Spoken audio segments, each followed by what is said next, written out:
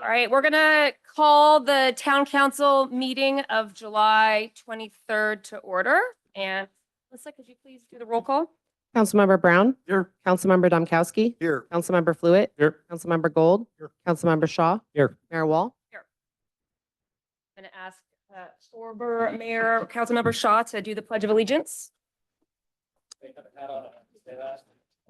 All right, place your right hand over your heart. And I pledge allegiance to the flag of the United States of America and to the republic for which it stands, one nation, under God, indivisible, with liberty and justice for all. Thank you.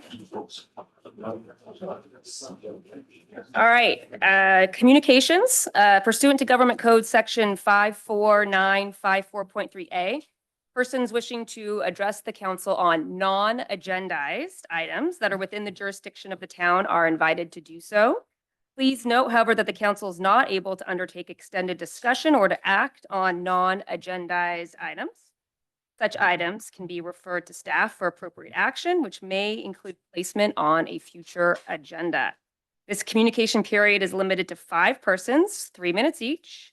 Any additional persons wishing to be heard will be scheduled at the end of regular business. And I see we have our first taker for public comment. Mr. Pugh, would you like? Don Pugh, Glenwood Avenue. Are you tired of listening to me? Well, I'm tired of complaining. There's a simple thing you can do to make me go away. Start enforcing the CUP, seating limits for the bakery. No one's responded to my formal complaint on this about violating the CUP. No acknowledgement of receiving it. No statement is going to be investigated or not. This is no way to treat citizen complaints. So let me reiterate the issues. You're failing to protect and serve the town's citizens by allowing the illegal violation of the CUP. This has caused major parking and congestion problems which affect all the citizens. Why is the town continuing to fail in its responsibility to the citizens? How are the citizens benefiting from this mess? Or is it the bakery that's benefiting? Where in the town ordinances does it state that it's legal to ignore a CUP? The excuse of an active permit has been going on nearly 2 years and is just garbage. I've asked multiple times, when was the public hearing on the decision to ignore it made? No response. It appears this decision was made in secret private conversations amongst the council members. That's a violation of the Brown Act. I've searched from my public records request, and I can find no information of any hearing where they actively discuss this issue. Even Christine Roberts, the owner, is not satisfied with the town's failure to enforce the CUP. Only the bakery owner seems to profit from this. The lack of response raises the question, is there more to the issue that has not been revealed? Why is the town giving such deference to the bakery? A recent count revealed that there are 172 seats available in the bakery. This is 100 more than allowed by the CUP. If the average revenue from a seat was $30 a day, this could provide $3,000 a day in revenue. In the time since the seating limit should have been enforced, the excess revenue could be approaching $1 million. Has any of this excess profit been involved in the decision to allow the violation of the CUP? So do what's right for the community. Start enforcing the CUP immediately.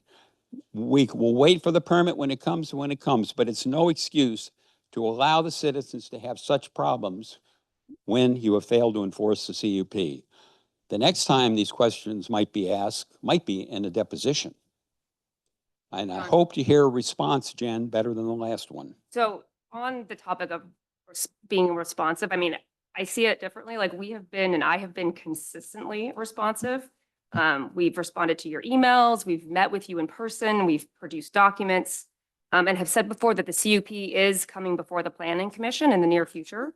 And the parking standards and seat limits will be examined then. And that is the appropriate process to address your concerns. So thank you. Thank you. Any more public comment?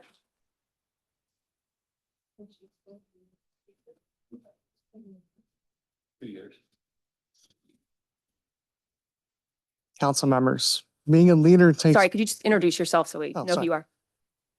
My name is David Middleman. I'm speaking as a private citizen tonight from 280 Grandview. Council members, being a leader takes work and involves making decisions others cannot. owning their actions and, among other things, leading by example. On the 6th of March, Councilmember Shaw stood where I am standing now and apologized to former Commissioner Batchelder for speaking inappropriately. It was an act of courage and a fine example of owning one's actions. During the closure of Route 84, I volunteered my time to keep the public informed on the progress made on the slide repair as an outside observer. In doing so, I inadvertently created a venue for disparaging speech. A Skywood Acres HOA board member publicly made disparaging comments toward our elected officials on an email chain that included members of the town staff, Supervisor Mueller's office, and Caltrans. While I cannot apologize for comments I did not make, I can apologize for creating a venue where someone could make such comments and for misjudging that individual's character. For that, I am genuinely sorry.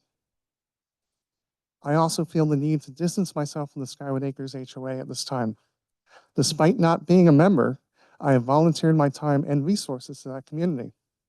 The property I hope to call home someday is adjacent to, but not part of, that community. As such, I participate in helping to steward the community as a good neighbor. I have made it clear to the leaders of the HOA that my participation with the community will cease until they find it fitting to render an apology long overdue. Thank you. Thank you for that.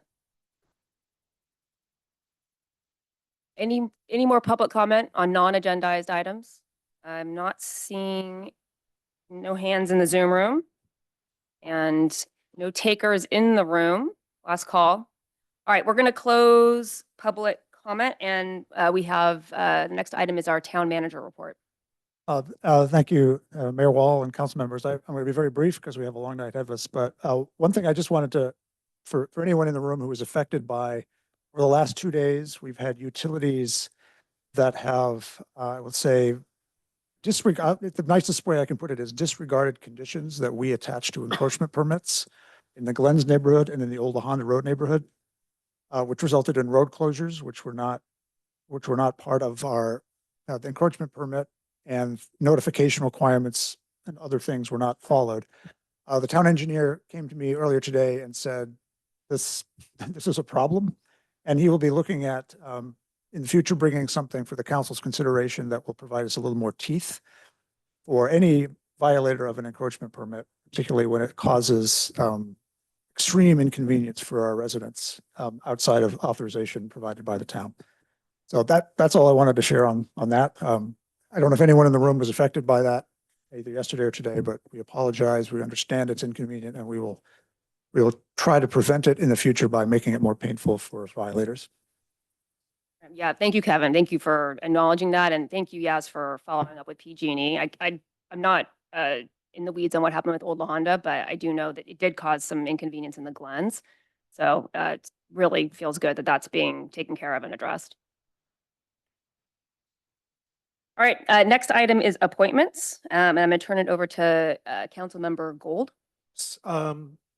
We have one recommendation for the History Committee, Sean McBride, and the committee is unanimously recommending this individual be appointed to the History Committee. And I'll make a motion Great, yes, please. that we appoint Sean McBride to the History Committee. Second. Councilmember Brown, Yes. Councilmember Domkowski, Yes. Councilmember Fluid, Yes. Councilmember Gold, Yes. Councilmember Shaw, Yes. Mayor Wall. Yes. All right, now on to the consent calendar. All items on the consent calendar are considered to be routine and will be approved by one roll call motion unless a request is made at the beginning of the meeting that an item be withdrawn or transferred to the regular agenda. We have 5 items on the consent calendar. I'm going to pull item 5. Would any of my fellow council members like to pull a consent calendar item? Number 4. All right, we're pulling 4 and 5. And You want a motion? I would entertain a motion to approve items 1 through 3. I will make that motion. Second. Councilmember Brown, Yes. Councilmember Domkowski, Yes. Councilmember Fluid, Councilmember Gold, Yes. Councilmember Shaw, Yes. Mayor Wall. Yes. All right, let's start with item 4. Yeah, So, you got it. I'm pulling this more from a example or kind of notification type thing. We're we're being asked to approve $300,000 for crosswalks with flashing lights, and they're in good places. There's no question about the safety aspect of it. But, you know, we had a Senate bill reach the Assembly floor today in the California State Assembly. That's 1037, sponsored by Scott Wiener, which, and I'm summarizing, so this isn't the exact text from the motion or resolution, the bill, that allows the Attorney General to take legal action against any city and seeks fines up to $50,000 a month for violating unspecified state housing laws that require ministerial approval of certain housing projects, or for failing to adopt a housing element that substantially complies with the law, even if the jurisdiction is acting in good faith. So if that clears the Assembly floor, it would be on to Governor Newsom's desk for signature probably before the end of the month. And $50,000 into $300,000 is about 6 months worth of fines. And there are an increasing number of Assembly bills and Senate bills that are designed to quite firmly punish municipalities and remove any kind of discretionary oversight over a lot of different projects. So there is a very existential threat. And there was a recent meeting by the San Diego Association of Governments with all of their local municipalities and HCD. And this was very much a discussion that the whole entire housing element process went from being a aspirational, how can we encourage more housing to get built? Woodside has always met its housing allocations. And now it's changed from, we're going to solve the entire housing shortfall in one 8-year cycle. And we're going to do it with a sledgehammer and knives. So it's just, I know it's why we're all here tonight. I just thought it was worth pulling this item to see if council wanted to talk about banking $300,000 for fines if we fail in our job. And it's more of a rhetorical question. I'm just wondering, what does this have to do with item? I mean, I'm with you. $300,000 is what it has to do with. We should spend $300,000 for me, Yeah. Oh. That was a fine. Point made. Point made. Point made. I would move that we accept item 4 on the consent agenda. Oh, wait, sorry, I cut you off. I apologize. No, I mean, I know where you're going, which is, we're 2 years into this and we don't know how tonight's going to unfold. Is there any real harm in waiting to continue this to another regular agenda 4 or 6 weeks down the line when we know we're through this and we've, I mean, this is another way of saying this is if the state winds up fining us, we have to pull back on things like public safety and all sorts of things. And I think there's a good message there too. So, if that's what you're saying, So but then you're talking about continuing it? I mean, you could just continue it to another regular scheduled meeting and we can just bring it up then after we know for sure that what the outcomes are from tonight. Yeah, I'll just jump in. I mean, I think, we don't know how tonight's going to play out. I think if we find ourselves in a position after tonight where we need to relook at the budget, I think we would do that holistically and not just necessarily focus in on this one item. And this is a safe routes to school related item that's meant to improve crosswalks. We have school starting in September. The circulation committee recommended these projects. I think it's important to, in particular for safe routes to school related projects. I think we've heard from our volunteer committee. The town staff has worked hard to find these bids. And I would sure hate to lose out on bids that we find acceptable when there's sort of this, tenuous connection to maybe being in a position to relook at our budget. I mean, I think if we have to relook at our budget, we'll do that, but we'll do that holistically. I personally think that I don't disagree. We should perhaps spend thought about this for a little while, simply for the reason that I'm not certain that we have examined all of the implications of the cost, how we can get the cost down on projects. We've gone back to the vendors twice. We've only gone back with the same specs each time. And maybe we ought to take the time to step back partly because of the cost impact. And see, are there other things that we have in the the project right now that maybe don't have to be there for pure safety reasons? And then vote on it instead of taking it, take it or leave it kind of attitude. Yeah, I guess I'll go. Unexpected. I was not prepared for this one. But my first reaction is we are already so much worse into a corner because of Sacramento. Like we're having this meeting because of Sacramento. We're potentially changing the look, the feel at big chunks of Woodside because of Sacramento. And so really the last thing I want to do is now get rid of projects that we've been working on for the last year and, punish safe routes to school because of what's happening in Sacramento, right? I think to the best of our ability, we move forward with town business as usual and we keep protecting this town. This is something that's in our control. What happens in Sacramento is not in our control, but I think it'd be a mistake to table this, maybe have higher bids down the road, just because, again, Sacramento is threatening us. Like we should not have safe routes to school because of the Sacramento.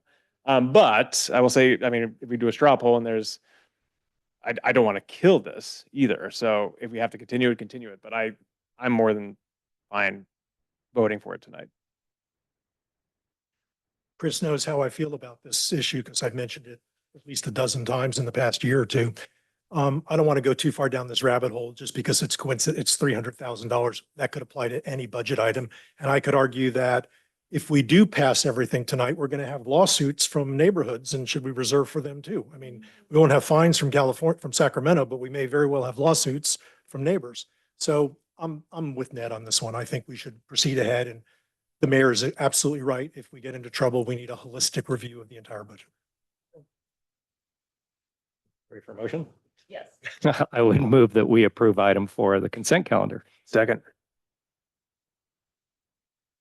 Councilmember Brown, Yes. Councilmember Domkowski, Yes. Councilmember Fluid, Yes. Councilmember Gold, Yes. Councilmember Shaw, Yes. Mayor Wall. Yes. Okay, I pulled item 5, which is a resolution to create a town family leave benefits policy, which includes purpose, policy, and procedures. Just question for Kevin. I noticed in the policy that there is a 12-month waiting period for the policy to apply. I was wondering if you could just comment on whether that was really required. And we'll just start there. This was a fully funded and self-administered town program, so it is not required. Okay, and could you imagine any benefits that the town might enjoy if we were to not have a 12-month waiting period for the family leave policy? Well, I think any employee that's in the service of the town for whom this is a benefit they could use it from day one of their employment. Yeah. So I pulled this item because when I was reading through the policy, that 12-month waiting period caught my attention. And as a mom to 3 kids, I really benefited from in my workplaces, being able to take family leave when I was expecting my kids. And so I think it would be a really family-friendly move to not have that waiting period. I think it would also be potentially a good retention and recruitment tool for future town hires to say, hey, regardless of where you are in your family journey, you don't have to wait a year when you join the town staff. So I would propose, if my fellow council members are open to it, to remove the 12-month waiting period. Yeah. No objection here. So would you be, again, in a worst case scenario, you hire somebody and they walk in on their first day and say, I need my 12 months or that period of time? Is there a compromise to be had there? I think every situation is so individual. So I don't know that that's necessarily a worst case scenario. I think, look, like every individual's situation is different, and maybe we actually have like the right candidate for the role that just happens to need to take family leave at that time. So, I don't know, I would take issue with like calling that the worst case scenario.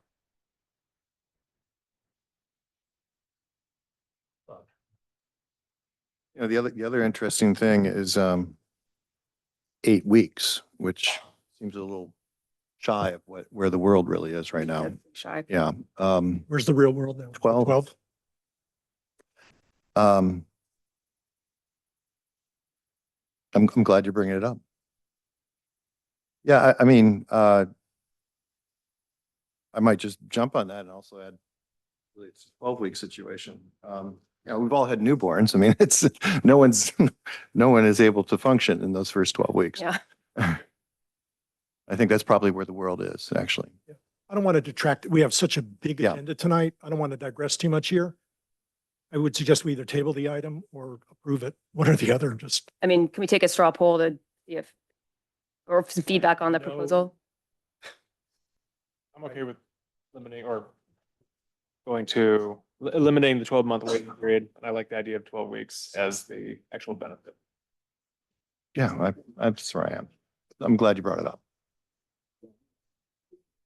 Okay. All right, I'd entertain a motion. So move with those amendments. It's at 0 and 12? 0 for waiting period, 12 weeks of. Second. Councilmember Brown, Yes. Councilmember Domkowski. Yeah. Councilmember Fluid, Yes. Councilmember Gold, No. Councilmember Shaw, Yes. Mayor Wall. Yes. Okay. All right. So on to what I think we're all here for tonight. We have a public hearing on several items related to the housing element. We have a lot on the agenda, and it really is truly great to see so many in attendance. So Kevin is gonna take us through each item. And so I'm gonna let him handle the substance of what's in our agenda. But before we start, I just want to pause for a moment. And, I'm taking my job tonight as mayor really seriously. And that's because I really want us to run an effective and informative and clear and respectful meeting. I want everyone to feel heard and valued. And by everyone, I mean all of you, everybody here in the room, everybody that's on the Zoom, our town staff, and my fellow council members. I also want inclusive participation. So everyone is encouraged to participate, but please do avoid talking out of turn or interrupting. When you do come up to make comment, please do just introduce yourself, just so that we know who's making comments. I hope we can all practice active listening. Everybody's comments matter. We will have a 3-minute time limit, but if you want to come up again, that's fine. So I just want to make sure that everybody gets an opportunity to be heard. And, please try to not to just repeat points. We are listening. So if you want to say +1 or I agree with what somebody else said, that's fine. But I don't want to see us repeating over and over again the same points. Obviously, please practice respectful communication, no personal attacks, anything of that sort is not going to be tolerated. And, we're going to follow the strict meeting process that we always follow. So Kevin's going to introduce the item, and then at each item, we're going to talk about it again. So you'll get information about the item, and then we're going to have an opportunity for council questions. We'll have public comment, council deliberations, and then we'll have a vote. So we're going to really follow that meeting process. So with that, I'm going to turn it over to Kevin to introduce the item. Yes, Ms. Mayor, I live in 375 feet High Road. And because of that, the state requires that I recuse myself from any discussions or votes on High Road related issues. So I'm going to leave the room until the discussion for other areas comes up. Okay. And we'll be sure to bring you back in at the right time. Turn the gain up on your mic a little bit. So Oh, yeah, sorry. Thank you for letting me know.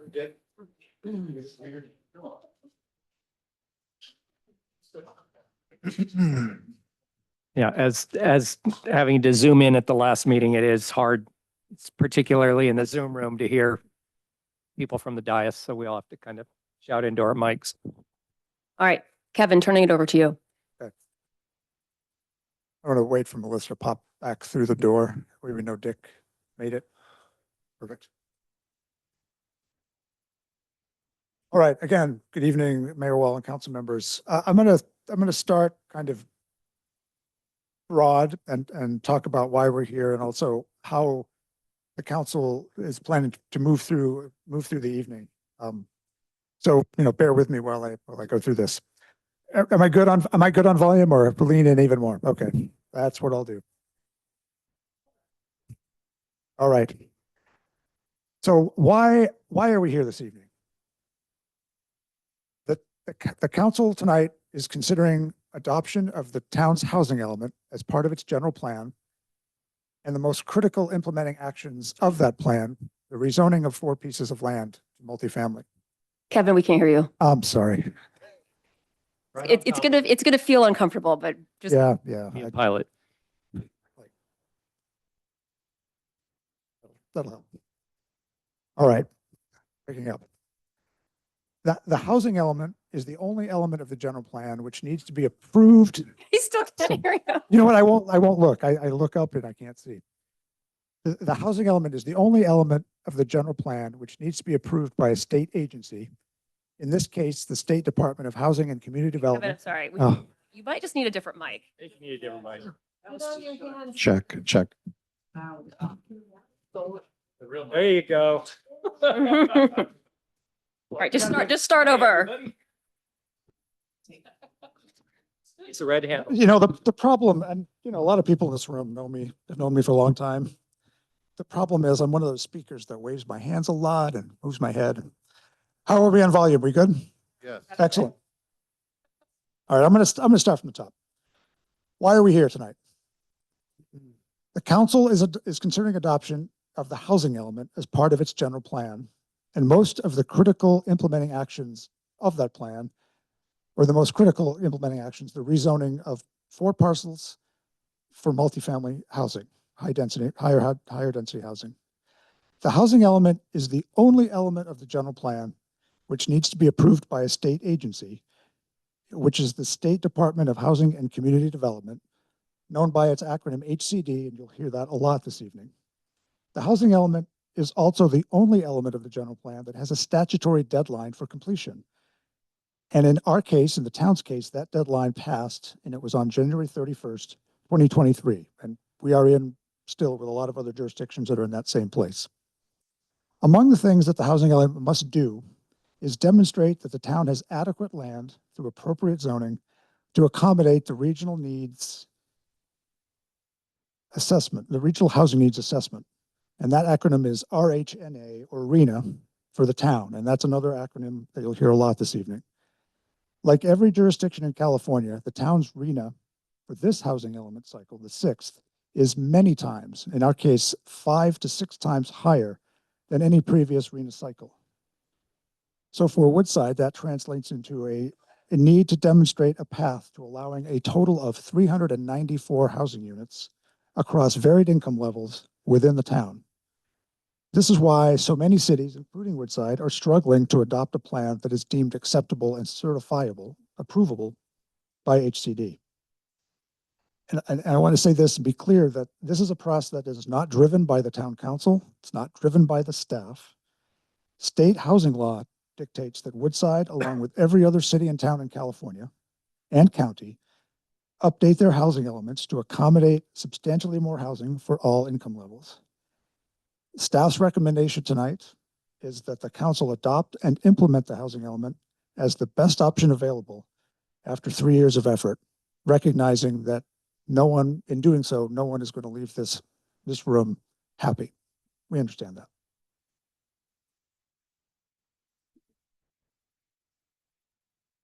How did we get to this place? The council and the staff have heard over the course of 3 years and 26 meetings across 3 boards, or three entities, the concerns that have been raised and we have taken them into consideration.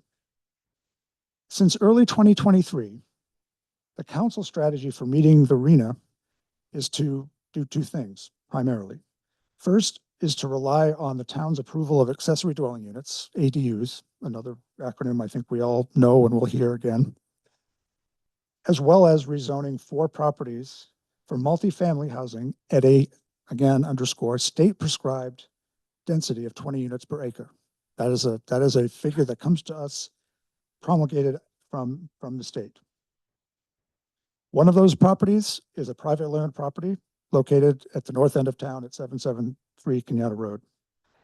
Another of the properties on that list is Kenyatta College, which is owned by a public agency represented by a board for whom we all vote for, the San Mateo County Community College District. And the remaining 2 sites, one located at Raimundo Road as you make the turn from Runnymede, and High Road at Todo El Mundo, are owned by the town. The selection of those town-owned sites was made in part because as the property owner, the town retains control of the development of those properties, including the program for the type, affordability of the dwelling units. So what we're talking about tonight is going to be the regulatory side of the equation, something that we have to do to demonstrate compliance with housing law. But the town will retain the ownership role, which comes into play at a time when we contemplate development of those 2 sites. There is no third-party developer that can just walk in and make an application. We own that land. Back in January of 23, the council directed that a draft housing element be submitted to HCD for review and comment. The purpose of the council's direction to submit that draft was to receive certification from HCD. And that directive has been diligently pursued by staff through work with HCD staff since that time. So we're talking about something close to 18 months. As that process has evolved, staff has also worked to bring the critical path items for certification of the housing element before the council. And the other pieces of the puzzle for certification, one of them is the environmental impact report, the EIR, and that provides information related to the housing element and consequently all of the implementing actions and programs, not just for the rezoning, but for all of the programs that are included in that housing element, as well as the rezoning, the rezonings themselves.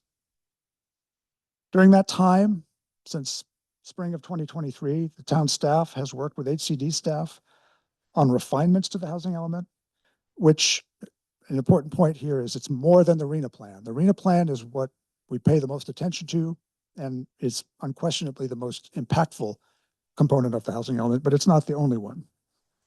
And so we have worked with HCD to work towards approval, and a lot of that work has been on all of those other components of that housing element. So again,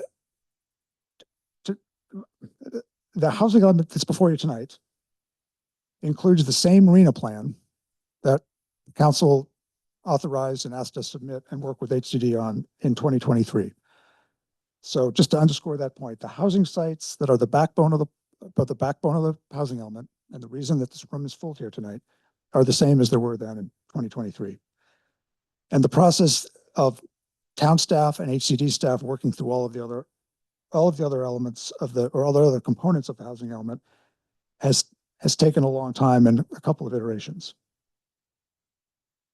An example of, or a description of what else is in the housing element are things like a thorough description of the town's enforcement of fair housing laws, the public outreach used as part of this process, the town's demographics, and any efforts or programs to mitigate an overconcentration of wealth or a lack of diversity in the community, efforts to maintain housing stock, an analysis and where appropriate any mitigation of governmental and non-governmental constraints to the production of housing, and ensuring that our zoning laws are consistent with current state law. All of these things we received several comments on, and we're required to make changes for HCD to find that our housing element ultimately is the term of art is substantially compliant with the law, but that's their term for approval. That's what we're working for. So what are we here to do tonight?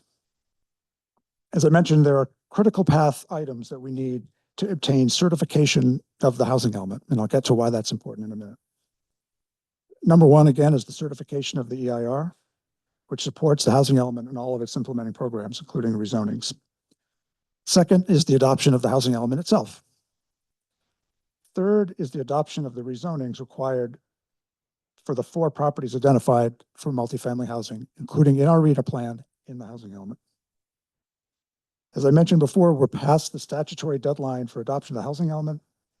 And because of that, as long as our identified rezonings are not complete, we would be out of compliant, even if the substance of the housing element is determined to be substantially compliant.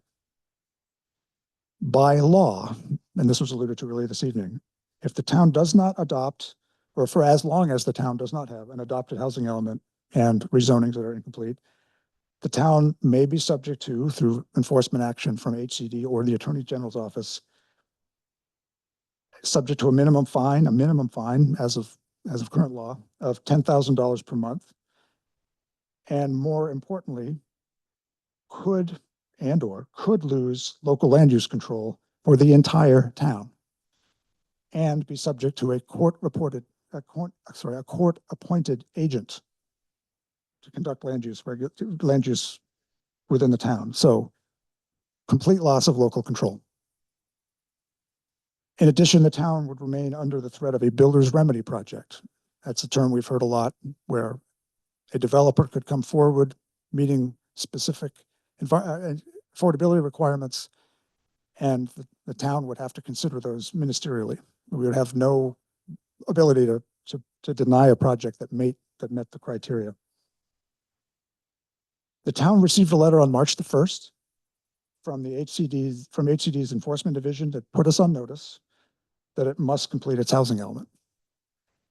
And I'll come back to this again before I close this part of it, but here's what the council is being asked to do tonight. And it's several items, several actions, and the mayor will lead us through each of these sequentially. So correct me if I'm wrong, but that means for folks in the room, you're not going to have to speak to objective design standards when we're talking about the EIR. That's correct. Yeah. So keep that in mind as we move through the evening. Yeah, sorry. Believe me, inside I'm screaming. So tonight the actions are adopting the EIR and the associated statement of overriding considerations, and we'll talk more about all those. The adoption of the housing element, second. Third, we would move to adoption of a change of the zoning to the high road parcel that's identified in the housing element. Fourth, adoption of the change of the general plan designation for the high road parcel. And fifth, review of the objective design standards for high road that would apply to that parcel. And the reason we are taking high road first is that Councilmember Brown, under guidance that we've received by the state of FPPC, is able to participate once high road is no longer an issue for discussion. And if we move through the fifth item on this list, that will have been achieved, and Councilmember Brown can return and pick up the consideration of the changing and zoning for the remaining 3 parcels at Raimundo, Kenyatta, 773 Kenyatta Road, and Kenyatta College, the adoption of the general plan designation for Raimundo Road, review of the objective design standards for those 3 properties. And then the last thing on the list is the approval of revisions to the Emerald Hills specific plan. So I'll go through those one more time before I'm finished. There's just one other piece of business I want to take care of before I sit down again.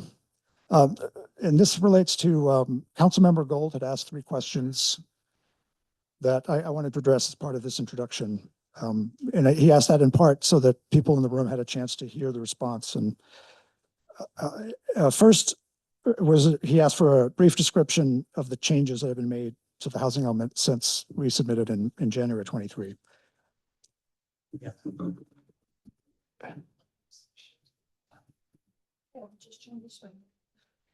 we have any of those folding chairs for people in the back? Oh, yeah, and unfortunately, they're going to be in that closet. Oh. All right, why don't we finish up your report and then. before Maybe we we do- can figure it out. And Sorry. Kevin, I think people are still having trouble hearing you, so I think you need to speak louder or Okay, all right.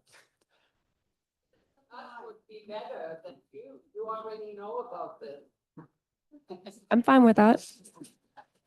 Okay, all right, so I want to again address the three questions raised by Councilmember Gold. First was asking for a brief description of the changes that have been made to the housing element since our second submittal back in spring of 2023. There have been no substantial changes, no changes to the RENA, as I mentioned.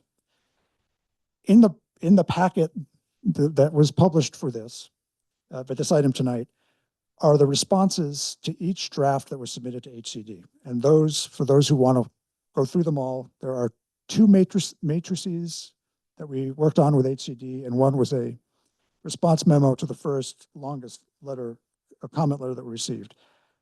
They're in the middle of the packet, pages 323 to 374. The items that were requested by HCD that we have worked on with them include these items. Clarifications on where to find items that are already included in the housing element. We've had to point to, it's a massive document, we've had to point to appendices and other areas for items that they identified as deficient. Second is an analysis of the existing emergency shelter requirements found in the Woodside Municipal Code. An analysis, they asked for a deeper analysis of the existing development standards for the town's single-family residences. Analysis of the town's existing permit fees and their potential impact on the development of housing in town.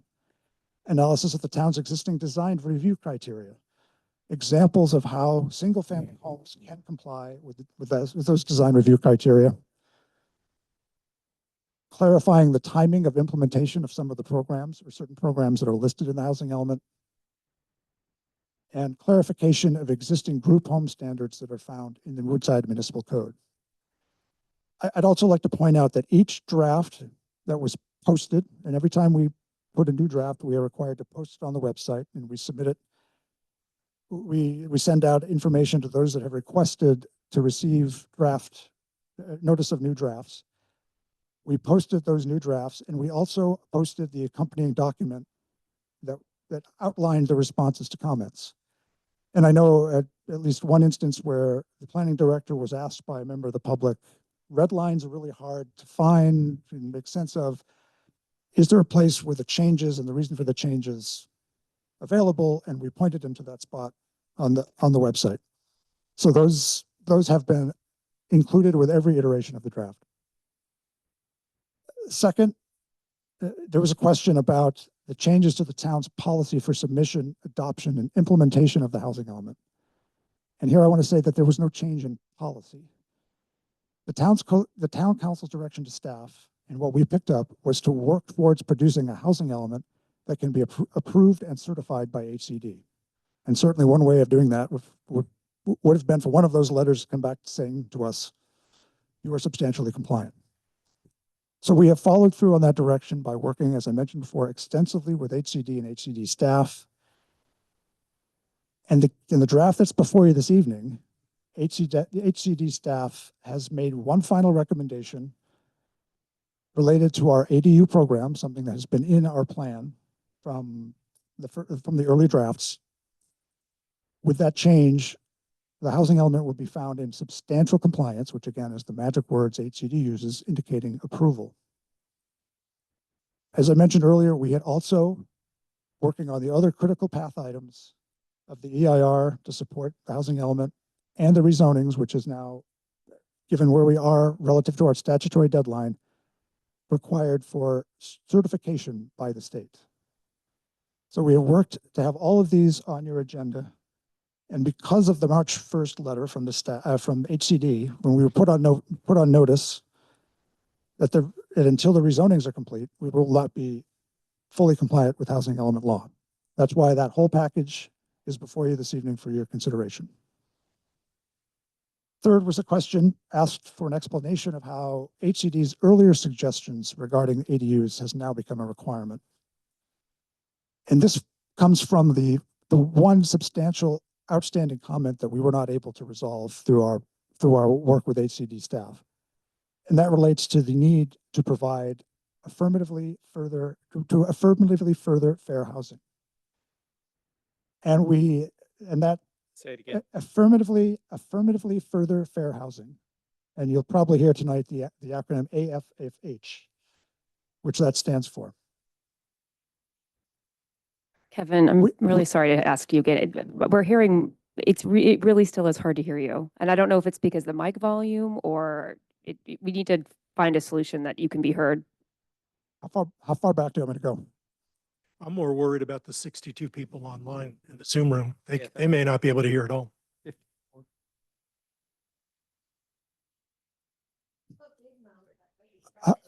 Go back to start with the ADUs again. Yeah, fine. Okay.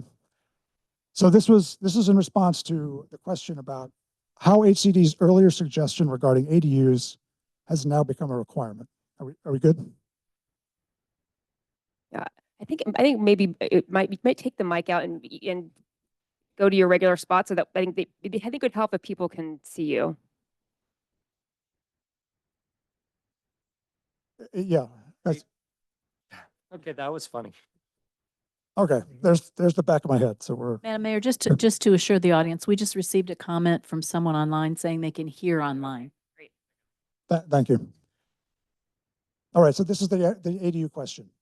So again, staff has discussed with HCD the tools available to the town to address the comment regarding affirmatively furthering fair housing within the town. And staff worked with HCD. We explained what our limitations were, both in terms of the natural environment as well as infrastructure, and explained that ADUs, which is a program that we have, are really the best available strategy given those limitations. And HCD finally agreed that that was an appropriate strategy. Our most recent draft, the fourth draft of the plan, included in its ADU program, having the council and commission work on an update to the ADU ordinance to allow for 4 ADUs on properties 2 acres or larger. And that work on that has actually started at the planning commission level.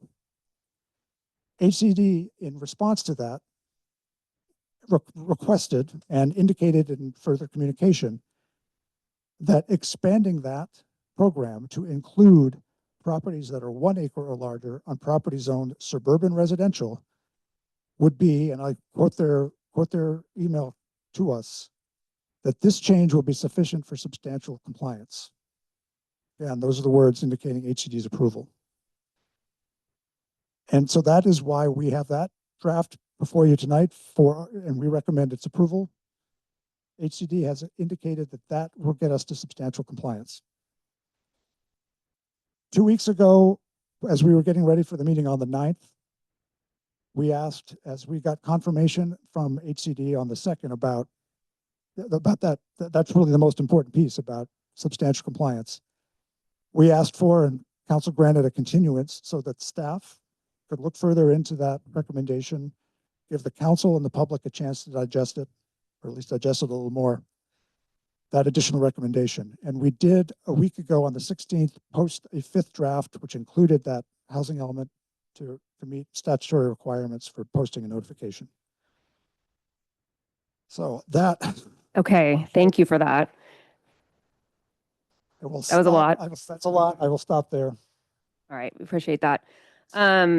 We are going to turn to the first item related to the housing element that's on the agenda. Could we, I've got some questions for Kevin after that. That was just the intro. I mean, sure. Ask him questions. He addressed 3 of the things I brought up. So. Yep. Go ahead. So I do have a question for you. You mentioned that, so one of my big concerns has been the change in the order and the January 31st, 2023 meeting, which was 18 months ago, which you just said just now that the council provided a directive, is the word you used, to staff about proceeding forward. One of those directives was that we would be submitting to HCD, getting approval, then council was going to adopt it, and then it would be implemented by changing the general plan, rezoning it, et cetera. To me, that's a policy issue. And I asked, I think it was either at the last meeting or the one before it. It was one of the meetings in June. The town attorney actually answered the question for you, I think. And it was who made that change? And the answer was staff.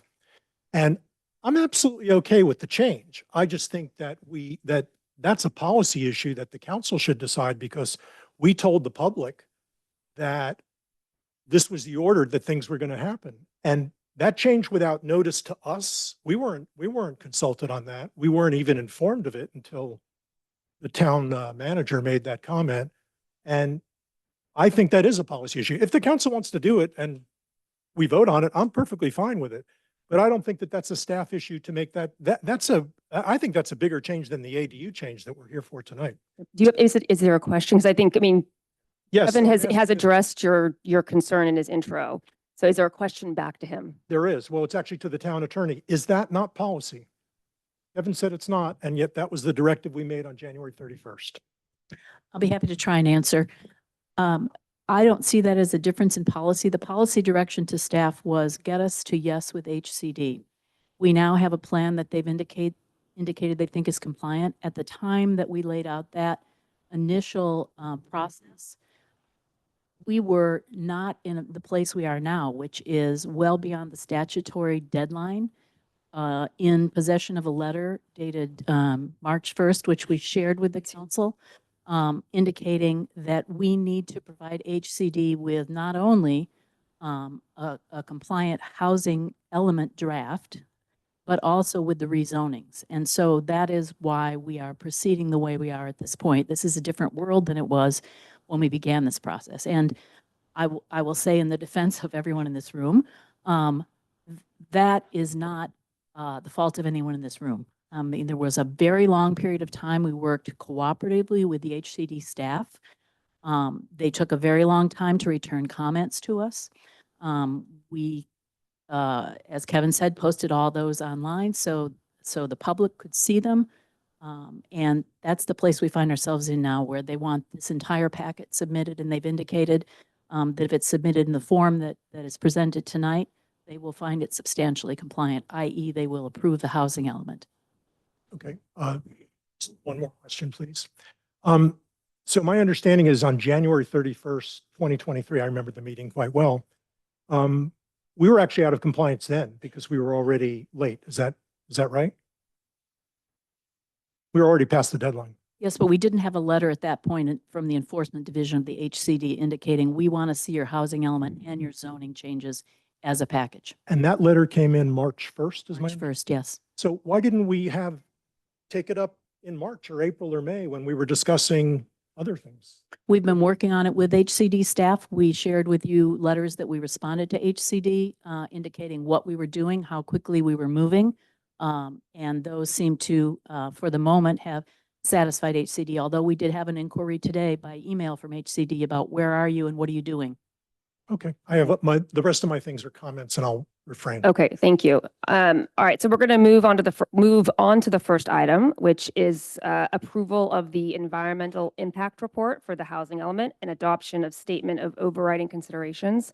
Kevin, I'm going to turn it back over to you to talk about or explain what's in the packet related to this item. Yes, I will do my very best to talk loudly into this microphone. And just a couple of points, and I have introductions to make on the EIR, which is the first item on our list. So I wanted to first say, and you'll hear more about this from our two consultants, that this EIR is a program level EIR. So the purpose of it is to analyze the housing element and the implementation actions of the housing element. Each project that comes before the town would be subject to its own secret review, subject to state law. So depending on what state law requires of a project that comes before the town for consideration, that's consistent with the housing element, secret review would be, the appropriate secret review would be done at that time. And that ranges from exemption to, at the other end of the extreme would be a project level EIR.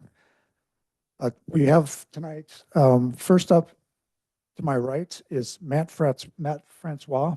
He is a CEQA attorney who helped us review the draft and final EIR that's before you for consideration tonight, as well as Andrew Hill, who is the principal of Diet and Bhatia.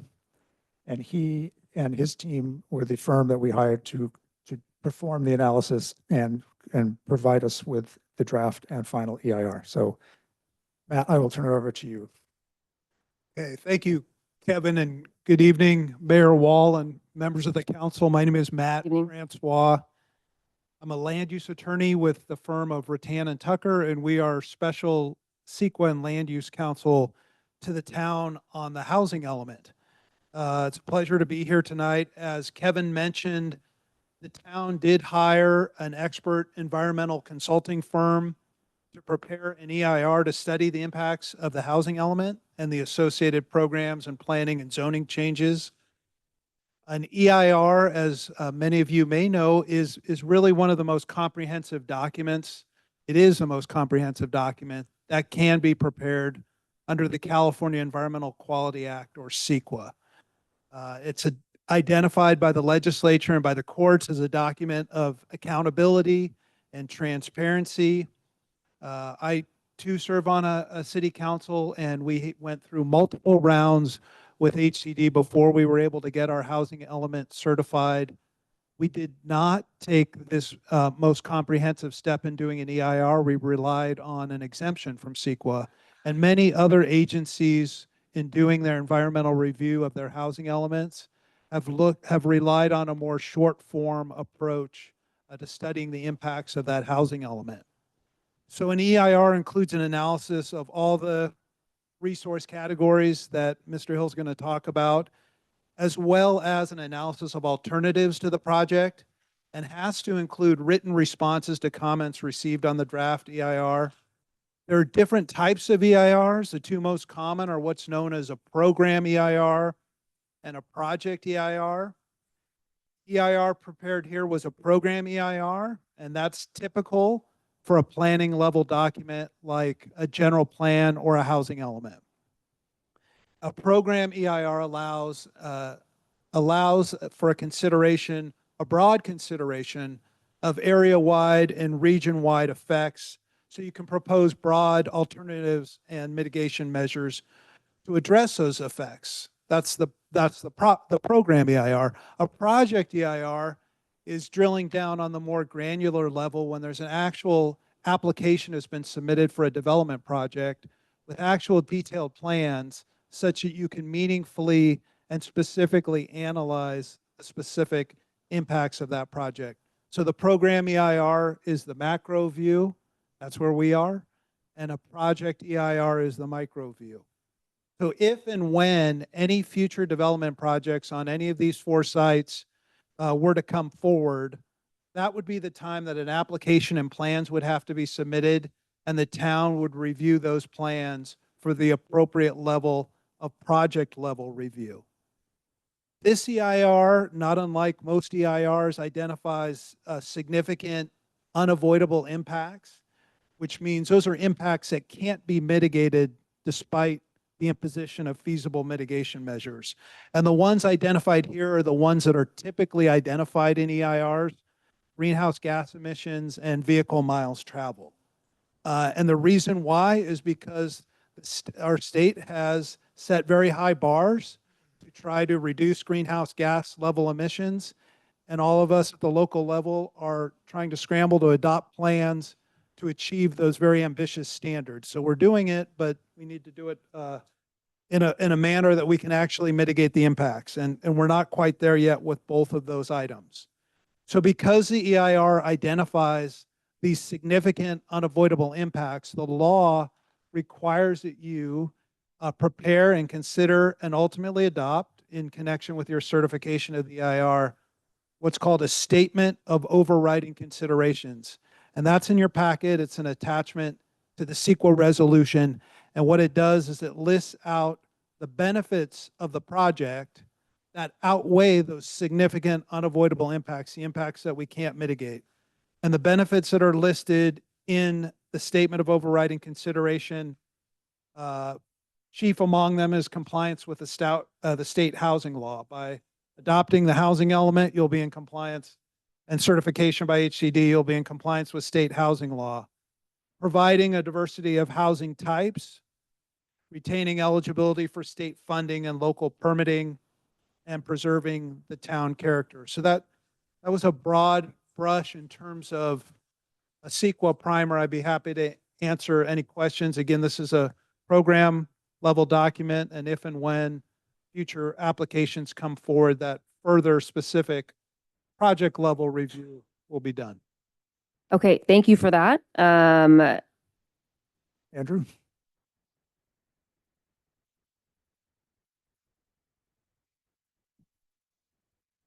Sage has a presentation. Can you hear me okay?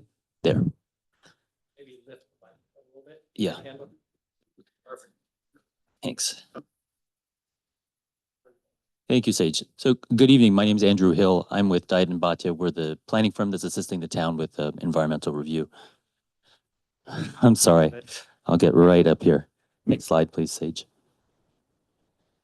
So the objectives for the meeting tonight are to present the EIR and the CEQA process and to open it up for public comment, and if appropriate, for the town council to certify the EIR. Next slide, please. Okay. So I have a quick presentation to set things up. I'd like to provide a recap of the environmental review process, give an overview of the EIR findings, and summarize public comments on the draft EIR. Let's start off as Matt and Kevin have said, I guess right at the beginning of the process back in the spring of 2023, we prepared an initial study, and on the basis of that initial study, it was determined that the project, the housing element, could potentially result in one or more significant environmental impacts. And so at that time, the decision was made to prepare an environmental impact report. The purpose of an environmental impact report, or EIR, is to inform the public and decision makers of the significant environmental effects of the proposed housing element, to identify ways to minimize or mitigate those effects, and to describe feasible alternatives to the housing element that could reduce or avoid the significant impacts. As Matt and Kevin have said, the housing element EIR is a programmatic EIR. That means it looks at the potential impacts of implementing the policies and programs contained in the housing element, but not of any site or project-specific impacts that could result from future projects pursuant to the housing element. If and when, or as those projects come forward, and if those individual projects could result in new or substantially more adverse impacts than were analyzed in this housing element EIR, then subsequent CEQA would be involved, which could involve potentially a project-level environmental impact report. Next slide, please. This is a snapshot of the overall environmental review process. As you can see, there were multiple opportunities for public input. At the beginning of the process, it started off with the release of a notice of preparation, which is a document that lets public agencies and interested members of the public know that the town will be preparing an EIR, and it invites comments on the scope of environmental impacts to be addressed, as well as potential solutions that could address them. During that 30-day scoping period, a scoping meeting was held before the Planning Commission, which was another opportunity for members to attend in public, learn about the process, and share their thoughts about the scope and the content of the EIR. Following the close of that period, we took on board the feedback that we received, and we conducted the environmental review and published a draft environmental impact report. That draft EIR was available for a 45-day public comment period, and following the public comment period, responses to all of the individual comments on the draft EIR were prepared and included in a final EIR. Then we moved into public hearings. At the end of June, June 24th, there was a hearing before the Planning Commission, and the Planning Commission recommended that the Town Council certify the EIR, and that brings us to certification hearing before the Council tonight. Next slide, please. So the state law defines a whole host of individual categories that need to be analyzed in the EIR. They include everything up here on the screen, everything from aesthetics and visual resources to air quality, biological resources, hazards, hydrology, traffic and transportation, utilities, wildfire. All of these topics were analyzed in the draft EIR. Next slide, please. However, on the basis of that initial study that was prepared right at the outset of the process, it was identified that these topics on the screen could potentially result in significant environmental impacts. And so the EIR focused in detail on these particular topics and included mitigation measures as appropriate to address those impacts. Next slide, please, Sage. So in summary, overall, the draft EIR determined that compliance with existing federal, state, and local regulations and town policies would reduce the majority of impacts to a less than significant level. It also found that impacts related to the following categories could be reduced with mitigation measures. Impacts related to air quality, biological resources, particularly special status species of plants and wildlife, construction noise, and tribal cultural resources. Next slide, please. However, even after implementation of all feasible mitigation measures, the draft EIR determined that implementing the housing element would result in significant and unavoidable impacts related to greenhouse gas emissions and vehicle miles traveled. Now, construction and operation of housing pursuant to the housing element would result in a net increase in greenhouse gas emissions, such that the town would not meet established reduction targets, which are 40% below 1990 levels by 2030. And so to address this impact, the draft EIR calls for an update to the town's climate action plan to identify new reduction measures. But at this stage, it cannot be said with certainty that those new measures would be sufficient to achieve the target. And so even after implementation of that feasible mitigation measure, it was determined that this impact would remain significant and unavoidable. And then secondarily, implementation of the housing element based on technical modeling, it was determined that per capita vehicle miles travel would see a 7% reduction from existing levels by 2030, which is a substantial improvement. However, it's not sufficient to get below the established threshold, which is a 15% reduction over existing conditions. And so in order to address that impact, the draft EIR recommended a mitigation measure that would apply to Cañada College. It calls for employee trip reduction measures. So that was included. However, even with that measure, that is still not sufficient to get to the 15% below existing vehicle miles traveled. And so it was determined that the impact would remain significant and unavoidable. As you all know, Woodside is a small community with a rural residential character. There are relatively few jobs locally and few transit options. And so that means most residents need to commute by car to jobs in other communities. And as such, there are really just no additional feasible mitigation measures available to further reduce this VMT impact. And so the impact was determined to remain significant and unavoidable, even after implementation of all feasible mitigation measures. Significant and unavoidable impacts are not uncommon with a long-range planning document, such as a housing element or a general plan. And state law does provide an avenue so that the town can move forward with the project based on overriding considerations, such as the need for housing production or economic development in compliance with state law. Next slide, please. The draft EIR also considered two alternatives that could reduce the significant impacts of the plan. The first of these was a no project alternative that considered the impacts of not adopting the housing element and moving forward with the current general plan and housing element. That alternative, the no project alternative, would result in fewer environmental impacts than the proposed housing element. However, it wouldn't meet the basic project objectives. It wouldn't comply with state law. It wouldn't achieve certification of the housing element. And then the second alternative was an infill alternative that looked at housing development in the town's commercial areas, the town center and the Skylanta Center areas. That alternative, and not on the rezoning sites. That alternative was determined to be the environmentally superior alternative because it would nominally reduce impacts related to GHG emissions and VMT. However, it would not support the project objectives to the same degree as the proposed plan. And that's because it relates to the feasibility of the housing sites identified. The sites that are identified in the proposed plan were determined to be the most feasible sites. Feasibility is determined in part on the basis of property owner interest. And that's because the state looks very closely at property owner interest. If it can be demonstrated that there's interest from the property owner in developing, then that's taken as a sign of feasibility.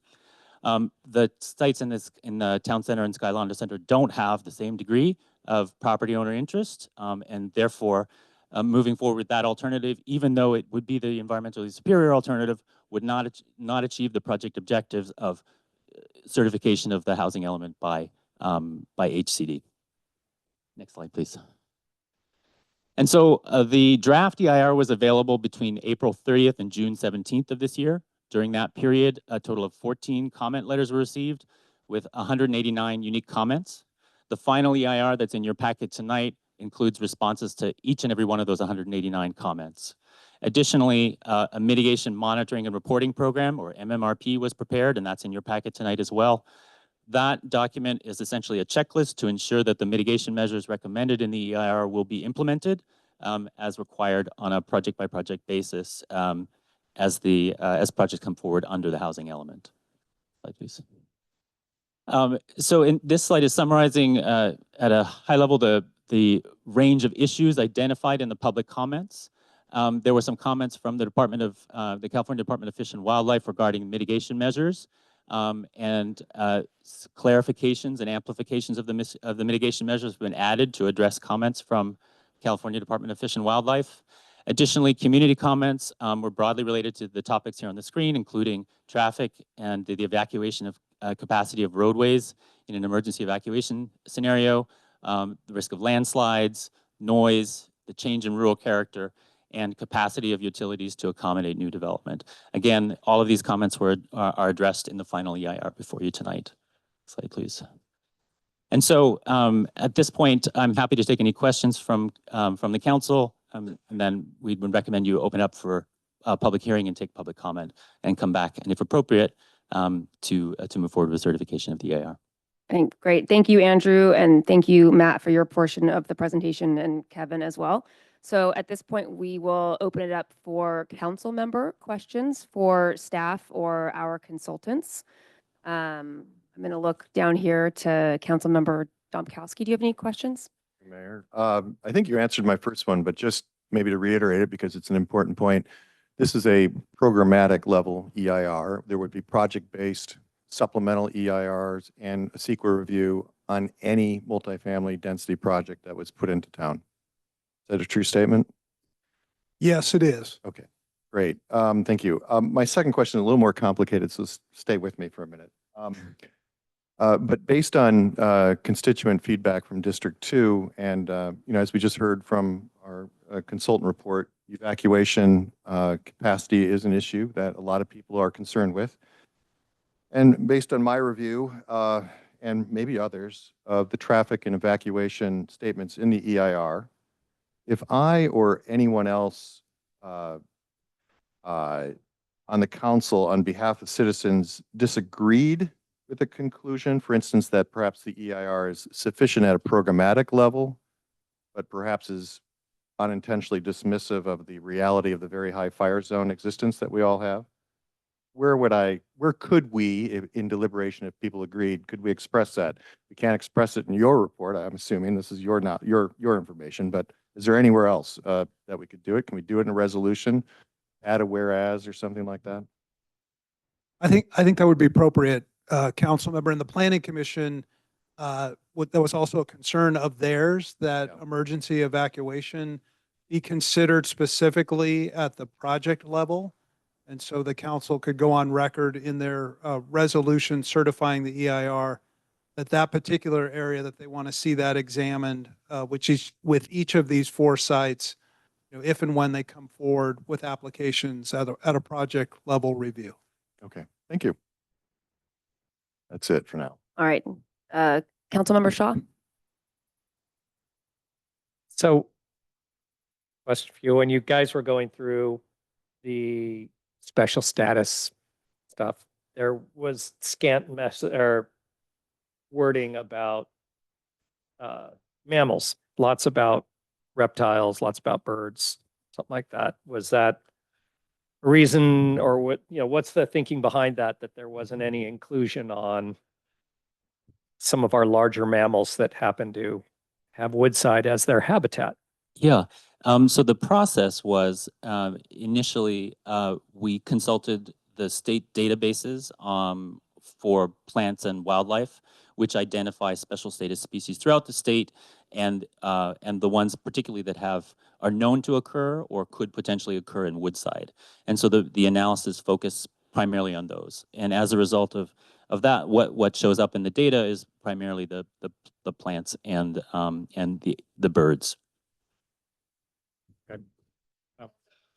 I don't think anybody wants me to go deeper on that one. Thanks for looking out for the mammals. Councilmember Gold. Yes. So if I heard correctly, and my fellow council member asked the question, these sites would be subject to additional CEQA review individually, each of the 4 sites when they come up for development. Yes, that's correct. To the extent that any one of a project proposed on that site has the potential to result in a new impact or a substantially more adverse impact than identified in the housing element EIR, then yes. And there are 4 sites. Would all of those be done on one evening? Well, that would depend. If all of the projects came forward together and the town council It's wanted to actually a attend. rhetorical question, but I Okay. appreciate the answer. I noticed in the site-specific reports that there was a site visit made by somebody from your firm, I assume, biologist, who went out on site and looked at things. And as was noted here, there weren't many reports of mammals being on there. And yet the citizens always report that there's coyotes or bobcats or those sorts of things. In fact, sorry? No. And so I was just curious why. I mean, those are pretty haphazard. I just happened to be at one of the sites with a neighbor, and 3 coyotes walked right across the site when the report says there wasn't any sign of them there. And I know it's a hit or miss thing. I mean, I don't see coyotes every day, but those are the sorts of things we all see all the time. And I just wondered why those are just ignored. Sorry, Andrew, and before you answer, I just reminder to the audience, everyone's going to get a chance to be heard. So it really is distracting when we hear chatter from the audience. I think it's distracting to the person speaking, and then it makes it hard for us to hear. So if you please, just a reminder to just stay quiet until it's your turn to speak. Thank you.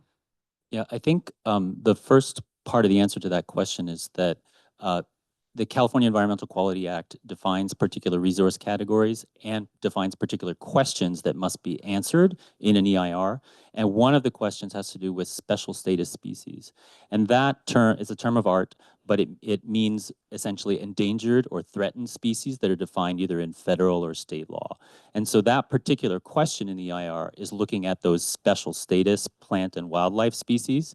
And I don't know off the top of my head if the coyote or some of the larger mammals are special status species, and that's likely why they were not addressed in the housing element EIR. And a last question. So some of these sites are currently zoned, and I know this isn't a zoning issue, but I think it's an important point to at least make and ask the question, are zoned open space specifically for the preservation of natural resources.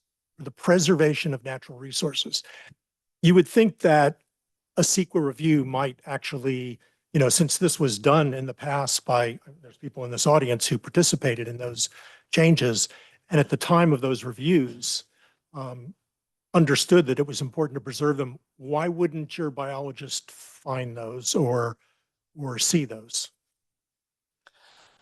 Again, I think it relates to the particular questions that need to be answered in the biology chapter. I think another way you could look at that question is as it relates to land use. Is it a conflict in changing the land use? Is that a conflict in land use? And so there's a chapter, a section on land use where those type of questions were considered as well. I wasn't going to actually ask another question, but you just triggered something, because in the report, I'm looking at it here, it's 590 pages long, the original report, which took me an awful long time to read. And I did read the entire thing. It mentions the guiding principles for project objectives.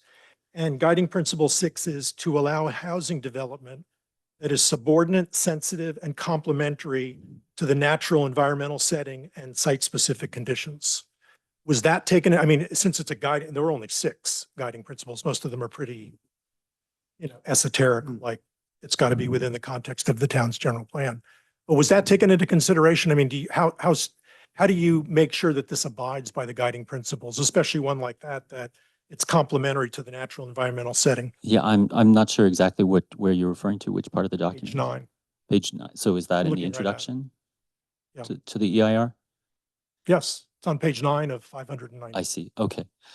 Yeah, I think the project description identifies specific project objectives. And so those were a major factor in the analysis of both the proposed project and the alternatives. And the project objectives don't specifically talk about the subordination of housing to the natural environment. The project objectives talk specifically, and they're in the project description, and they talk specifically about achieving compliance with state law and achieving certification of the housing element, promoting housing throughout the community as needed to meet those state thank you. requirements. No other questions. Thank you for the presentation. I just want to really clarify one thing that Councilmember Domkowski and Gold asked, which is for CEQA review at the project level, is it going to be automatic, or is there some other individual or what that's going to affect whether CEQA review happens? Some level of CEQA review will be required. And so if a project comes forward and it complies with all regulations, and it can be, and that usually the level of CEQA review is determined through an initial study, as we did for the housing element. So it's essentially a scan of the project in comparison to that checklist. There's a checklist in Appendix G to the California Environmental Quality Act that has those topics that I showed up on screen and the individual questions. And so that initial study is essentially a scan of the project in relation to identify if a particular proposed project could result in a significant impact that wasn't identified. And so I think you can imagine a couple of different scenarios. If there is a project that comes forward and on the basis of that initial scan, it wouldn't result in any new or substantially more adverse impacts, then an appropriate CEQA document would be, it could be a negative declaration, which explains the rationale for why no new or substantially more adverse impacts occur. On the other hand, if a project comes forward and on the basis of the specific details, where on the site it would be located in relation to areas at risk of flooding, for example, in relation to areas where biological species are known to occur, or the particular height of the building, the particular density proposed, the architectural features. On the basis of those specific details, if it can be determined that a project, one of the multifamily projects, for example, would result in a new or more adverse impact than was analyzed in this housing element EIR, well then another level of CEQA document would be required. And it depends on the severity of that impact, but it could be as much as its own project-specific EIR. For either that, I guess we could call it that substantially compliant project or the one that needs that heightened level of CEQA review, is there going to be, maybe this is a question for staff, but you might be able to answer, would there still, either way, would there be some kind of public review period where, the public's going to be able to see that initial scan you said, or they're going to see the document that says substantially compliant, or, I guess I want to hear more about kind of process and procedure. Yes, sure. So in the base of a project that wouldn't result in any new or different impacts, then if a negative declaration is prepared, state law requires that be circulated for public comment for a minimum of 20 days, or at least between 20 and 30 days. Okay. So that's a minimum level. And then if a project-specific EIR is required, well, then that has the additional noticing requirements. They would have to do a notice of preparation, There would be a 45-day comment period on the draft EIR, and then you would have hearings before the Planning Commission and the Town Council the same way, the same procedure as I showed on that flow chart as we used for this housing element EIR. Would there be a public hearing for that initial, that lower level? Or I'm not yes. using the right terminology, but You're, substantially a compliant project that needs 20 to 30 days, would there still be a public hearing? There would be. It would be at the same time as the project itself. Approval of the project is considered by the Planning Commission. see. Part of the packet would include that negative declaration. Then there would be an opportunity for people to have the documentation in advance, make comments on it at the hearing, and for the decision makers to weigh in on that. Right. Just a follow-up on Yeah, that please. question, then there would be public notice of any and all CEQA actions that the town takes that's legally required. And it's also legally required, even if a project could be approved at a staff level or at the Planning Commission level, the CEQA document itself has to be appealable to this body. So there's public notice that a CEQA action was taken, and then that CEQA action ultimately can be appealed up to the town council. Sorry, one more question. And I think to Matt, and if I'm misstating your comment, just let me know, but I believe you said that there are some towns that have been exempt from doing the EIR, like I guess Walnut Creek. So what made some towns exempt from doing this, and why did Woodside do it? Well, we were in a little bit of a unique situation, and I don't know if this will provide any comfort, but our RENA number was a lot larger than yours. And but that also makes sense because we have a BART station and had adopted specific plans targeting new housing development around the BART stations and had adopted EIRs in connection with those plans. So when we later went to adopt the housing element, relying on that housing that we had already approved as part of those specific plans, we had the advantage of being able to say, well, we've already studied the environmental impacts of those in those documents. We were able to rely on those documents and go for a more short form CEQA review. Thank you. More questions. All right. So I have a process related question. So just looking in the packet, it looks like, this process around the EIR started shortly after we got our RENA allocation, I imagine, and the town hired Diet and Batia to prepare the programmatic EIR. Kevin, do you recall about when, or maybe Andrew, you might recall when your firm was retained? I believe it would have been in the fall of 2022, and it wasn't only my firm, just to clarify. There were subject matter experts. So H.T. Harvey is the biologist. They have extensive experience on the peninsula. They are the ones that did the site visits and prepared individual site-specific biological reports that are included in the appendices to the draft EIR. There was Parisi or Parametrics. It was a transportation engineering firm. They did the VMT study. So and there's a lead time for all of those subject matter expert technical studies that needed to be done. So I think we all started in the fall of 2022, and by the time the technical studies were done, then we were ready to. My firm was ready to prepare the final document that reflected the findings of those studies. Okay. And then it looks like you guys did some work. You prepared a document, might have been the initial study, I gather. And that was presented to the Planning Commission in a public hearing in June of 2023? Correct. Yeah. At the end of May, we released that notice of preparation, and the initial study was attached to it.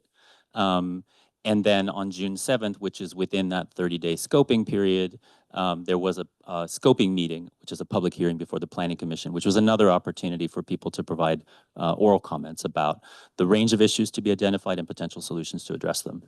Okay, and then after that, one result of that meeting was the draft EIR was finalized and then ultimately published on our town website. It looks like that happened in May of 2024. Yes.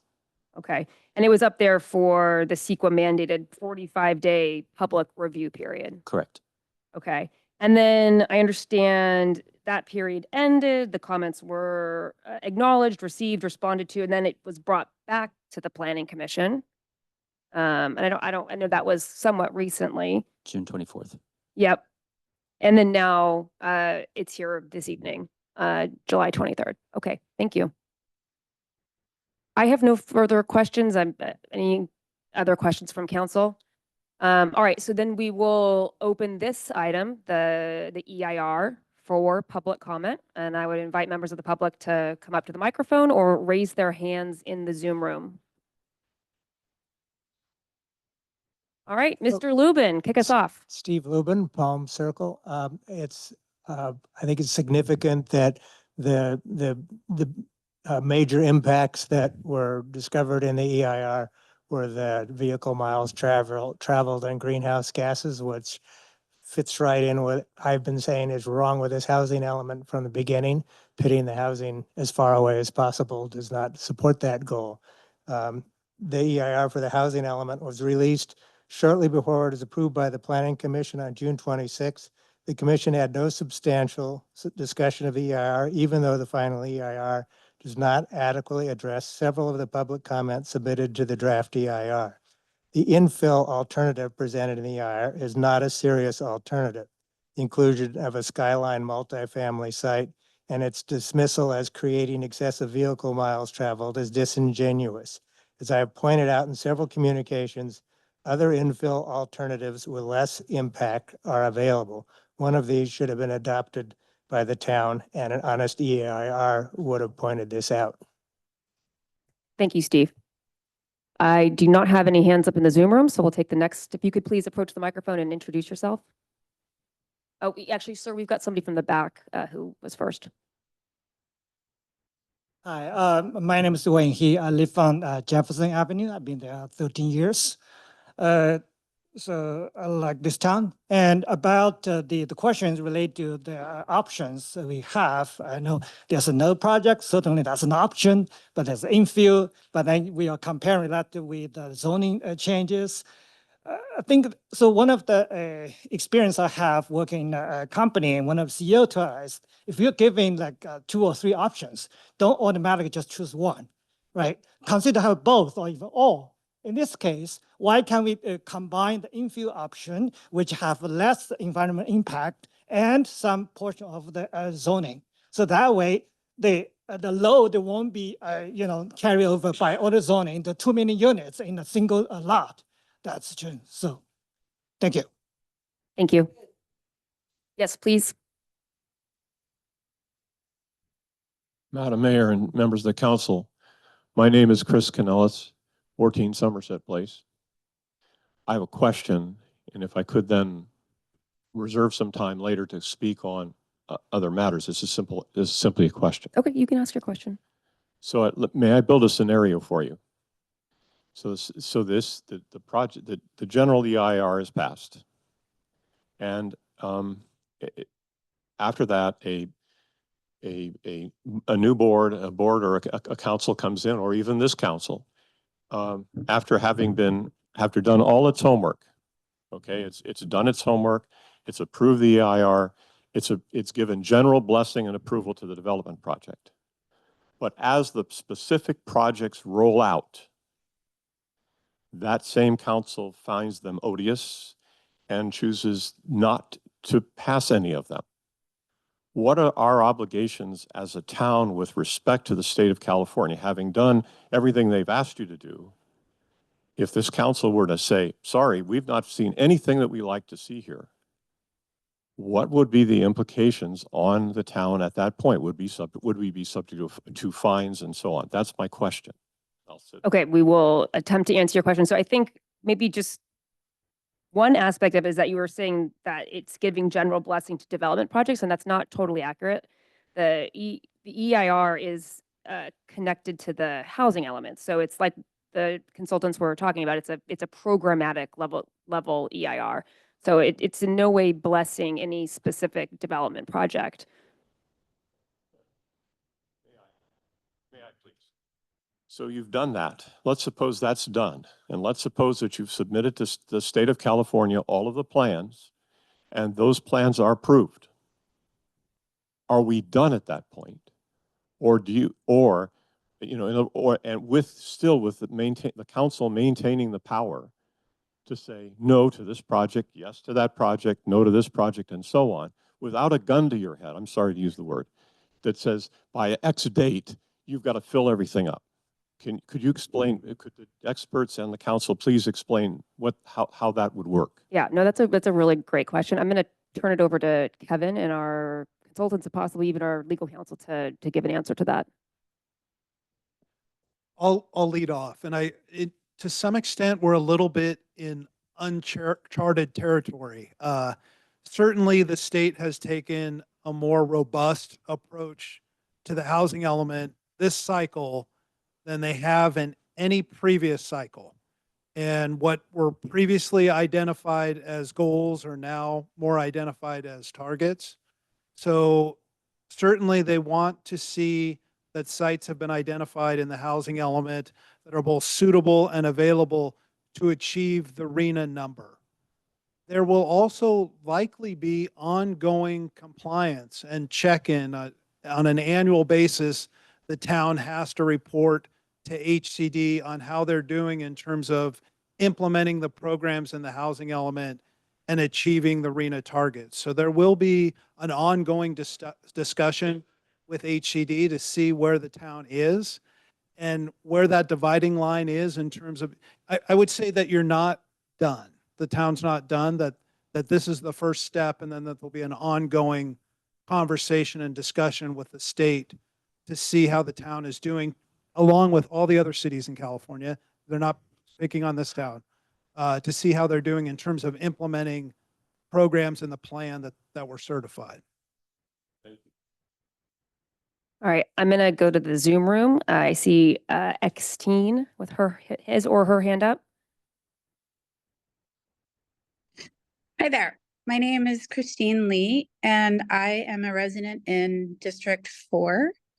I am curious. I have two questions. One being, why are all 4 proposals being voted on in one council meeting? And then secondly, it seems that our particular area seems to be bearing a brunt of the proposals. And I'm just wondering, why weren't other spaces in the town of Woodside looked at as well? Thank you.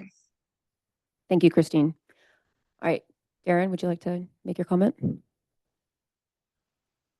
Hello, Darren Evans, Glenwood Avenue. I just want to say thanks to all the committees and the councils that have worked through this for the last 3 years. It's been a complete, entertaining process. But I would say is that there's really not much more we can do at this point in time, I think. There's 4 sites that are chosen. There's a plan that's given. People are unhappy. There will be different batches of people unhappy. In the next cycle, there'll be probably twice as many people unhappy. I think we need to have when we get through this, just get it done and have a fresh look at the downtown, what measures block downtown growth. Think about being rural. Most towns where I grew up in Texas, rural means town square, businesses, housing, and then it spreads out.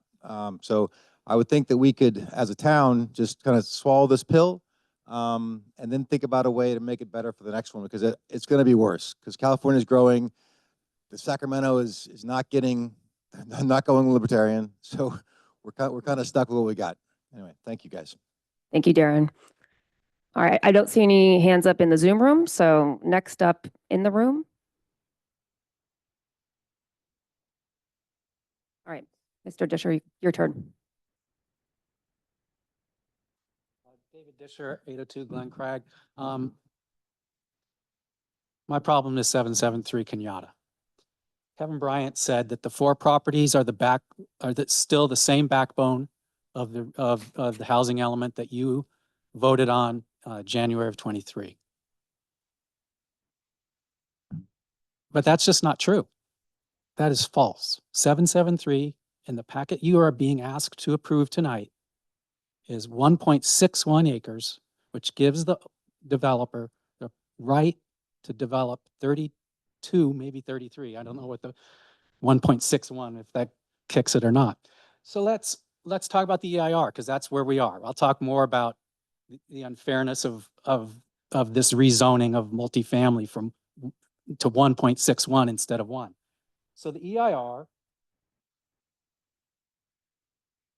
as we heard, was analyzing your housing element. And if you go to page figure 2.3 of the package, you'll see the map, and it should be very familiar with you.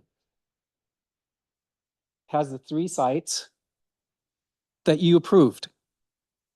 773 has 1 acre.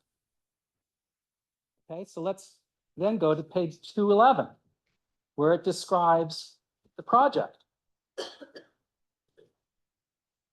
Approximately 1 acre. Words mean a lot to me. It's my job to be accurate. Approximately 1 acre is not 1.61. That's 61% more. It also says 16 houses, which is what you approved. If you rezone 773 multifamily for 33, that's double. Even if it's 32, that's double what's in this EIR. I'm not a CEQA lawyer. You know, I'm sure there's, oh, don't worry about it, the details. But to me, if you rezone, the environmental effect of rezoning 1.61 is done. Yeah, maybe they have to come for a mitigated neg deck for building 30 houses, but it is done.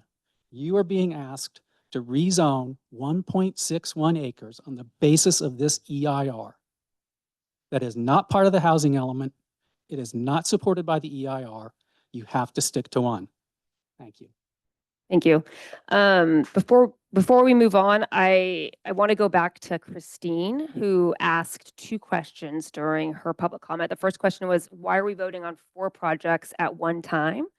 And the second question was, why are sites located in one area? I'm going to turn this over to town staff. In terms of why are we voting on 4 projects at one time, and ask Kevin to answer that question. Yeah. So again, to underscore what you've said, we're not voting on projects. What we're voting on are 4 sites that are included in the plan. And because they're all in the plan, the actions to rezone them would be taken together. Leave it at that. And could you comment on what is the impact of not doing that together?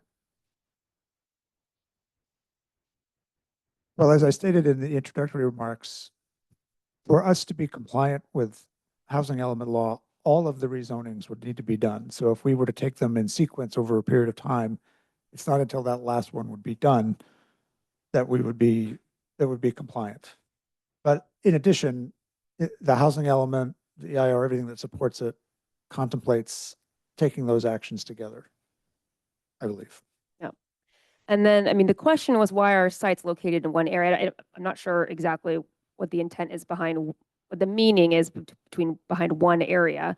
Kevin, do you want to comment on kind of the process that we went through in determining the sites that are on the housing element? Yes, again, I think this started, we had a subcommittee that looked at some different sites and some different options around town, not all of them where they ended up. And through the RENA subcommittee, planning commission, ultimately council, the decision was to focus on these 4 sites. And I think primarily driving it were property owner interest, and all 4 sites through one means or another have those. Again, the town owned sites we control. So we sort of dictate property and owner interest. Kenyatta College and the college districts have adopted master plans and are pursuing housing on all 3 of their campuses. So that was an avenue. And 773 Kenyatta, and I think that's been alluded to tonight, they had expressed an interest and have an active subdivision application in, which includes a multifamily component. So we had property owner interest in each event. There were other options that we looked at that we had a kind of explicit uninterest, where property owners said it's not going to happen, and we'll broadcast that fact. I think that's where we landed. All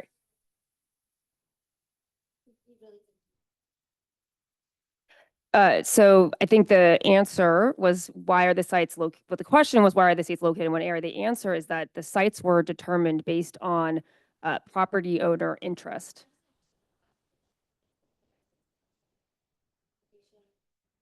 Oh, no, I simply said that there is a subdivision application, an active subdivision application for the 773 Kenyatta property. That's all. Right, thank you. So we're sidetracking a little bit. I want to remind everyone we're taking public comment related to the EIR. So if you do have public comment related to the EIR, please approach the mic and introduce yourself. I'm Stephanie Disher at 802. So we can't hear you. I get to talk in the mic. Lisa Red. I'm Stephanie Disher at 802 Glen Craig Way. And I think that, I do think that whether it's a program EIR or a project EIR, the project does have to be correctly described, and there actually doesn't need to be a subsequent review unless if the town decides that there are not substantial changes, then the standard of, they don't have to do a second SECA and a second EIR. And the standard of review is just whether that's a reasonable decision or not. That's it. So if the citizens think that there are substantial changes being made, that doesn't really matter as long as there's some iota of support for that being a reasonable decision by the town. So please don't think that there is a subsequent SECA that's guaranteed. And please remember that the project does need to be correctly described. And if you change the size of the 773, it's not correctly described. Thank you. All right, no hands up in the Zoom room. So next up in the room.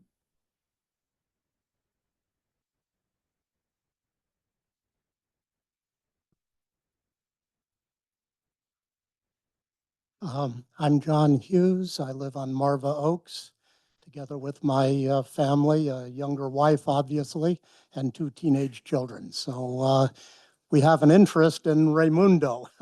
I know every time I introduce it, yeah. It's, in any case, I have addressed you. I have addressed you in practically every meeting that we've had on this subject against the Raymundo project, which is a few hundred yards downslope from us on Raymundo Drive, which if you've been up there, you see it's a very narrow, winding road, and evacuation is a big problem in our unsophisticated view.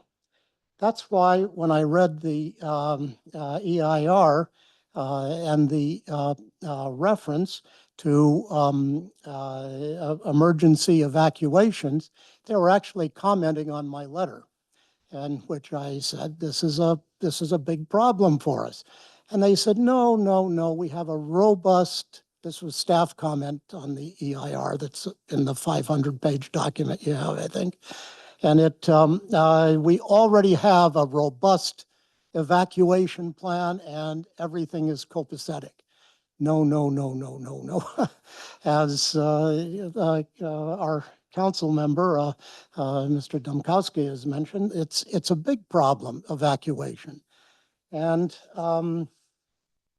I have here something that was in the handouts that caught my eye this morning, or excuse me, this evening, June 24, 2022, letter to town staff from Don Bullard, the fire marshal. And just to pick a few words out of that fire letter, the fire marshal's letter, it says, in a fast-moving wildfire, swift evacuation of people is critical. And to achieve swift evacuation, we need good access egress options. And then he goes on to say, and Kenyatta Road is absolutely perfect for that. Well, yeah, I guess so. It goes both ways. Well, Raymundo goes both ways, but one way is a dead end, and the other way is a dead end at the proposed project. It's just asking for a disaster to have everybody from upslope surging in terror down Raymundo Drive, and the people, our new neighbors in the new project, likewise surging out of the project.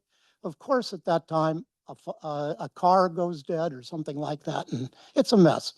Okay, so I would like to say that the Raymundo project, please don't approve it without a real ironclad requirement that we have another way out of that place. And not, as one person suggested, just a trail that people use for walking and horses. But no, no, no, we need a way out. It's our children, our lives, and we ask you to take that into account. Thank you, Mr. Hughes.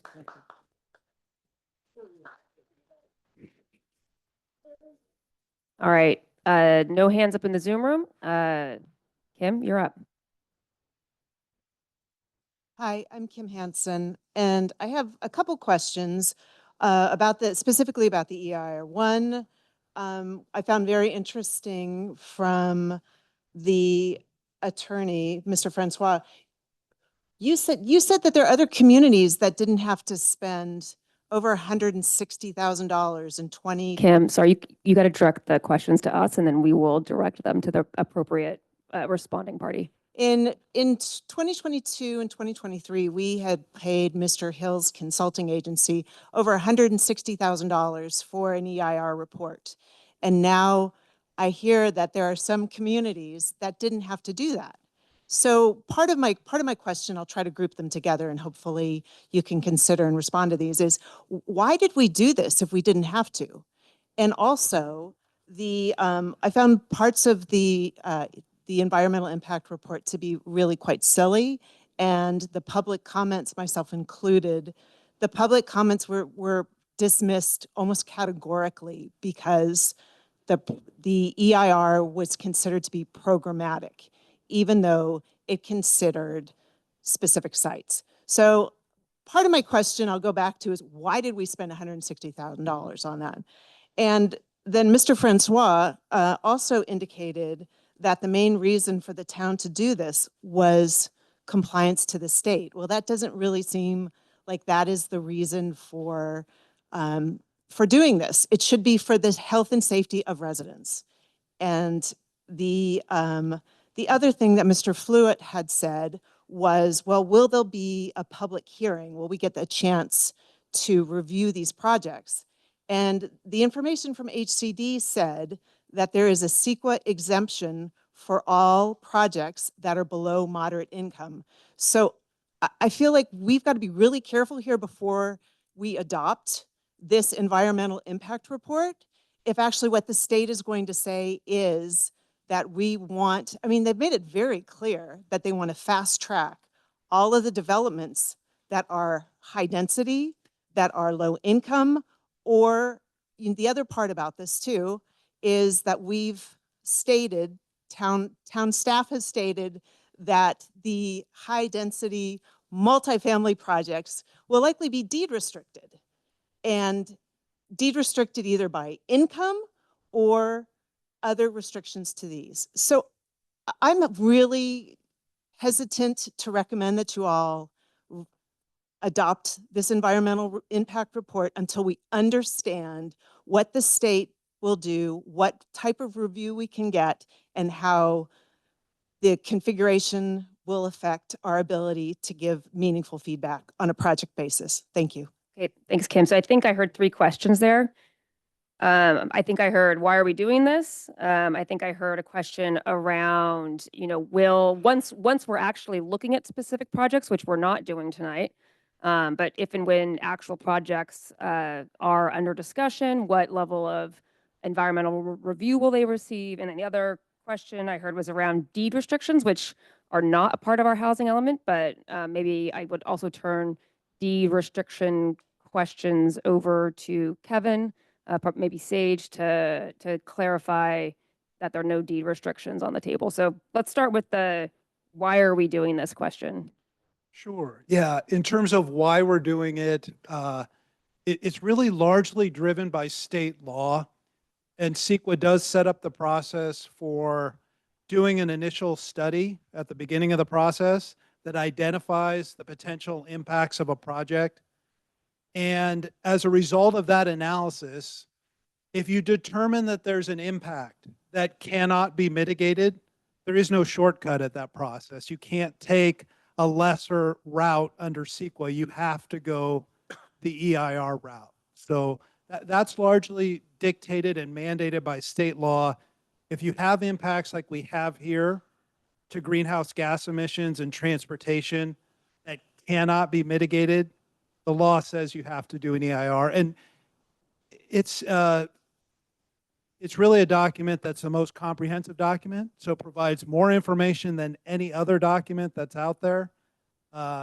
When I mentioned that other agencies were able to use a more short form course, it's because they had already studied the impacts of in another document. They could rely on that document.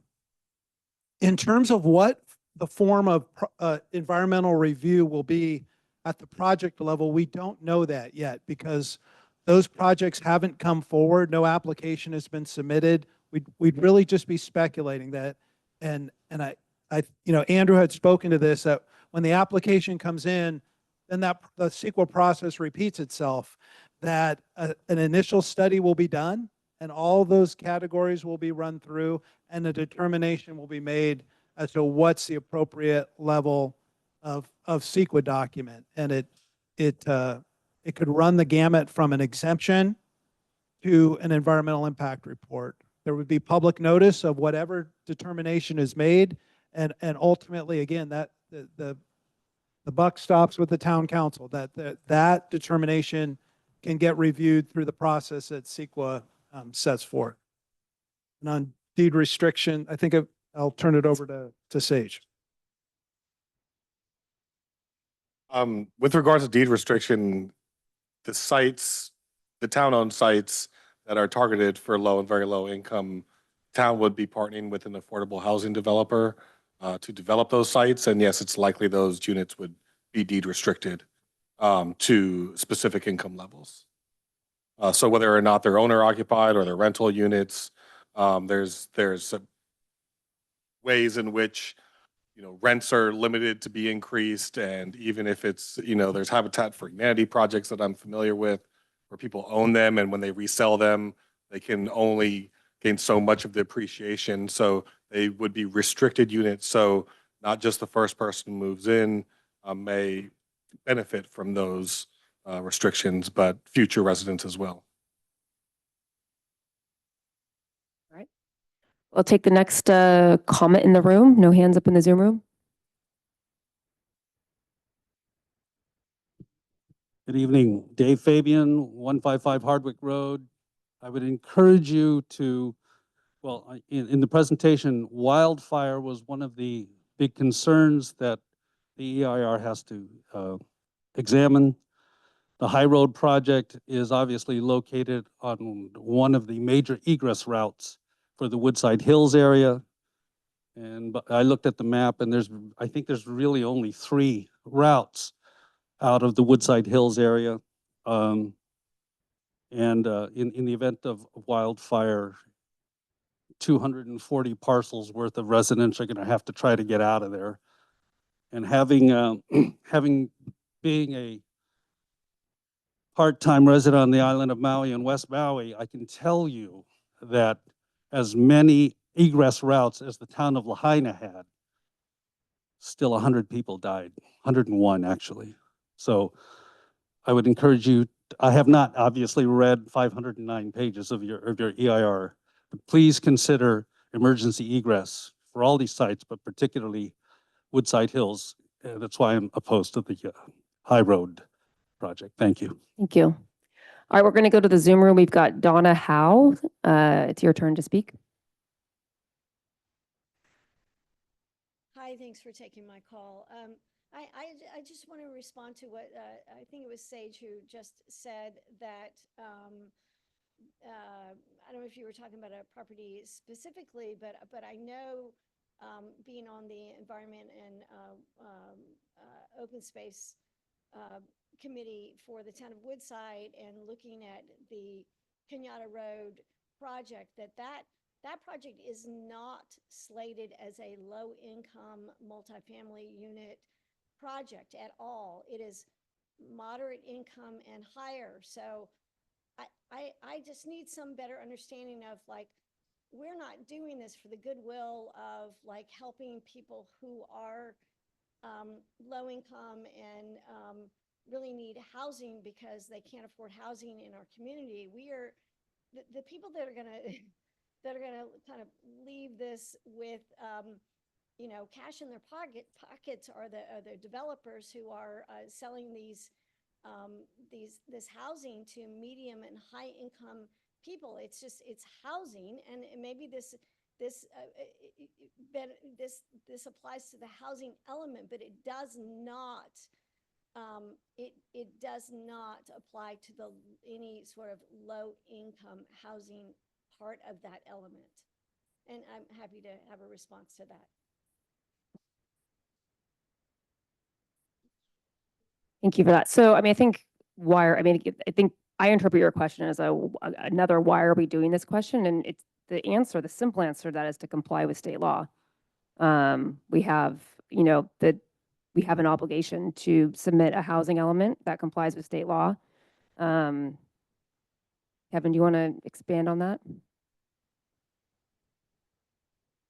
I think really to answer the question is there are, under the RHNA numbers, Regional Housing Needs Allocation, there are different income categories in which that are targeted for numbers of units. So whereas there are an overall number of units that need to be hit townwide, those are distributed amongst different income categories, which include extremely low income, moderate income, and above moderate income. So those get dispersed amongst the different income levels, and the moderate income level is also a target that needs to be hit, as well as the low income levels. All right, thank you. All right. Any further public comment on the EIR in there? I think actually, Thali, I think there were some folks in the back that might be waiting. Which if any of them are low income? Because there's no. Good evening. I'm Dr. Ken Stason, and I live at 635 Woodside Way. And I have a comment on the environmental impact. And first of all, I think that the development at 773 should be limited to the 16 units or the 1 acre that was originally on your agenda. And if you have more than that, then huge amounts of soil are going to need to be removed from the hills. And that's going to cause all sorts of issues with pollution, erosion, the environment, fire road, and rezoning. And I recently learned that asbestos has been found in the rocks of the quarry near that area of development. And they're found in ultramafic rock, including serpentine and near fault zones. So I think there's probably a good chance that they'll also be in that area of the hills right next to the quarry where 773 is going to be developed. So my suggestion is, if it is passed, the 773 should be kept to 16 units and down near Kenyatta Road, so we don't have to remove huge amounts of soil from those hills.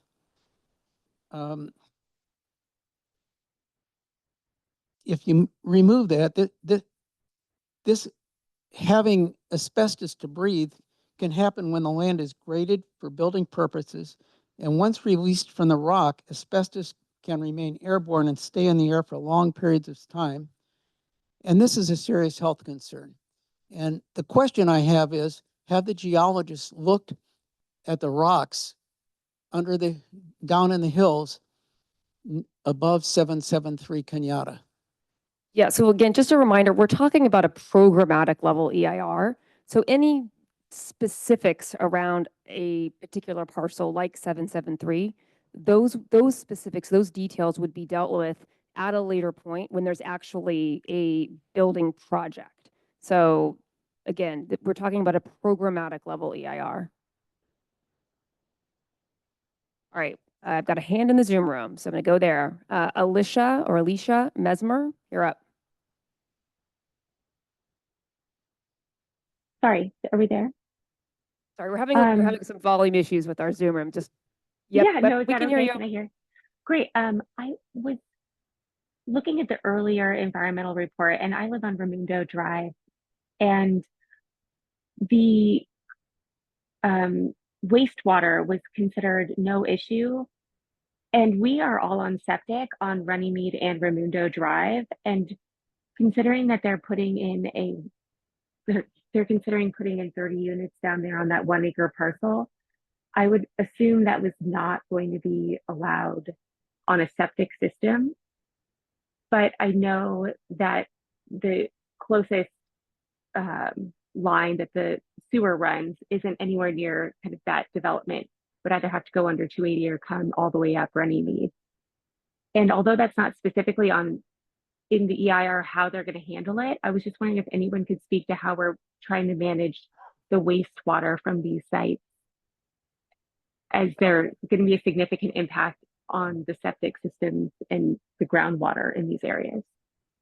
I think I'll attempt an answer, but also look to our consultants and our town staff. So, I mean, I think the answer to that it's because there's no project yet that we're considering. So project specific details would be considered when the project is submitted. But I don't know, Kevin or Sage, you want to add anything more to that? No. Okay. No, I think that's. Okay, well, can I just like follow up real fast though? But there's no infrastructure that exists to support these sites and that many developments, that many housing units.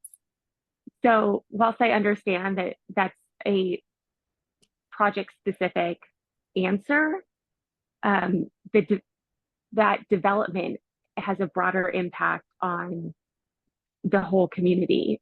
So are those project specific answers like, oh, well, we as a town are going to take on bringing sewer to every single resident so that, you know, these sites that are serviced, these new housing sites can also have sewer? Or is that going to be a developer problem? Because we know from these recent years of rain that we don't have the capacity to add septic to our area without contaminating the groundwater. So I mean, I think the answer to those project specific details would be hashed out when there's an application. Sage, do you want to comment more on the sewer topic? All of the multifamily housing sites, so Kenyatta College is connected to sewer. And then all of the other 3 sites need to be connected to sewer, and they need to take the steps necessary through council approval in different cases as part of the development. So anyone developing the properties will have to route that into their development proposal of how to extend the sewer to those properties, as well as the sewer allocations would need to be approved. There is sufficient capacity in the town center. That's something the town is still working with the county on in understanding the steps necessary to ensure that capacity can be utilized for the sites. Can maybe just add a little bit more flavor to that. Because we don't know exactly where on the site the project will be, the actual building will be built, and we don't know how the connections will need to run. We're limited in what analysis can be done in a programmatic document. However, the modeling of air quality impacts, the modeling of truck traffic that generates GHG emissions, all of that accounted for construction of these lines. So at a high level, the air quality, the GHG related impacts are accounted for in a programmatic level. When the project is proposed on a site and we know precisely, where on the site it's going to happen, where the sewer lines would need to run, if there's new and different impacts that aren't identified in this housing element EIR, then additional CEQA analysis would be required. I hope that helps to that's helpful. Thank you. All right, I think we have for instance, just like the lines on Raimundo. Alicia, sorry, I hate to interrupt you. Where are we in the timing here? Okay, no problem. I just want to ask, like, it just has to go down all the way down Runnymede, right? To get all the way down to that project development, which is, at least a half a mile. And is that going to fall in the hands of the developer or the hands of the town to set that up? That would be the developer. But again, we don't know those details. Okay. No problem. Sorry, guys. Thank you. All right. I think we can take a couple more public comments on this topic. I'm going to go to the Zoom room for Bruce Jennett. Sorry, can you hear me? Yes, we can hear you.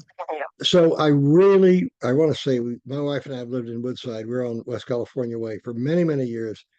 This is really impressive. I've been a lawyer for 45 years. And if Congress worked like this with the respect and the good comments, it would be a better place. But my question is a different one. If I understand the rise to the highest level correctly, there is not a really, there's no choice for Woodside. This is a state mandated thing which must be done. And the focus here is to do it in the best and most fire and utilities and et cetera and space usage way possible. Is that a correct way to kind of look at it at the very highest level? Correct. Thank you. Thank you. All right, I see about three more public comments. We're gonna take it in the room. Thank you, Mayor Wall. Jonathan McSwain, live on 509 Maple Way, which is directly above the 773 site. Sorry to circle back around to that again, but I just have this is more of a clarification kind of thing. You've mentioned several times it's a project level EIR. Program level. Program level. So not project. program being the housing element. Yes. So I guess my question is, or what I'd like clarification on is Kevin mentioned that there is already an application in for subdivision on the remainder of that property. Does this EIR take into account the addition of that subdivision as well? Or is that something that would be addressed at a later point? So I think my understanding, there's an application being worked on, but it has not been submitted. Yeah. So the details around the 773 project, if and when it's submitted, it would be considered at that point. So this EIR does not take into account the other development that's going to be taking place on that site, or I think that's a eventually. question for our planning director or our consultants. So at 773 Kenyatta, the property owner has submitted a concept map application. So they're working their way to complete that process. And then it's a recommendation process in which it goes through Trails Committee, Open Space Committee, and the ASRB. And then it goes through staff members based on those. And the owner is provided with recommendations. So no action is taken at the concept map level. When the owner then will consider those recommendations and submit a tentative map. The tentative map is where action would be taken on the proposed subdivision, and that's the time in which CEQA process would be analyzed. The subdivision itself will be required to go through CEQA.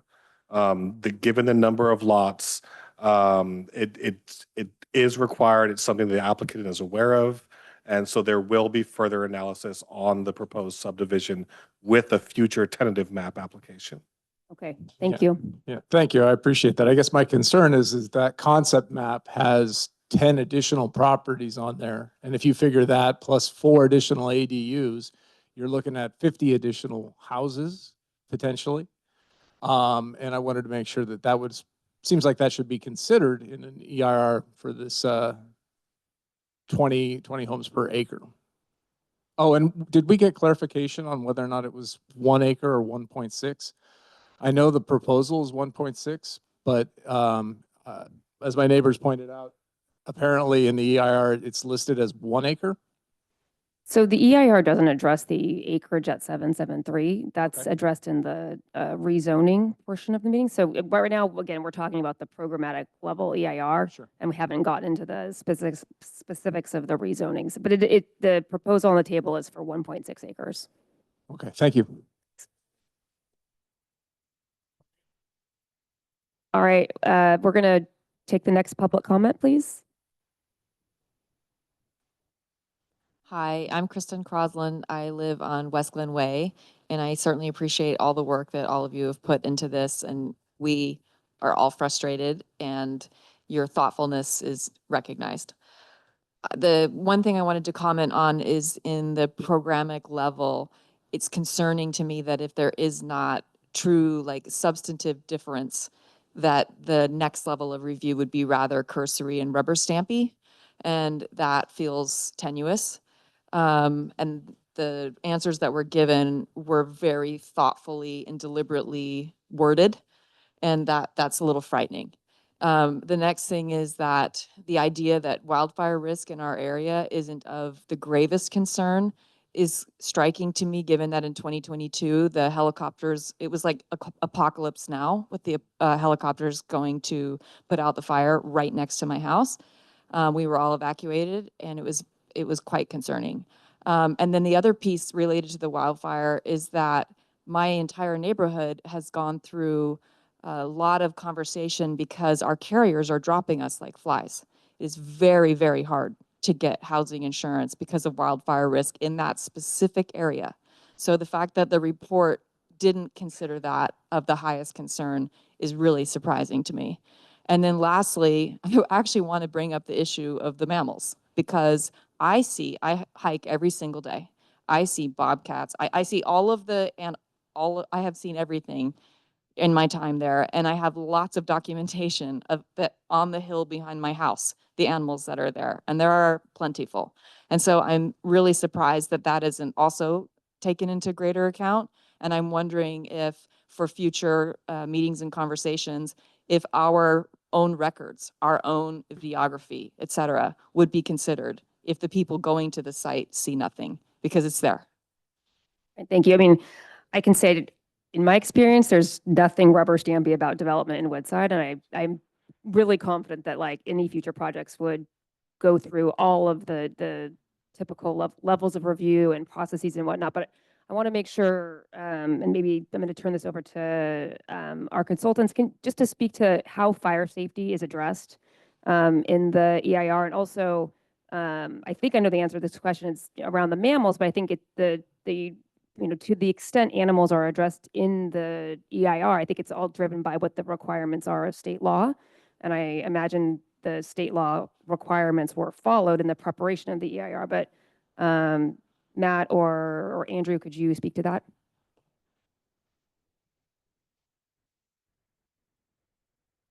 Yeah, maybe I'll start with the biological resources question first, which I think came up in council comments as well. But again, the California Environmental Quality Act defines specific resource categories, and then within those resource categories, it establishes specific questions that need to be answered in an EIR. And around biological resources, it's these special status plant and animal species, plant and wildlife species. And special status means threatened or endangered. And so that's the specific question that's being answered on the basis of data that's made publicly available by the state. And so those are the specific species that are discussed, and not, wild bobcats and cougars and things. And then with respect to wildfire, again, there's very specific questions that need to be answered related to wildfire. In fact, wildfire is a newly added resource category under CEQA, and it has some very specific questions about different circumstances that could result from wildfire. And the EIR did not find that wildfire isn't a significant hazard. In fact, it includes maps showing how extensive the very high fire hazard severity and the high fire hazard severity areas are within the town. What the EIR found is that compliance with existing regulations at the state and the local level would reduce the impacts to the maximum extent practicable. And therefore, those impacts, with full compliance with those laws and local regulations, that could be, the impacts could be adequately reduced. That's the finding. Not to negate the issue, it clearly identifies it as a threat on maps and in text, but it also details the many provisions that are in place at the state level and here at the town level as well to try and reduce or avoid those impacts to the extent practicable. Okay. All right, I think we're going to take 2 more public comments on this topic. If you want to. Dan Stoddard, 1020 Godetia, kind of right in the middle of the zone where a lot of this development is proposed. Question on the EIR is kind of specific and technical. Was the air modeling done for the town of Woodside, or more specifically for the smaller area of Woodside that this proposed development programmatic EIR is completed for? Andrew, can you take that? So I think so air doesn't obey borders and jurisdictional boundaries. So that's the first thing to say, perhaps obvious. But what is specific about the analysis in the EIR is that the air quality modeling is based on the projected emissions of pollutants or greenhouse gases that could result first from construction of the housing. And so that means there's an assumption about how many acres of land need to be disturbed and how many truck trips are needed to to move back and forth, and what sort of pollutants would be emitted from that truck traffic. All of those sort of very specific parameters are input into a model and then accounted for. And so we made assumptions about how many units would be constructed on individual sites, including both single family, including a distribution of accessory dwelling units throughout the town, and including the multifamily sites.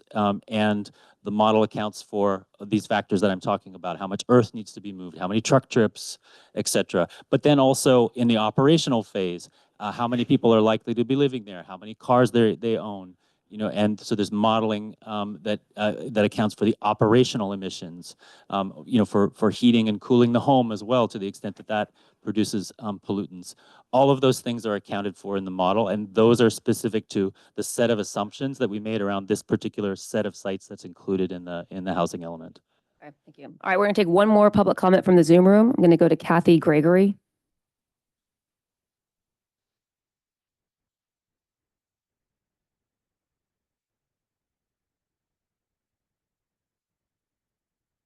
Hello? Hello? Hello, we can hear you. Can you hear me? Okay, sorry about that. I'm in Maine, in the state of Maine, on vacation, so it's a little late out here, but thank you for taking my question. I've learned a lot this evening. My question has to go back to Mr. Canales. I'm going to build on his scenario and ask the question because I'm a little ignorant as to this process. I understand the description and the distinction between the programmatic evaluation and then project specific. What I'm interested in and don't know anything about is how does a town council, or how does anybody making these decisions on a project level in the future take into consideration immediate neighbors, the impact on immediate neighbors, and what do I, as a resident of Godisha, what do I do to be more proactive? How much does my input make a difference to the town council on the project specific, development in the future? Well, first off, I can say your input means a lot. An input can be received in a number of different ways. You can email us, you can attend a council meeting, we can meet one-on-one. So always resident input is critical. I think you had a more specific question on the project level process. I'm going to turn that over to Sage. In terms of project level, staff can always receive comments whenever there's public hearings on any of the projects. There's public noticing that's provided. So all property owners within 300 feet get notified. It's notified on the town's website as well as in the newspaper. And then anytime that we receive someone who has interest in a specific project, we create contact lists for each specific projects, and people can, once a project is submitted, get on that list and give us their contact information. So we additionally notify those people as well. Thank you, Sage. There'll be plenty of opportunities for more public comment, but I do think we've spent plenty of time on this topic.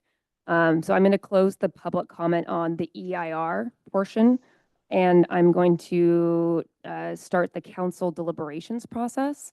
I'm going to look down to Councilmember Domkowski to kick us off. Thank you, Mayor. I think where I am on this is in a big picture sense, I can find for the programmatic EIR, as the resolution states, meaning it was independently created and in accordance with code and genuinely sort of adequate in its conclusions, with one exception, and that is around the statement that there are numerous robust strategies in place from regional to local planning efforts focused on facilitating emergency responses and evacuations.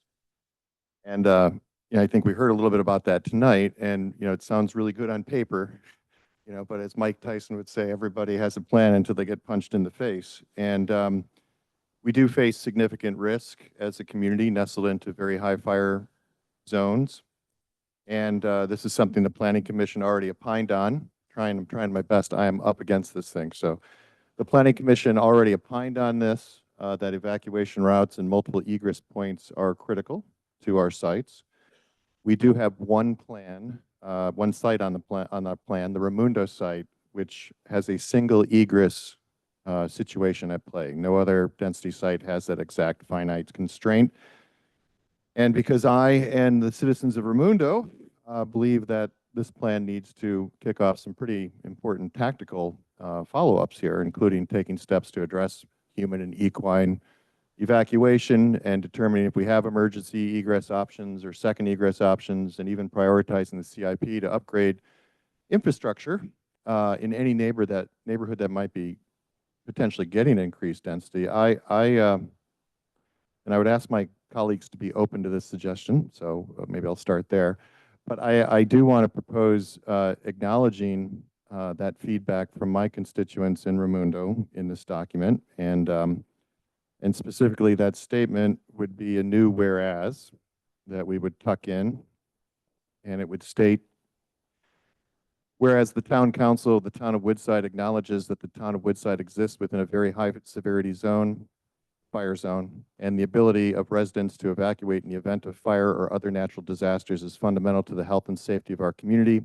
We hereby direct the staff of the Town of Woodside to address the infrastructure and research additional egress options near or adjacent to accessor parcel number APN 072041040 Raimundo Drive. And I'm happy to iterate on that in any way that you want. I have had the opportunity to vet it legally, and I encourage you to ask staff if that's an issue or not.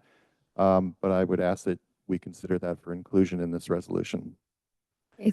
Oh, sorry. Do you have anything more, Brian? That's it, really, for the moment. All right. Thank you, thank you, Councilmember Domkowski. So I'm going to turn to Councilmember Shaw, and if I could make a request as part of your deliberations, if you could comment and give your feedback to Councilmember Domkowski's proposal.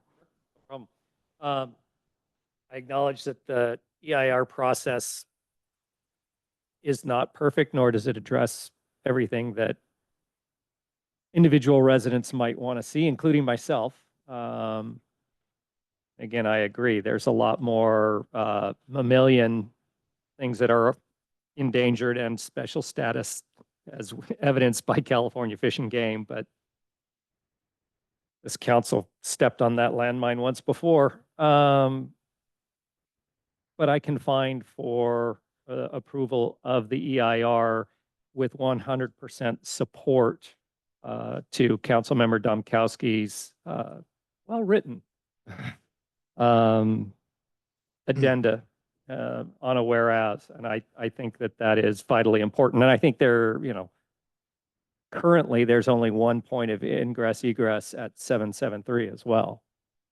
Could that project move forward or any potential development there? So I think that may pop up later tonight or in a future conversation. Okay, thank you. Looking this way, Councilmember Gold. Thank you. And first of all, I wanted to, Mayor, you've done a terrific job tonight. I appreciate it personally. Let's hope it continues. I think that, well, it'll probably come as a surprise to no one that I beg to differ with my colleagues, but I think that what we're dealing with here is a rush process, and We're having trouble hearing you. Is a rush process, and we're dealing with an enormous document and trying to get through it here. And I actually think that this is very rubber stampy, and I'll get to that in a second. But I'm going to get down to some practical matters here. I'm having trouble buying a gas stove, and yet we're going to add 200 or 300 people who are going to pollute the air and add a lot of pollution, and yet we're just fine with it. We have to look the other way. We have a resident here tonight whose sewer overflows. He's actually spoken to the council several times, but his sewer overflows a few times a year, and yet we're going to hook up a pretty big apartment or condominium building that's going to flow into that same sewer line, and without batting an eye, without changing a thing. And I don't think that that's fair. I can't have guests park in front of my house without them being ticketed because it's somehow impeding traffic. By the way, true. I mean, they shouldn't impede traffic. And yet we're now considering construction and developments that are going to impede traffic at the worst possible time during a fire. And for those of you, I have been through wildfires in the Oakland Hills personally. And if you've ever been through that, the panic that you have when no cars are moving and smoke is surrounding you is just something I wouldn't wish on anybody. And I certainly wouldn't want to wish it on the folks who live on Marva Oaks or Runnymede or on High Road or in Woodside Hills when you've got, he said 240 homes, it's actually 300, but who's counting? And I think that that's a really big issue, and to sort of overlook it, I think is disingenuous at best. We have scenic corridors, we have light pollution. We can see that these are environmental impacts when you could see buildings from your house when there's light coming in. I don't think that that's right either. You know, I think some of these sites, some specific comments, they were pointed out in some of the documents we received, some letters about mistakes were made or the acreage is wrong or they're not precise. And I think that that's important. They need to be precise here. And so we're being told again, don't worry, when this becomes site specific, we're going to have hearings. Respectfully, we were made the exact same promise on January 31st, 2023. And those promises weren't upheld and the process has changed. So my level of confidence is pretty low. And so I think what we're doing tonight would be exhibit A of being rubber stampy. We're doing this and we're doing it, we're told, simply because the state is making us do it. Somebody said they're holding a gun to our head. And that may be, but if that's true, why are we having a public hearing? Why are we listening to anybody if it's a predetermined result? This is a sham. And I think that if the answer is already predetermined, we shouldn't, if everybody knows how they're going to vote, then why should we do it? And so I think that this is the definition of rubber stampy. I think when we get from the programmatic to the site specific, that's where the rubber meets the road. And you know what people are going to say at that time? Well, the state's making us do it. So here we are, and we're going to be dealing with the same thing. And so to me, these are empty promises. And I think to make such consequential, major decisions at a time like this, where this is the first public hearing we've had in 18 months on the housing element, I think is really a disservice. In fact, it's insulting, as some of people have said, to the citizenry. Somebody just asked about, does our input mean anything? And in fact, you know, if we're pointing fingers to the state saying Sacramento is making us do that, that tells me all I need to know. We listen to you carefully, and believe me, I take to heart everything I'm hearing from my fellow town council members and from the citizens and from the people in the Zoom room. You're making fantastic points. And gosh, for, you know, reading this document and analyzing it in the detail you have is really impressive, because you've done a far better job than I could do. And I think that pointing fingers to the state is just not satisfying. It's not. That's not why we were elected. And you know something? I'm going to get into this later. I'm not going to do it now. But I think that this threat of the builder's remedy and the fines we're going to incur, I'll address that at another time, because I don't think that's appropriate for the EAR. I think it's a big red herring. And you know something? I wasn't elected to serve Rob Bonta and Gavin Newsom. I was elected by these folks here, and that's who I'm going to represent. And I think it's a shame that the speakers, I was actually keeping a running count. I didn't keep it tonight, but at the prior meetings, almost 100% of the speakers are against this stuff. And yet the town council and the planning commission consistently votes 6-1 or 5-1 or 4-1. I don't quite understand it. Actually, I'll correct myself. It was actually unanimous on January 31st. I voted in favor of this because I was promised that we would have another hearing after we had the PG&E pipeline. That's another issue that I don't really want to get into. So it'll come as a surprise to no one that I can't make the findings, and my vote is a no on the. Okay, Ned, over to you. You know, looking at it in a big picture, I think the EIR for this purpose tonight is sufficient on a programmatic level, not for specific sites, but this was never intended to be for specific sites. It just wasn't. I'm not quite as cynical as my council member to the right. I do think that, well, I know there's going to be hearings on these specific sites. There's going to be hearings on the specific issues that have come up tonight. I'm not looking at a town council that is shirking their duty or is not interested in having those hearings or doing everything they can to make sure whatever projects go into those sites fit Woodside's needs and meet all the requirements of Woodside residents as well as the state and county. So yeah, there will be more hearings. You will be heard again. This is not the end of the process. I mean, I do see that there's certainly irony, kind of rich irony in the fact that we have an EIR that shows substantial and unavoidable impacts, but the state is saying to us, don't worry about those because housing is more important. I can't really square that, but don't know. But I also, yeah, I took an oath to the citizens of Woodside. I also took an oath to the Constitution of California, as well as the laws of California, and to enforce the laws of California. So I'm not going to shirk that duty. So in that respect, I can find the findings to make the find the EIR is sufficient, and I am more than okay with the additional whereas provided by Councilmember Domkowski. Thank you, Ned. So, yeah, I mean, I think just to address a couple points. I disagree that this is a rushed process, and I think I tried to pull out just how not rushed this has been in my questions to staff. So, I mean, we started this process in, at least specifically the process around the EIR in the fall of 2022. We had planning commission scoping sessions. We had a second planning commission meeting on the EIR. There's been lots of process, lots of public hearings. And I think it's, one reason why, in my mind, it's so important to comply with the law here is that we, myself, and I know my other council members have really been in the weeds on this. And in particular, understand the impact of not complying with the law. And for those of you that are upset that this process feels like we're getting mandates from the state of California, well, we'll have a real loss of local control if we don't comply with the law. And I think, you heard Kevin talk about what could happen if we don't comply. And, it's not pretty. It's fines. It's the complete loss of local land use control for the entire town.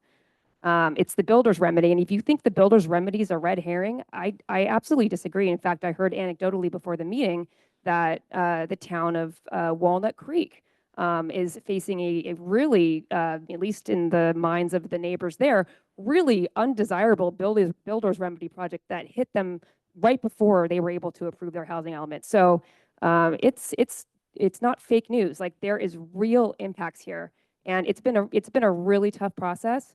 But part of being on the town council is doing hard things and dealing with hard issues and getting into the weeds on these things. And at the end of the day, it's our job to comply with state law. And so for those reasons and others, I can also find and make the findings related to the EIR. And I really do also like the suggestion from Councilmember Domkowski, which was also a suggestion made by our planning commission. And so as long as, and I'd like to see a nod or an affirmation from our staff and our town council that the wording of the whereas is okay so getting the nod from our town attorney, I'm also comfortable with the whereas addition proposed by Councilmember Domkowski. So looking up and down one more time, if there's any further council deliberations. I have one brief question. What are the number of votes that we need to pass this? It's 4. 4, okay.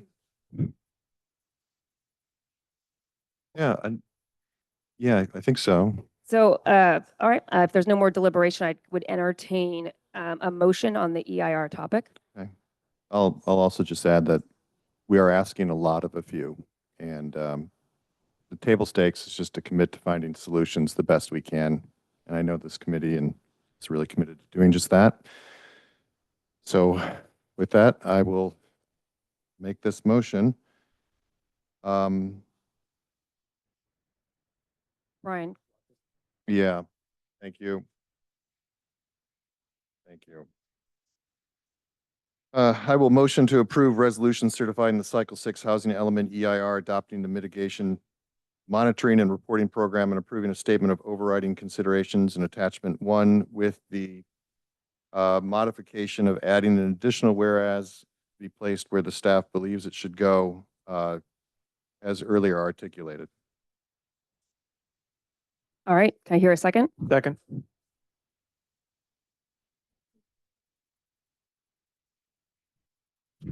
So Councilmember Brown is recused. Councilmember Domkowski, Yes. Councilmember Fluid, Yes. Councilmember Gold, No. Councilmember Shaw, Yes. Mayor Wall. Yes. Motion passes 4 yeses, 1 no, and 1 recusal. Thank you, Melissa. Okay, we are going to take a short break before we move on to the next item, which is on the housing element. We'll take a 5-minute break. So we will resume just before 9:50.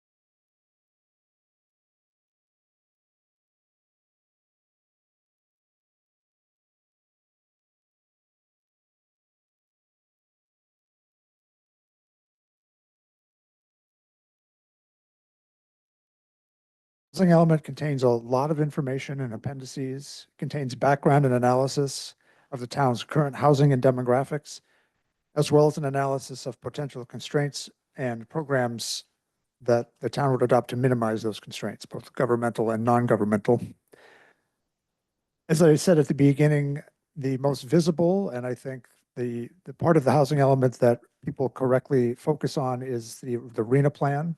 And that is that part of the housing element which outlines how the town intends to provide the land and zoning required to allow for the number of units total, and as well as the breakdown of units by income level that have been provided to us through that RENA process. And once again, that number for the town of Woodside in this 8-year cycle is 394 units that we are planning for.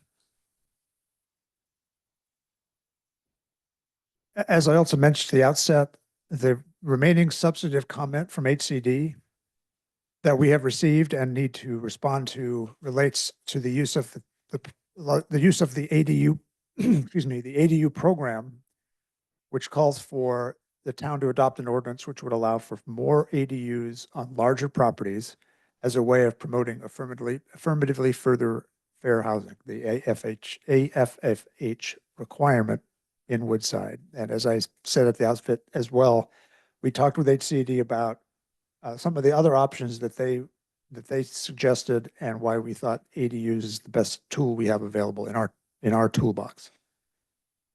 Our recent draft included a program to amend the ordinance to allow for 4 ADUs on properties 2 acres or larger. They could accommodate them within existing development standards and requirements. So that means setbacks, height, as well as meeting utility and other requirements for development, also including total floor area. And the HCD staff responded to that draft policy or program by suggesting strongly, and as I said at the beginning, they indicated that adopting a change to that program that would allow for ADUs, up to four ADUs on properties that are 1 acre or larger in the suburban residential zone would be sufficient for substantial compliance, a finding of substantial compliance from HCD, which is the language that we're looking for, which indicates approval. Just the final point on that ADU, the new ADU program or that amended ADU program is, it is a program. So we are not looking at an ordinance tonight that would adopt those rules. The Planning Commission has started a process looking at the ADU ordinance in part in support of our housing element. So the Planning Commission and the council, again, through process just very similar to this, could develop and adopt the implementing ordinance that would make those changes to ADU regulations. And so that would means everything is on the table for discussion, including the application of the town's development standards, a requirement that that ADUs meet development requirements with respect to wastewater and other. It also allows the town to dictate whether additional ADUs are detached units or attached units. All of those types of decisions are available and in play. And H, do you want to say anything more about the ADU program change? No, I can. I'll say a few things. So just it says program H1.3.A, and in draft one so it's been in the plan since the beginning. So in draft one, the town had language to consider an ordinance for additional ADUs on properties 2 acres or larger. And based on the extensive letter that came back from HCD in our first round, the second draft, so since the second draft, this was after the January 31st meeting previously referenced, that the second draft always had a language to adopt an ordinance. It was specific that HCD required that the town actually not just consider it, but actually adopt an ordinance for additional ADUs 2 acres or larger. And throughout all of the comment letters and matrices from HCD, they continue to have the comment of for the town to, on top of the 4 sites that we looked at, that we've been discussing for multifamily housing, to find additional sites for multifamily housing and or find additional ways to increase more medium density housing, such as an idea that's coined as the missing middle. It's kind of increasing density in single family neighborhoods. And the town, as town manager has noted, town staff had continually tried to explain to HCD the various constraints the town has. One, in looking at additional multifamily housing sites, they asked us to look at possible things such as churches or town-owned sites. We had to explain to them that we have thoroughly reviewed town-owned sites and which were part of our submittal, as well as that there's one church in town and it's basically maxed out on development with minimal parking, and they acknowledged that. And we had to continue to explain that allowing additional ADUs is a way to kind of increase some middle density throughout the entire town. And therefore, they came back and asked for more of a commitment to that, identified a number of units. And so I just want to note that properties 2 acres or larger, and for that matter, properties 1 acre or larger in the town of Woodside, except the R1 district, but there's only 2 lots that are larger than that, that the town already allows 2 ADUs and has historically. It's been ahead of the curve for ADUs in many cities, where other cities were restricting ADUs in many parts. They were requiring conditional use permits. They were only allowing 1 ADU. So the town has always allowed 2 on properties, ADUs on properties of this size over 1 acre. And there's also something known as a junior ADU, which that's something that could be allowed on all properties. It's just converting part of an existing house with a bedroom, a smaller unit that can be accessed by both the house or converted to something that could be rented out if needed. So there's flexibility there. So that one, we're talking about 3 ADUs on properties. And to allow one more ADU on a property to reach that 4, and possibly the town could decide to allow more on larger properties.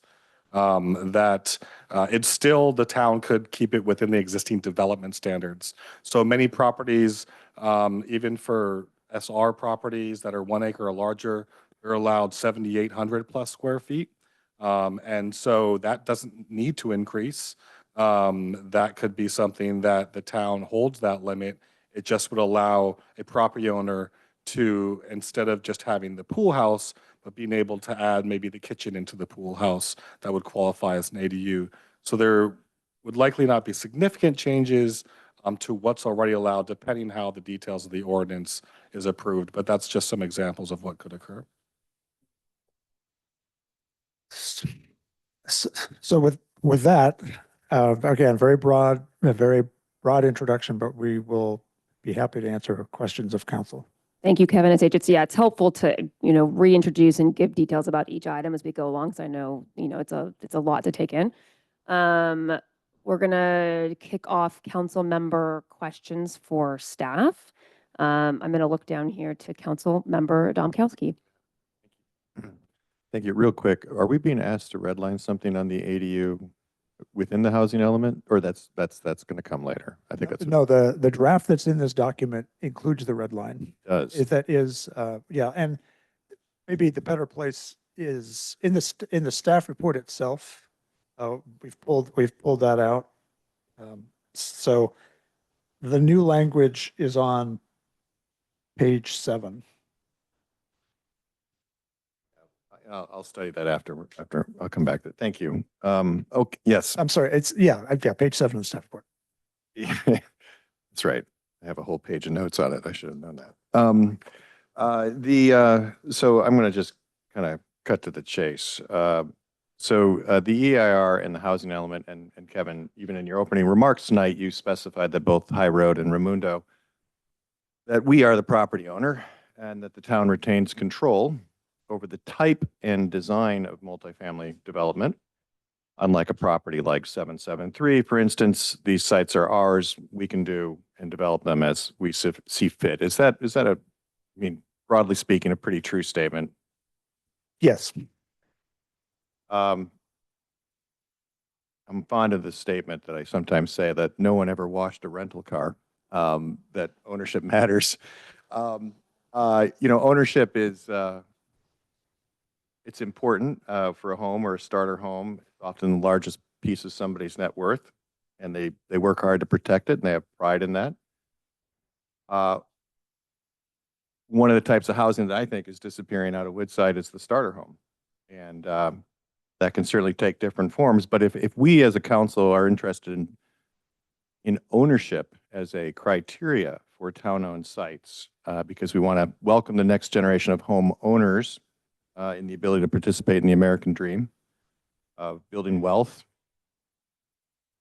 would it be within our purview to add a philosophic statement to the housing element that we have a preference for town-owned sites to be owner-occupied, and then at a municipal code level to sort of codify that when we get to zoning later on?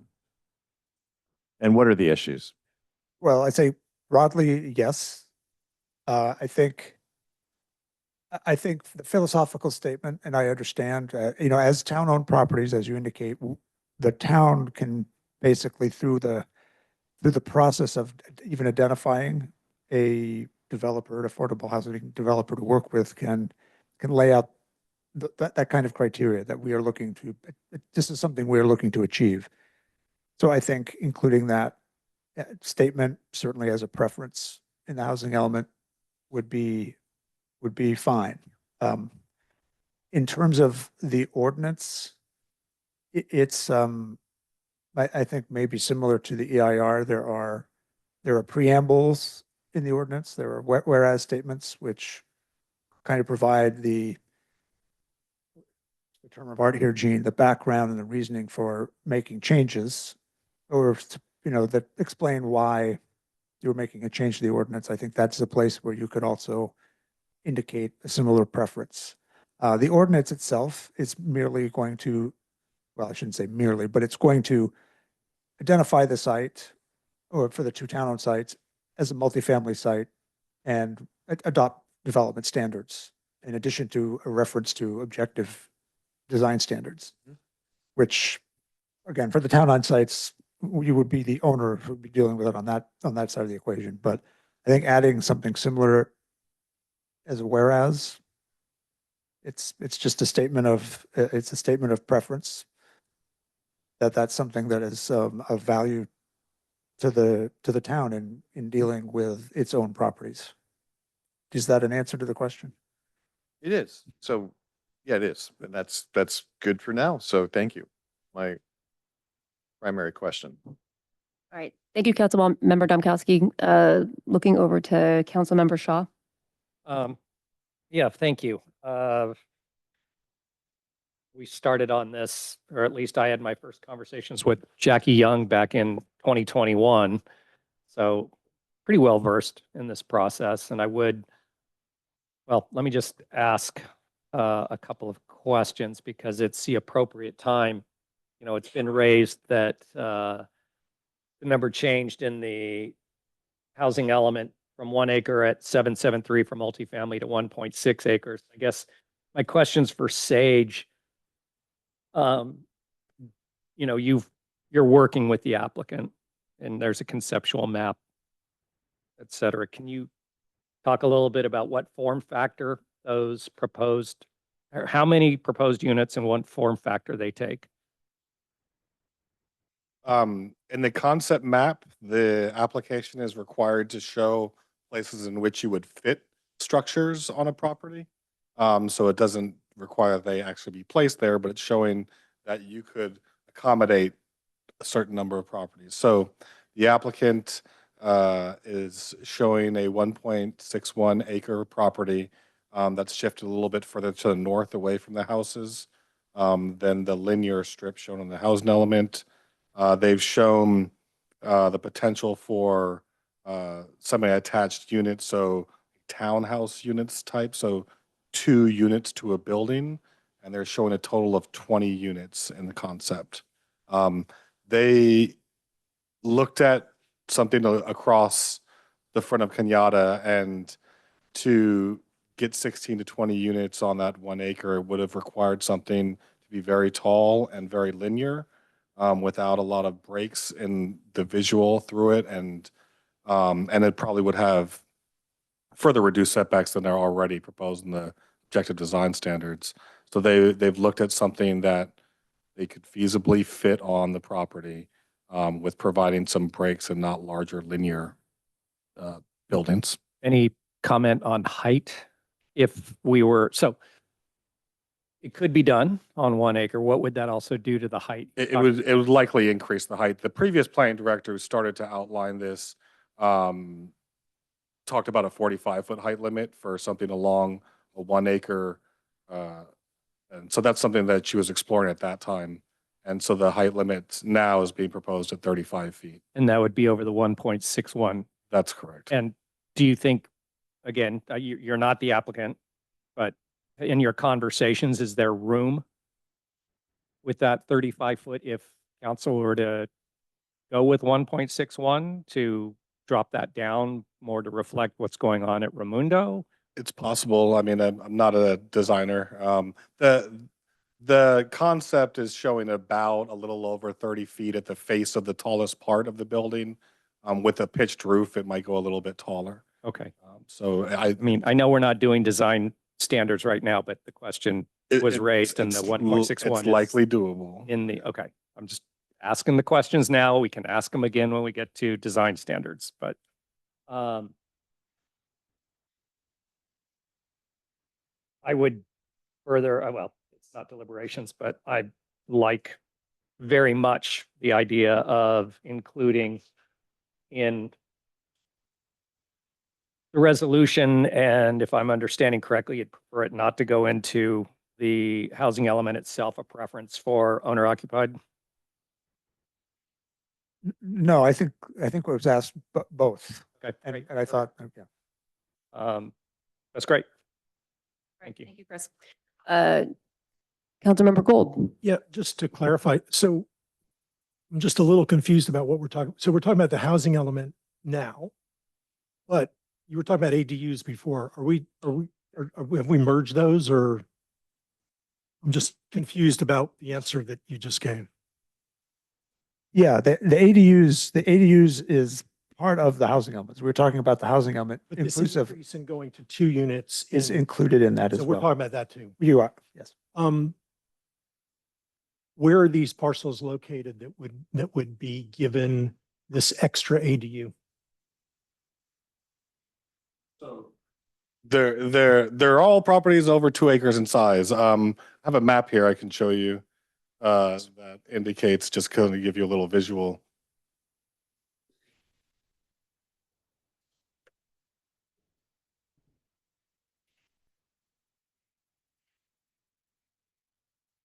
And this is the piece that HCD says they want to see so that we can achieve substantial. So it shows 2 things. The map shows, and I have the map shown in 2 different ways. One that kind of you can see the underlying zoning a little bit more, and one that just like provides a bold color. Okay. And so I'll start with the one that shows the underline. And so the map shows all properties 2 acres and larger. Then it also shows properties between 1 and 2 acres in the SR district. And that second piece is the recent requirement from HCD. Got it.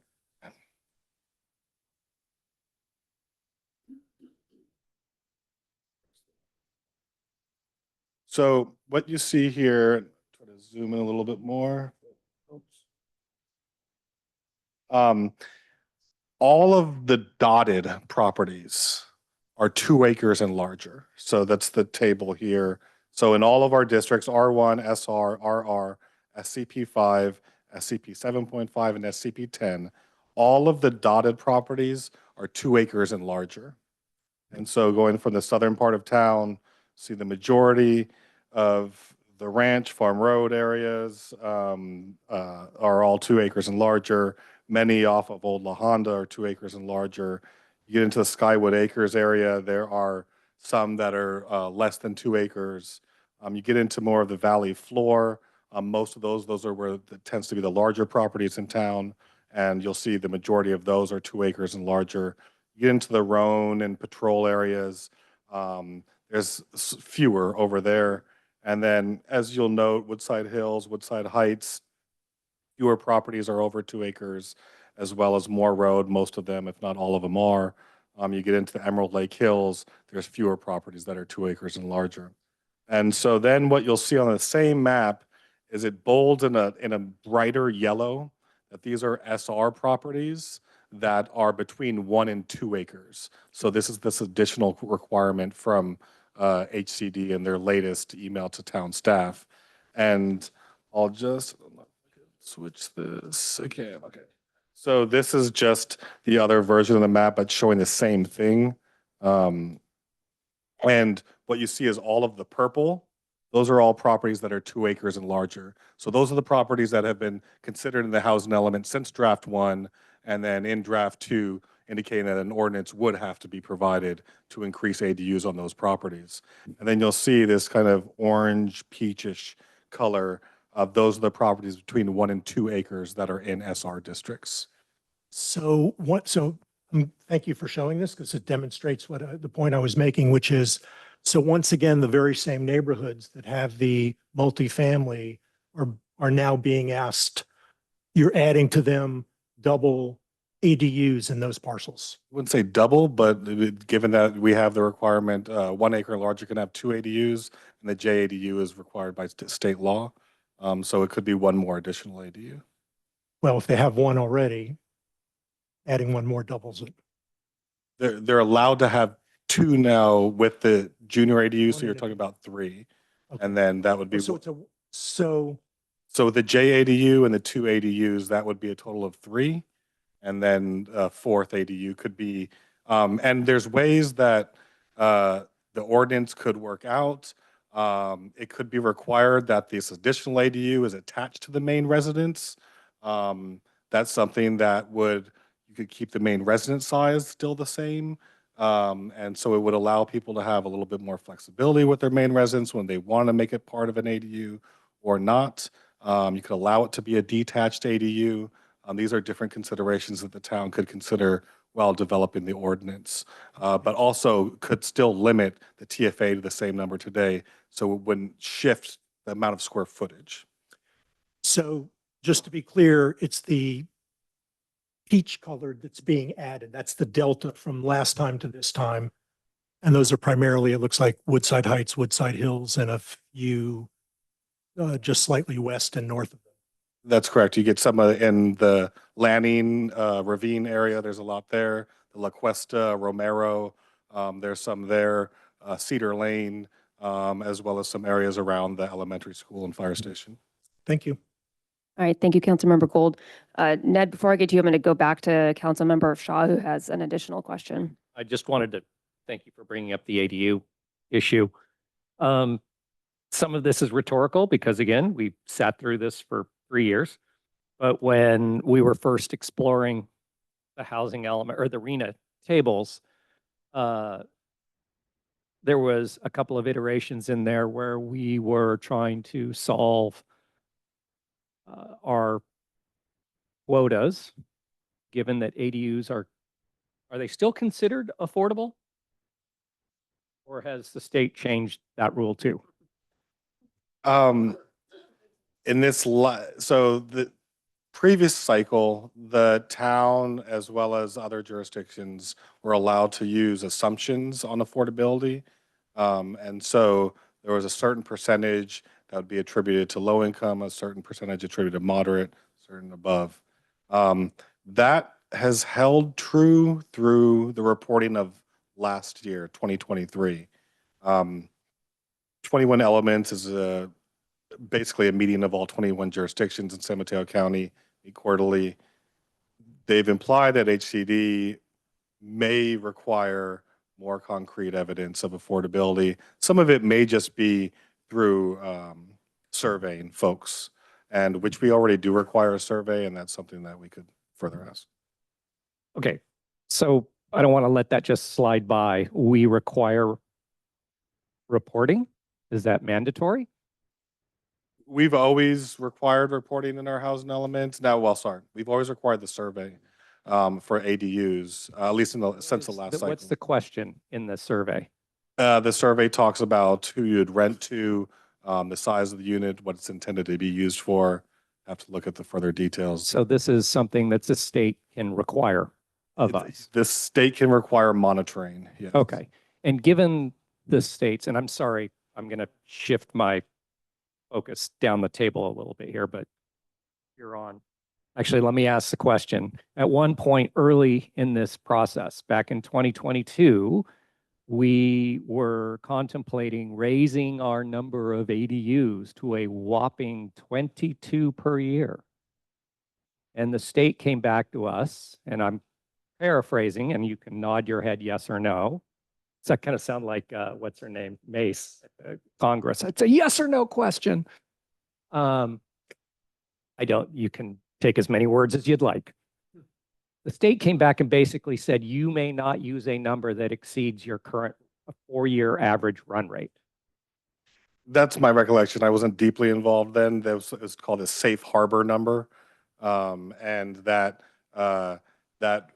we were safer to make the affordability assumptions by projecting our average of the previous 4 years, which is 15 units per year. I know. I actually looked through my notes, and I feel like going Paul Gold here for a moment and, saying, you didn't suggest it, you leaned on us to do it. But point being is we dropped it down to 14. 15 a year. 15. Okay. What's our current ADU run rate for this housing element cycle? I don't have the average off the top of my head. I believe we did 22 units last year. Okay. So, thank you. Kevin, why in the world are we agreeing, before we even have an approved housing element, to now do this magical increase in the total number of ADU potential building when we're exceeding our historical run rate, well above what we were allowed to put in on our initial submission, as opposed to holding back until the mid-year review when the state comes back to, not mid-year, mid-cycle review, when the state comes back with a whole new set of new rules that are changed from today, because they have shown consistently throughout this process that every time we communicate with them, it's like, oh, we have a new wrinkle on this. And I know I'll let you answer that one and I'll get to the. Okay. So it really comes down to the distinction in the housing element between the RENA plan and the requirements of AFFH. In the RENA plan, we applied the rules for the safe harbor notion to show that we can produce the number of units at the appropriate affordability levels to meet RENA. And as I said at the outset, from 2023, there have been no comments calling into question the RENA plan. It has been supported by HCD. They've not said you need to make modifications to that. What they have said is you need to do something different for AFFH.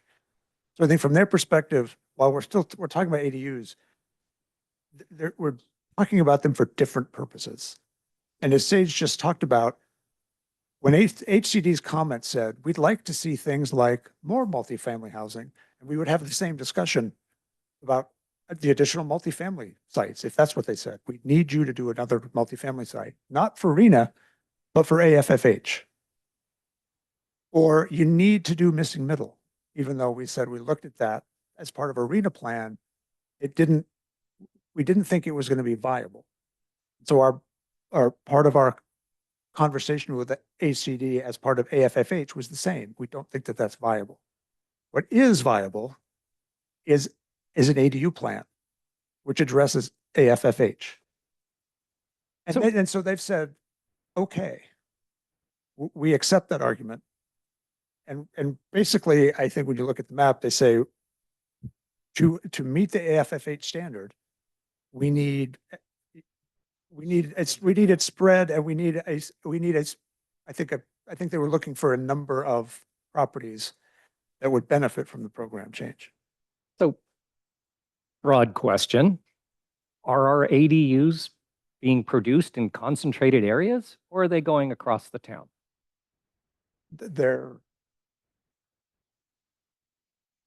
I haven't plotted them. I'm sure there's more ADUs on lots that have fewer constraints. And so as you get into the hillside areas, those lots tend to have more constraints, primarily due to septic. And so the biggest constraint that a lot of people have are their geotechnical constraints or septic suitability constraints. And so you'll probably find in the eastern parts of Woodside to have fewer constraints. So that it's quite possible we see more ADUs in those areas. Okay, so given the inconsistency or incontinence, wrong word, inconstance of HCD and their ever-changing rules, and the fact that we're now on the fifth revision, which irks my respected council member down the dais, they just keep nibbling. Nothing's ever good enough. What gives you the confidence to sit and say, this time, if we only give them what they want this time, they'll approve the housing element? And further to that, next year, they could have a whole new set of rules. What if they do come back and say, you need a new multifamily site, right? So it's kind of the death by 1,000 cuts. Every time we think we've done our work, we're right back here with what I would consider I want to use that term, a partner in this that's somewhat disingenuous.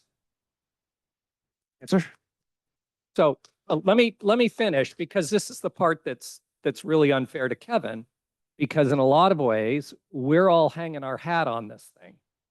And we're hanging our hat on this idea that, oh, HCD is finally going to say, good Woodside, we approve. then it's all gonna. Okay, And so, that also reflects on staff. of course, of course. For every iteration of every draft of our plan, one comment has been, for each draft of our plan, we have received a number of comments. One of them has always been about AFFH. You have not adequately addressed AFFH. Every previous version of that letter said something like, you need to, or when we followed up with, even when we followed up with HCD, we said, you need to look at examples, and they never gave us really concrete direction. At this point in the process, when we're down to those two comments, and this is still one of them, and we've been able to narrow it down, and now we're talking just about this issue. And we've talked about, well, we've looked at these options that you seem to be suggesting, we don't think they work. And we put language in front of them, and they come back and sort of redline our red line and say, and again, I quote the email, and this is what I have to hang my hand on. Allowing a minimum of 1 acre in the SR district is more appropriate. I'm quoting HCD staff. This change will be sufficient for substantial compliance. Right. That's That's not a concrete statement. That's substantially you're there until we find this other thing. well, except that substantial compliance is the term that they use when your housing element has been deemed to be substantially compliant, you have passed. That's approval. Thank you. All right, thank you. All right, Ned, turning it over to you. Yeah, just a follow up to Councilmember Shaw's questions. So one thing I was curious about was that even with this new ADU revision, ADU still must be safely accommodated. So they need to have, I assume, sprinklers, et cetera. But one of the things that counts as safely accommodating is septic. So kind of to Councilmember Shaw's point, my fear would be you say yes to this, and then I guess someone at HCD realizes that more than 75% of the town is on septic. And, if you're looking at the Western Hills, there's a lot of parcels that are 2 acres or more that would fit the bill, but they probably don't fit the bill for safely accommodated. So how do, I guess, you can't give me any assurance because you don't work for HCD, but I guess my question would be, what happens if they say, hey, the Western Hills these ADUs are not popping up on the Western Hills. I see all these 2 acre parcels. We say, of course not, because septic is a problem. Are we then dinged in 2 years when they do the review? A couple of things. Number one, when we were talking to HCD, the fact that majority of properties on septic was one of the things we told them. That's why we think this is the solution. Some of the others don't work. Okay. Can't do multifamily in the Western Hills because sewer's nowhere close to it. Okay. So they understand that's the constraint that drives us to this solution. Number one. Shoot, I should have written this down. There was a second point I wanted to make subsequent to that. So that's I'm telling you what the conversation was, which is why I don't think it's not going to be new information. They know we have a sewer limitation. And then the second is I'm going to speculate, even though I can't get in the head of HCD staff because I am not HCD staff. But when they were asking the questions, it seemed to our staff that I think they were trying to get at that another way. I think they were trying to say, we want to ensure that the number of properties affected is large enough that you're actually going to get production. Whereas if we had come in with something really narrow, or I think that's what they saw. If the purpose of the comment is to say, okay, they asked us what percentage of properties, and the answer was something like 35 or 40, right? I think if the answer to that question had been 51, I think they would have been fine. But they said if we add this, and we get to 53% of parcels in town that on paper. So again, I'm speculating that that's their thought process, but the questions and answers we got sort of support that idea. Yeah, because my understanding, in 2 years, they might ask us to do a review or to check in on where we're at. And In 2 years, they may be 2 ADUs built in the Western Hills because there were only 2 that could accommodate septic. And I'm not looking at this housing, I'm looking 2 years ahead when Yeah. they start to look at our production and what are we actually, mid-cycle, are we actually doing what we're supposed to do? And I don't believe that they're going to look at the geography of these. No, They're just gonna look at numbers. I think it's just a number. Yeah. you cite addresses in your reporting, your annual reporting, when you issue permits, so you have to tie it to an address. But I do agree with Kevin that I don't think they're looking at this from an issue of where every ADU is produced in regard to the ability to provide some more medium density throughout different parts of town. And that ability will occur in different parts of town, maybe in some areas more than others. All right, thank you, Ned. All right. Yep, one more. I do want to get to the public comment. But staff mentioned, or I guess Kevin mentioned this, that one of the reasons Western Hills there's not a multifamily project in Western Hills because it's not feasible. And could you speak a little bit more about the feasibility aspect of the sites we chose? Why do these have to be feasible? Like, why can't we just say, we're gonna rezone Alice's, or we're gonna rezone Grandview, and there we go. Like, we've had the Western Hills covered. Yeah, it's, as has been said, I think earlier in the context of the IR, that for HCD to deem a site acceptable for the RENA plan, there has to be some, I would say a better than even chance that it's going to get developed in this cycle, in this 8-year cycle. And if we were trying to rezone Alice's, for instance, yeah, please, we're not doing that. If we were going to rezone Alice's or a property up there, and also said, by the way, the nearest sewer connection is, I don't know, 2 miles away, 3 miles away. It's a knock against the site. And I think, so to go back to the beginning, if we had included one of those in our RENA plan, I suspect we would have gotten comments saying, we need more. I mean, they never would say no. They'd say, we need more information about why you think this is a feasible development site or likely development site in this 8-year window. Thank you. Does that answer? Whereas, Yeah. whereas the sites that we do have. Well, I asked because that's a question that's been posed to me, and I think others is, you're looking at the map of Woodside, and the Western Hills doesn't have one of these multifamily sites like we see in the other neighborhoods. And I wanted to just make sure we all understood why. Thank you, Ned. All right, want to move us on to the public comment. Invite members of the public in the room and in the Zoom room to comment on the housing element topic.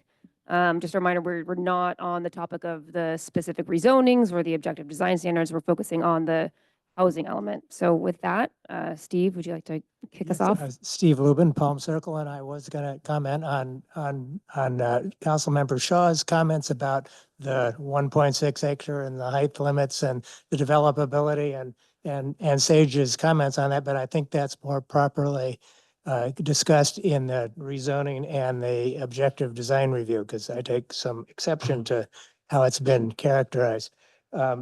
The newest proposal, I mean, once again, I think the town has gone and ignored the vehicles mile traveled and greenhouse gas emissions, and as I understand, what's the acronym for the, having good sites with that have a high resources available. That was one of the characteristics. And those sites are, in my mind, from what I've read, sites that are close to the center of town, sites that you can have access to a lot of facilities. This newest proposal for allowing increased numbers of ADUs is based on lot sizes, continues to spread out new housing and contribute to sprawl, habitat destruction, unnecessary vehicles miles traveled, and greenhouse gases. The town should develop a vision of a compact town with increased density, concentrated a walk or a bike ride away from town center. Town's current perhaps abetted by the state, is to increase sprawl, increase vehicle miles traveled, greenhouse gases, and increased paved area. All of this decreases the comfort of riding and walking. It accelerates habitat destruction and climate change. The town should propose a process where property owners located close to town centers, even those with smaller lots, are allowed to increase the number of units they can build. And this is, this is something, it's the first public hearing on this newest thing, and I think this deserves some discussion. Thank you, Steve. I'm not seeing any hands in the Zoom room, so we'll take the next public comment in the room. David Middleman, 280 Grandview. Speaking as a private citizen. In February, I wrote a letter arguing for removing the ADU limit for properties in the town of Woodside. It's also included as a desk item for today's meeting. This code change would create the opportunity for additional housing development that is in line with the rural character of Woodside. It was encouraging to see that the ADU program was modified to allow more ADUs on large parcels. However, our ADU element has more untapped potential. We have many other ways of constraining property development in our town code. Total floor area limits, natural state preservation, maximum residence size limits, geotech, septic. However, our code does not restrict the number of structures on a parcel. One could build a 6,000 square foot home and 9 800 square feet accessory structures in an SCP zone, but only 2 could be ADUs. Additionally, an ADU cannot exceed 50% of the size of the primary residence. This restriction deters ADUs from lots with smaller houses. It also has the reverse effect of requiring a larger principal residence to accommodate an ADU of a larger size. If a lot can only accommodate 2 smaller structures, this provision prevents it from being a possibility. I would encourage the council to consider the potential benefits of removing not only the ADU limit, but the size limit as well. In doing so, a property owner would be free to develop their property to maximize their unit potential, reducing the reliance on potential multifamily developments to deliver on the housing element. The rural character of our town will still be respected thanks to the existing code restrictions, the residential design guidelines, and the design review process. Also, to address Mr. Domkowski's thought about starter homes, I would also encourage the council to adopt an ordinance allowing for the sale of ADUs, similar to San Jose, to enable affordable housing ownership in Woodside. By making these allowances in this cycle, it would follow that our historic ADU production would increase when we are approached with the next RENA cycle.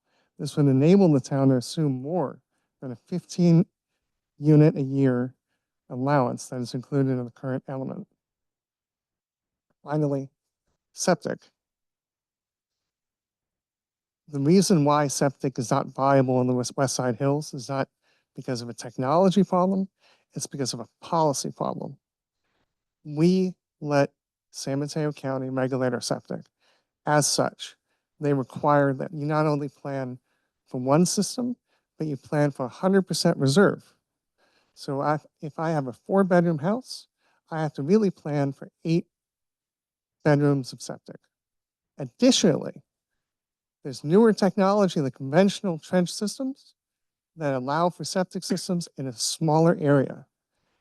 But the on-site wastewater treatment system manual has a requirement that any alternate system be equal to or greater than a conventional system in terms of its protection to the environment.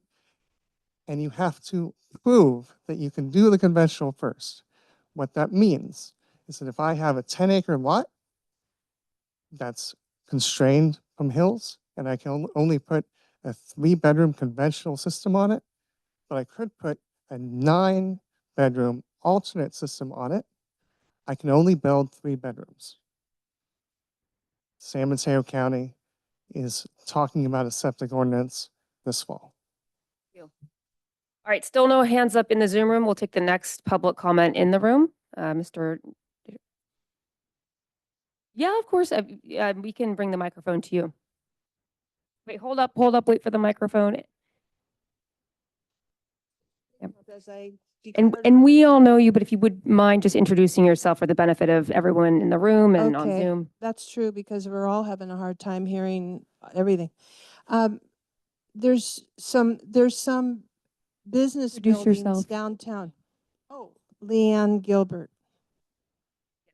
Do I have Right. to give my age? I won't do it. Nope. Nope. Okay. Just your name. Just your name. All right. We have apartment buildings, I mean, if we have business buildings downtown, and you can guess what I'm talking about, we have some. What if they were changed into apartments? We would lose some. I think I have a doctor in there. I wouldn't want to lose the doctor. But there's some other people that are just regular old people that have, what do we need another lawyer for or whatever? Yeah. Sorry. I didn't say council member, I said lawyer, okay? Chris, control yourself. But I'm just messing around thinking about the space that we have we have a space next to our building downtown. Could something be built there? It's just an idea, and that would alleviate, but then you got to subtract from the houses that you're pushing on the people out in the neighborhoods, the ones that are the ones being most protested. It's not mine, but I just feel bad for those people who don't want it there. The NIMBY thing is not a bad thing, So I'm just asking the question. Sorry, it was a long time to ask, but. So I just want to make sure I understand your question. I think what I'm hearing is you're wondering about why we're not proposing any development, like kind of right where we are here in the town center. So I'll attempt a response and then, Kevin, please jump in and add or correct. Well, first of all, as I think has been said before already in the meetings, that any sites on the RENA plan have to have a reasonably good shot of actually being developed during this RENA cycle. And the town center is subject to some pretty significant height restrictions that would not allow for development in the town center. And so I'm glad you're bringing that up because I think it's an interesting issue that we will be talking about more in the future, and in particular in connection with the planning of the town center plan, which is going to be once our staff has the resources to focus on it. That's something that we're really looking forward to working on. But it wasn't possible this RENA cycle because of the height restrictions. I was just trying to figure out an alternative to alleviate the number that we're given here to help the people that are having a hard time with it in their neighborhood. Yeah, right next to them. Yeah. No. Okay, that's all. All right.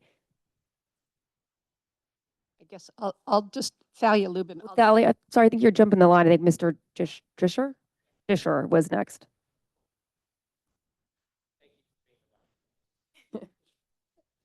Send you my bill later. Warm them up for you. Okay. Okay. I'm gonna not look at the clock. It makes me not be able to say everything I want to say. Councilmember Shaw, I believe you said that the housing element now has 1.61 acres at 773. That's what's been said, yeah. That's incorrect. Okay. It has one. 1 acre, I just. 16. We'll get to the impropriety of rezoning 1.61 when we talk about rezoning. You now have in front of you a discretionary decision to adopt the housing element. That is why you have the EIR. That is why you had to apply CEQA. You had to look at it. You will have another discretionary decision. Rezoning. The programmatic EIR is for the housing element. The housing element does not presume 1.61, it's 1. You do not have CEQA analysis of your discretionary decision to rezone 1.61. I may be all wet. I'm not a CEQA lawyer. There is one here. But your discretionary decisions, you have to look at CEQA. Rezoning is different from what will happen if you get plans and a house or an apartment building, then you apply CEQA there to that discretionary decision. But I know now that you haven't adopted EIR, it has consequences. And that, to me, is a big consequence since we now know two things. The EIR says approximately 1 acre, it's 16. Your housing element is approximately 1 acre, 16. It's not 1.61 with 32. So I'll repeat it again later, but. Thank you. All right, still no hands up in the Zoom room. We'll take the next public comment in the room. Please come up to the microphone. So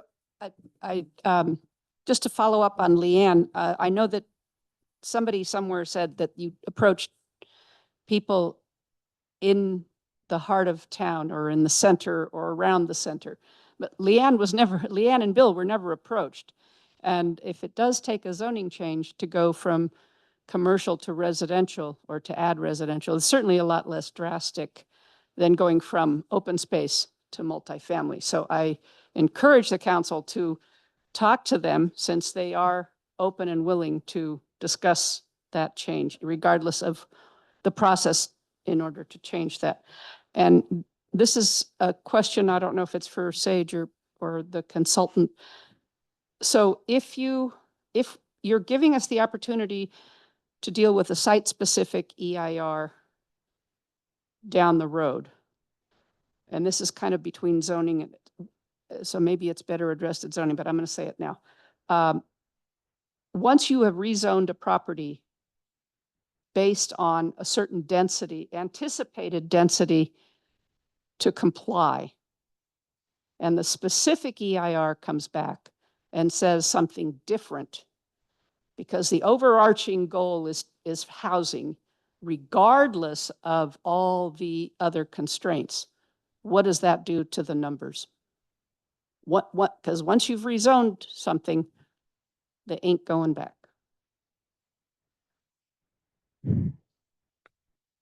Evan, you want to take that one? Maybe, yeah. I mean, you can answer it later, but No, I'm no, just it's not concerned. Elliot. We'll give Yeah, them a I'm just minute. concerned because We're going to you're try to basing answer your questions. So many here, so many. And if the specific, you're saying we have another opportunity, what if the specific EIR comes Well, back? I think what we're trying to do is interpret your question and get an answer. Okay. And it doesn't have to be now, so I just. No, we'd like to give an answer. Go ahead. I want to make, I think I understand the question. I just want to make sure I understand the question. So we can figure out who at the table should answer. Okay. I think what you're asking is if you zone something for 20 units per acre and a project comes forward and there are effects that can't be mitigated, or there are geological constraints on the property that mean you can't get 20 units, do you automatically get 20 units? The short answer to that question is no, And you they don't. say, no, you can only do, or you can't get sewer and you can only do 10. So what does that do to your RENA numbers? The short answer to your question is that the fact that it's zoned for 20 acres doesn't mean, or excuse me, zoned for 20 units doesn't necessarily mean you're always going to get 20 units for exactly those reasons. There may be geologic constraints, there may be CEQA issues that can't be addressed. All of that gets looked at a project level. So this is indicating what the maximum zoning on a lot can be, not what the actual project on the ground may look like at the end. Okay. But then I think the second part of the question is, what does that do to your numbers? I'm going to presume you mean the RENA plan. If a property comes in under what's in the RENA plan, then we have to find replacement sites. Okay. And if you're going to talk about infill and ADUs, I think we need to get creative here and think about, maybe increase the size if they're like duplexes. And so you now have 2 studio apartments, whatever you call houses, in one building. And so if you're going to move forward with the infill ADU, I think we need to have a broader discussion about the actual building type and maybe by that number by that method, increase the number. Okay, I think we at the staff table agree with you that we should absolutely have the broader discussion okay. and be creative and do it through the AD ordinance process. Okay, Yes. All right, thank you, Thalia.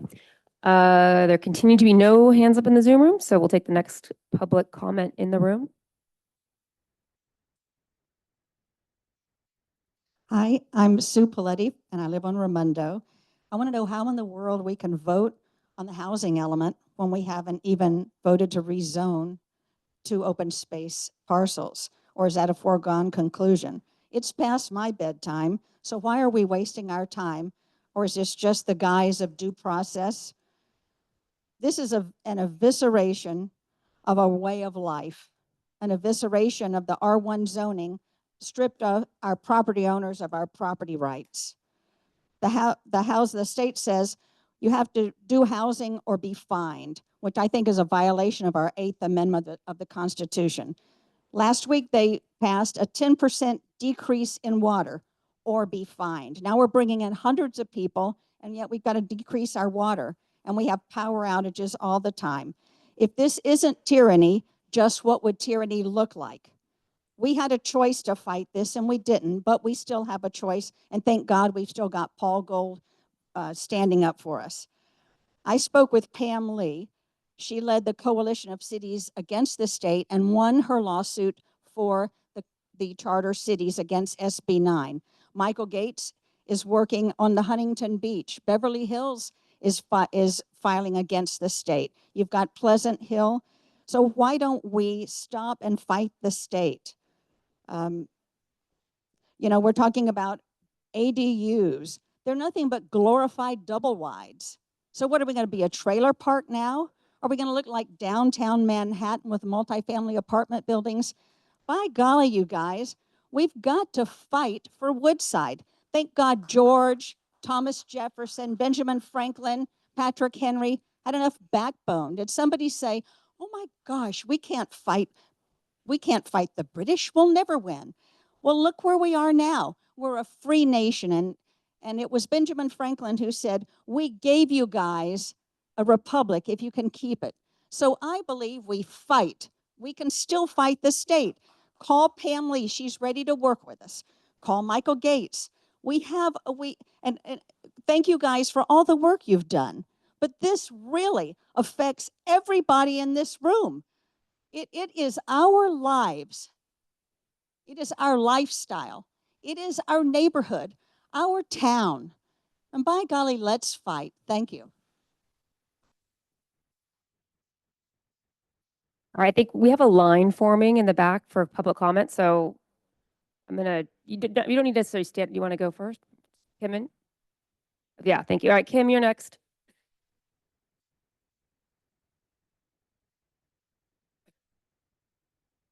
Hi, Kim Hansen again.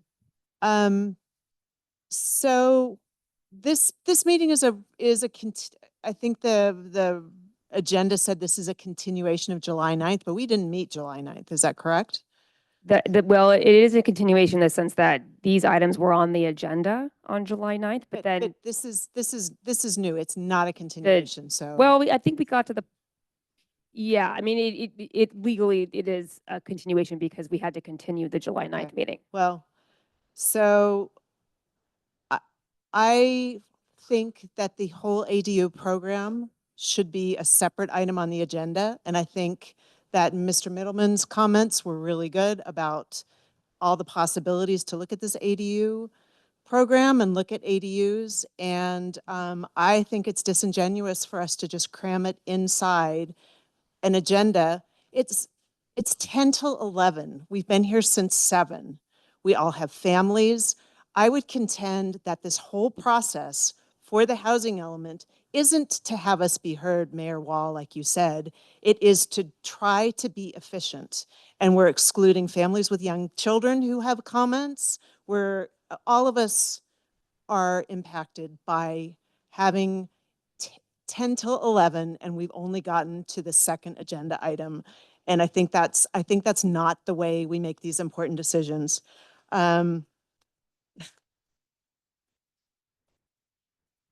And the other thing I would have to say is some of the language that we're talking about, some of this language is really squishy. Like we're going to have a statement of preferences instead of a condition.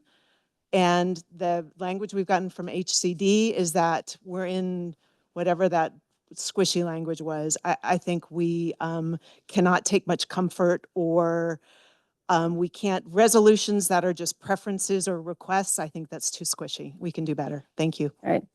Thank you, Kim. I mean, look, we're trying to thread a few needles here. Our town council meetings, they happen at 7 o'clock in the evening. You know, I'm glad that we're able to offer Zoom attendance because I think that does make it easier. I mean, look, I have a family, I've got young kids at home. But okay, go on, Kim, I'm going to respond to your comments. And yeah, I mean, we are taking the time to hear an incredible amount of public comment. And we really appreciate those of you that are here in the room and really appreciate those of you that are on the Zoom. And we really do listen and take into account all of the public comment.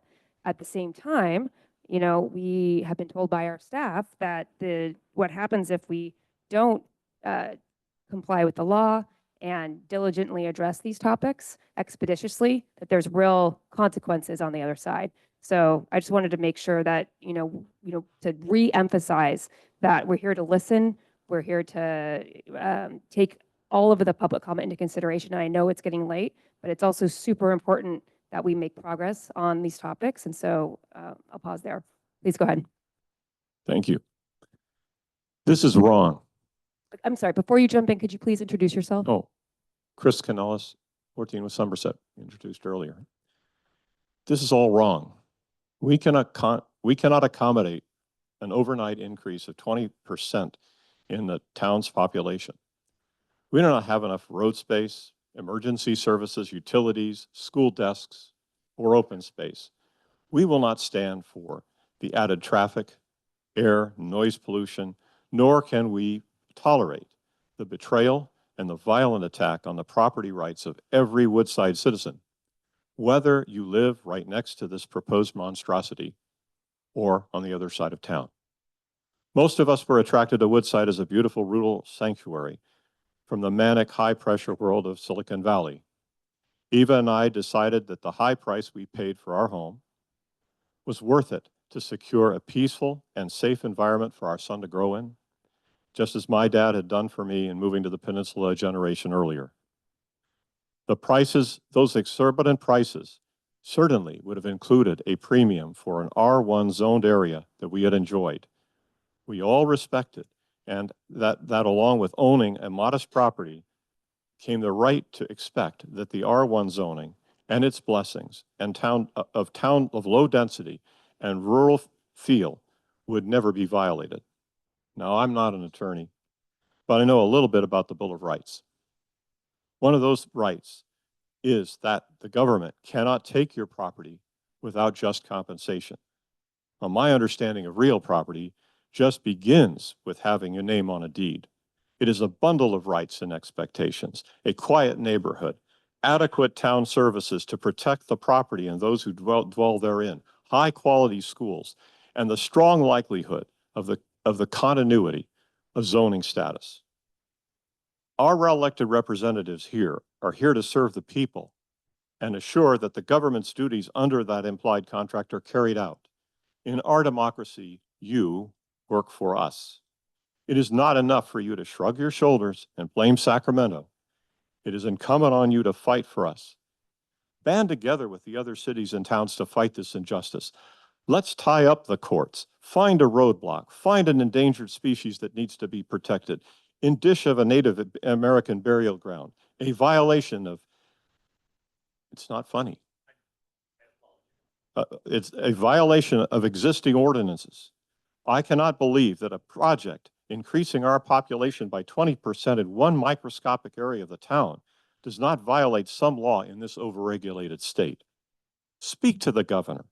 Tell him he's already doing a good job on the housing shortage with his policies that are driving so many people out of the state.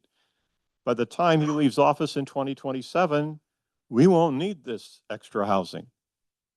Take your case all the way to the Supreme Court, where there are a few folks who respect the property rights of individuals and would be sympathetic to this cause. This is simply not acceptable to the good residents of Woodside. We all need to come together, all of us, and fight this thing. Or there may come a day when a child over at the 5-story Woodside Elementary School, and we haven't said the word school tonight at all. I hope you folks are thinking about that school. That child is going to ask how the cement jungle of the town that she lives in ever got the name Woodside. Thank you. We need a vote. We need to vote out. We need to vote out the California legislature that's created this mess. And frankly, we need a promise from this council that we will reject the future projects that come down the line that are violating our R1 zoning and all of our property rights and this beautiful town of Woodside that we love and we've lived in, we've fought for all these many years. Thank you for your Thank you. Thank you Before for you your step down, I'd like to apologize. Chris, it's okay. No, No it's worth, there's reason behind it, and I apologize because we've all led this. When Councilmember Brown was the mayor of Woodside and the state was cramming SB 9 down our throats, which allowed ministerial lot splits, and we were all quite upset about it. Most of this council, some of you guys weren't on it, there was a provision that said if you have a protected species, our consultant's gone, or an endangered species or a federally listed species, that SB 9 would not apply. All of Woodside is considered California mountain lion habitat, and it is a federally listed species. And the staff rightly reached out to the state of California for clarification on that.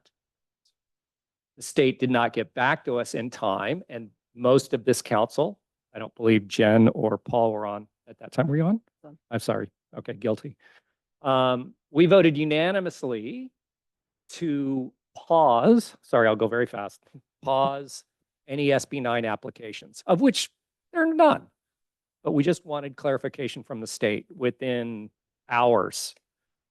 The Attorney General, Scott Wiener, you name it, they were all coming after us. And we were fielding phone calls from the national press, the local press, and the international press.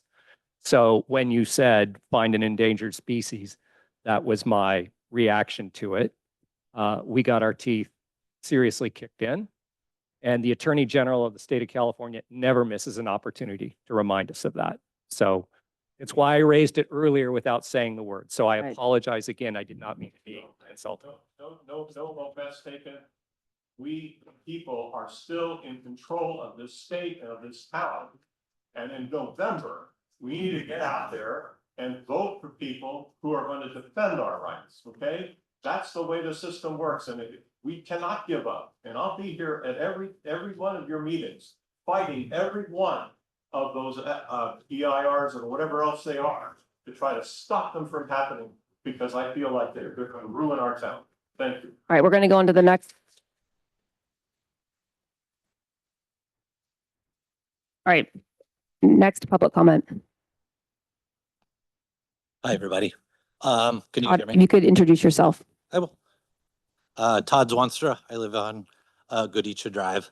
First of all, I understand the super hard process that you guys are going through with this, and having to find these units is pretty hard.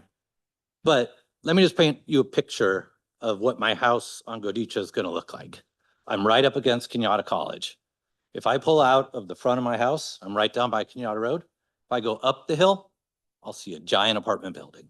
If I go down to Kenyatta, just past Chris's house, if I turn one way, giant apartment building. Other way, giant apartment building. If I cut through the college, another giant apartment building. All of it just around my house. It's really frustrating. I know you have to find places to put it, but to say you're going to put them all just in one corner of the town that you guys probably don't drive through very often is really, really unfair to the people that live there, whether it's safety, whether it's crowdedness, whether it's property values getting trashed because they're going to put student housing right up above my house. It's really, I feel like those people against this guy. And you guys have all sat down and just decided, screw those people that live over there. I don't drive through there. And it's really unfair. Then to hear that you're gonna raise the height limits on everything, and then this nice lady who owns a lot of beautiful property downtown comes to you and says, why didn't you talk to me? And you say, it's gonna be too tall. It's really, it's, Let me stay downtown. yeah, like, it's just really unfair that you have shoved everything right over where we live. I get what you guys have to do. Look, I get Kenyatta College has got to be, it's a big piece of land. It's got to be part of the solution. The whole solution isn't to put it where you guys don't go. And it's totally unfair, right? And I implore you, you're going to vote how you're going to vote. I can already see 4 versus 1. I don't even know if I'm going to stay. It's not fair. It's not fair to people who live in Woodside, right? It might be fair to 80%. It's a town. You guys represent the town, not your district. Spread it out. Thank you. Thank you, Todd. Steve, before you get a second bite of the apple, I'm gonna go to the gentleman in the back who's got his hand raised, since he hasn't had an opportunity to Just- go yet. Just comment on that last comment. I drew a rectangle around. Wait, three Steve, no, sites in seriously, our I part think, of Steve, town. I'm gonna go to the guy over here because he hasn't had a chance yet. Mr. Bill, if you could, My name's Bill Gilbert. I'm the other half. Just a few ideas. Do SROs, single residential occupancies, fulfill any of these mandates? so, yep. Or rest homes where you put old people? All right, great question. I'm gonna turn that over to Sage to provide an answer. No, they need to be, it's same with like dormitory housing for college. They need to be, separated units. Well, Those fulfill different requirements They are separate under, units. Yes. for an, Single residence occupancies. They have a kitchen or a common kitchen. they would just be, yes, they would be apartment units. Would that fulfill the mandate? Or would rest homes? I'm giving just some ideas. There are, separated units could be counted towards the RENA numbers. There are multiple other items that need to create the housing element plan for approval. You've got Village Hill across the street here. You could probably put 50 or 100 old people units like me, then they could walk to the bar, the restaurants. But I mean, you'd knock out a lot of units. I'm just thinking of the angles to beat these crackpots. So that's all I got to Yeah, say. and I appreciate your comment. We went through the sites that are on our current housing element have been on there for a long time. We've been through this process of brainstorming and thinking about what all of our options are, and would they meet the requirement of needing to get have a reasonable chance of being developed during this housing cycle. So we've been here. We did a ton of work to try to figure out what sites are even possible to be on this housing element. So I'm trying to make the point that we already had the brainstorming. Also, like up on Skyline, I know the shopping center up there, they wanted a motel once. I mean, you can have a motel that's a permanent residence and have multiple units. And I don't think that shopping center up there is that heavily used. So I think there's some things you can do here. All right, Just thank an you. idea. All right, there's no hands in the Zoom room. I'm not seeing any other people lining up for public comment. All right, one more public comment. Pat Delgavio, and I just have one comment. We were not a part of that 10 projects that you evaluated. We don't even know what they were. So when people are coming up with great ideas and you're all saying, well, you've been there and you've been busy and you've done, we haven't. And we had 33 people on our list. Of the 33, not any one could tell us what they were, what this evaluation was. What were they? Could you share it with us and make us happy and feel like we are being heard? Because we don't feel it. Sound good? So maybe not right this second, but it might take you a second. I think we do have a list of every potential site we looked at from a year or two It was an ago. inventory. Remember an See? inventory. I'm looking at the staff because they would But be the if ones you're who. even confused about it. No, No, not confused at all. I just don't have it. Not confused at all. Okay. But the staff might know whether they could readily pull up the inventory list. Because there's a request to see it, and I think it's fair that you see everything we looked at. Do you have that list? Because I can give you most of it. I mean, it's before my time. I'd have to dig that up. and Okay. figure out what was- All right, so starting at well, no, you're asking and you're pretending like there wasn't. No, you don't have to, but we looked at the family farm as a potential site for multifamily housing. They said no. We looked at an equestrian property that was interested in putting in a lot of low-income workforce housing. Wouldn't work. She did all of her research on it. We had plenty of meetings with the planning director at the time, and she decided against doing it. Stanford. We, the town manager and I had at least 2 in-person meetings with Stanford University looking at the Christmas tree farm and could the town annex that and build on it. We looked at the property that fronts 280 below the park and ride at Sand Hill Road, of which, again, open space. Would Stanford allow us to rezone that and put in multifamily housing? That lasted for a hot second. We looked at doing a zoning overlay in the town center of doing 10 units per acre. We got our heads handed to us. And again, remember, through all of these things is the state requires that we prove that the sites are viable for development. And when you have people that you approach and say, we're considering doing a zoning overlay to 10 units per acre because we couldn't get to 20 without going vertical, we'll get to that. And they all say, we'll write a letter to the state saying over our dead body. Can't do it. Because the state will say, these letters say that that's not a viable option for building.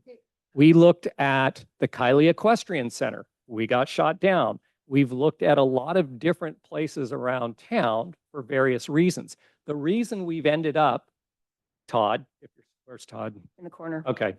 The reason we ended up where we are is we have a private property owner that has a parcel that he is willing to put multifamily on.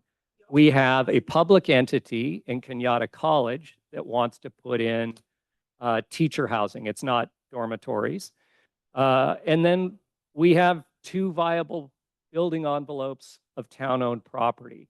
So how did we end up where we are? Through a lot of meetings, conversations, research, map work.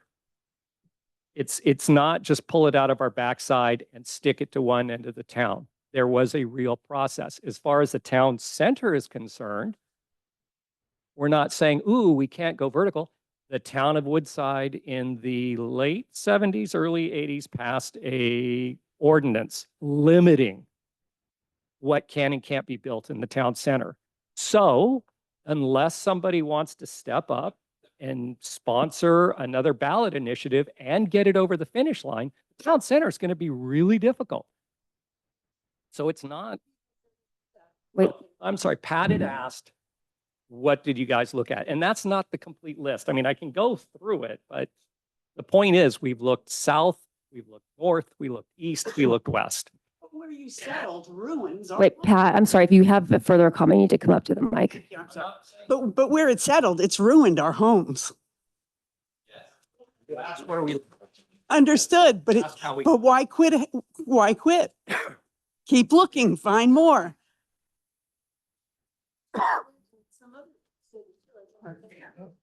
All right, I'm gonna do a respectful communication reminder.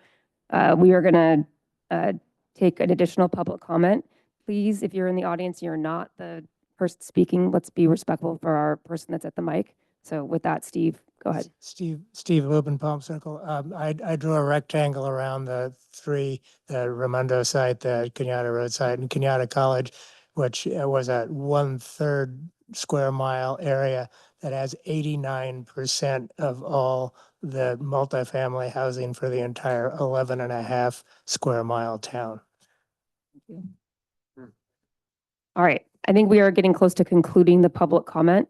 Davey, you have already had a chance to speak, but if you want to say something different, I had a question. It's because I don't understand something. There was a mention of a mid-cycle review. I understand that we have to pass this element with these sites. If in 4 years, we're making progress, say we're building 100 ADUs a year. It's 2 years. 2 years, okay. In 2 years, we're building 100 ADUs a year, or somehow another property comes up. Can the element change at that point? the short answer is yes. Great. So All right. then we can continue working after passing this element. All right, thank you. All right, we're gonna move on to the next part, which is the council member deliberations on the housing element. I'm gonna continue the tradition of looking over to Councilmember Domkowski first. Okay, thanks, Mayor. So can I just get a clarification? I'm commenting on the ADU change and then the housing element in general Yeah, so we are commenting on the housing element, and part of that is the is the ADU program. The ADU is separate. No, the ADU, it's just all part of the housing element. The ADU program is a key part of our housing element, and we're voting on the housing element. Okay. Thank you. So I'm okay, actually, conceptually on the ADU expansion language. It is aggressive, I get it, but relative to everything else we face, and the fact that the state is saying they're willing to allow us to take a shot on goal for that for AFFH requirements, it's just sort of good relative to alternatives. Some ways it's a lot like SB 9, which we were all in shock over, but now looking back on it, we have a lot of land and, lot splits don't look so bad anymore. So it's all just on a relative basis, but I'm okay with it. We're really allowing people to build family compounds at some level too. And I appreciate the sprawl comment, but I thought Councilmember Fluid's comments about infrastructure and sewer access really are going to limit some aspects of that concern. Sort of lost this thread a little bit, but let me come back to it. We have these two town-owned sites, and as has been pointed out to me repeatedly by residents, probably their only defining quality is that they're town-owned and that we can control them and develop them the way we see fit. And I, by the way, I have every confidence that we actually will deliver on our goals of the housing cycle, and I'm just looking to get there the best way we can. I will reiterate what I've told people in many one-on-ones and group meetings is that there is not going to be a David versus Goliath moment. That's very rare that David wins. That's why it's biblical when it happens, right? So we are just looking to get the best outcome we can, and I'm very focused on having a strong preference for the development of owned housing as the right way forward for us. And I think it's also a way that maybe we'll have a good shared vision with some of the citizens that have deep concerns about what could be built there.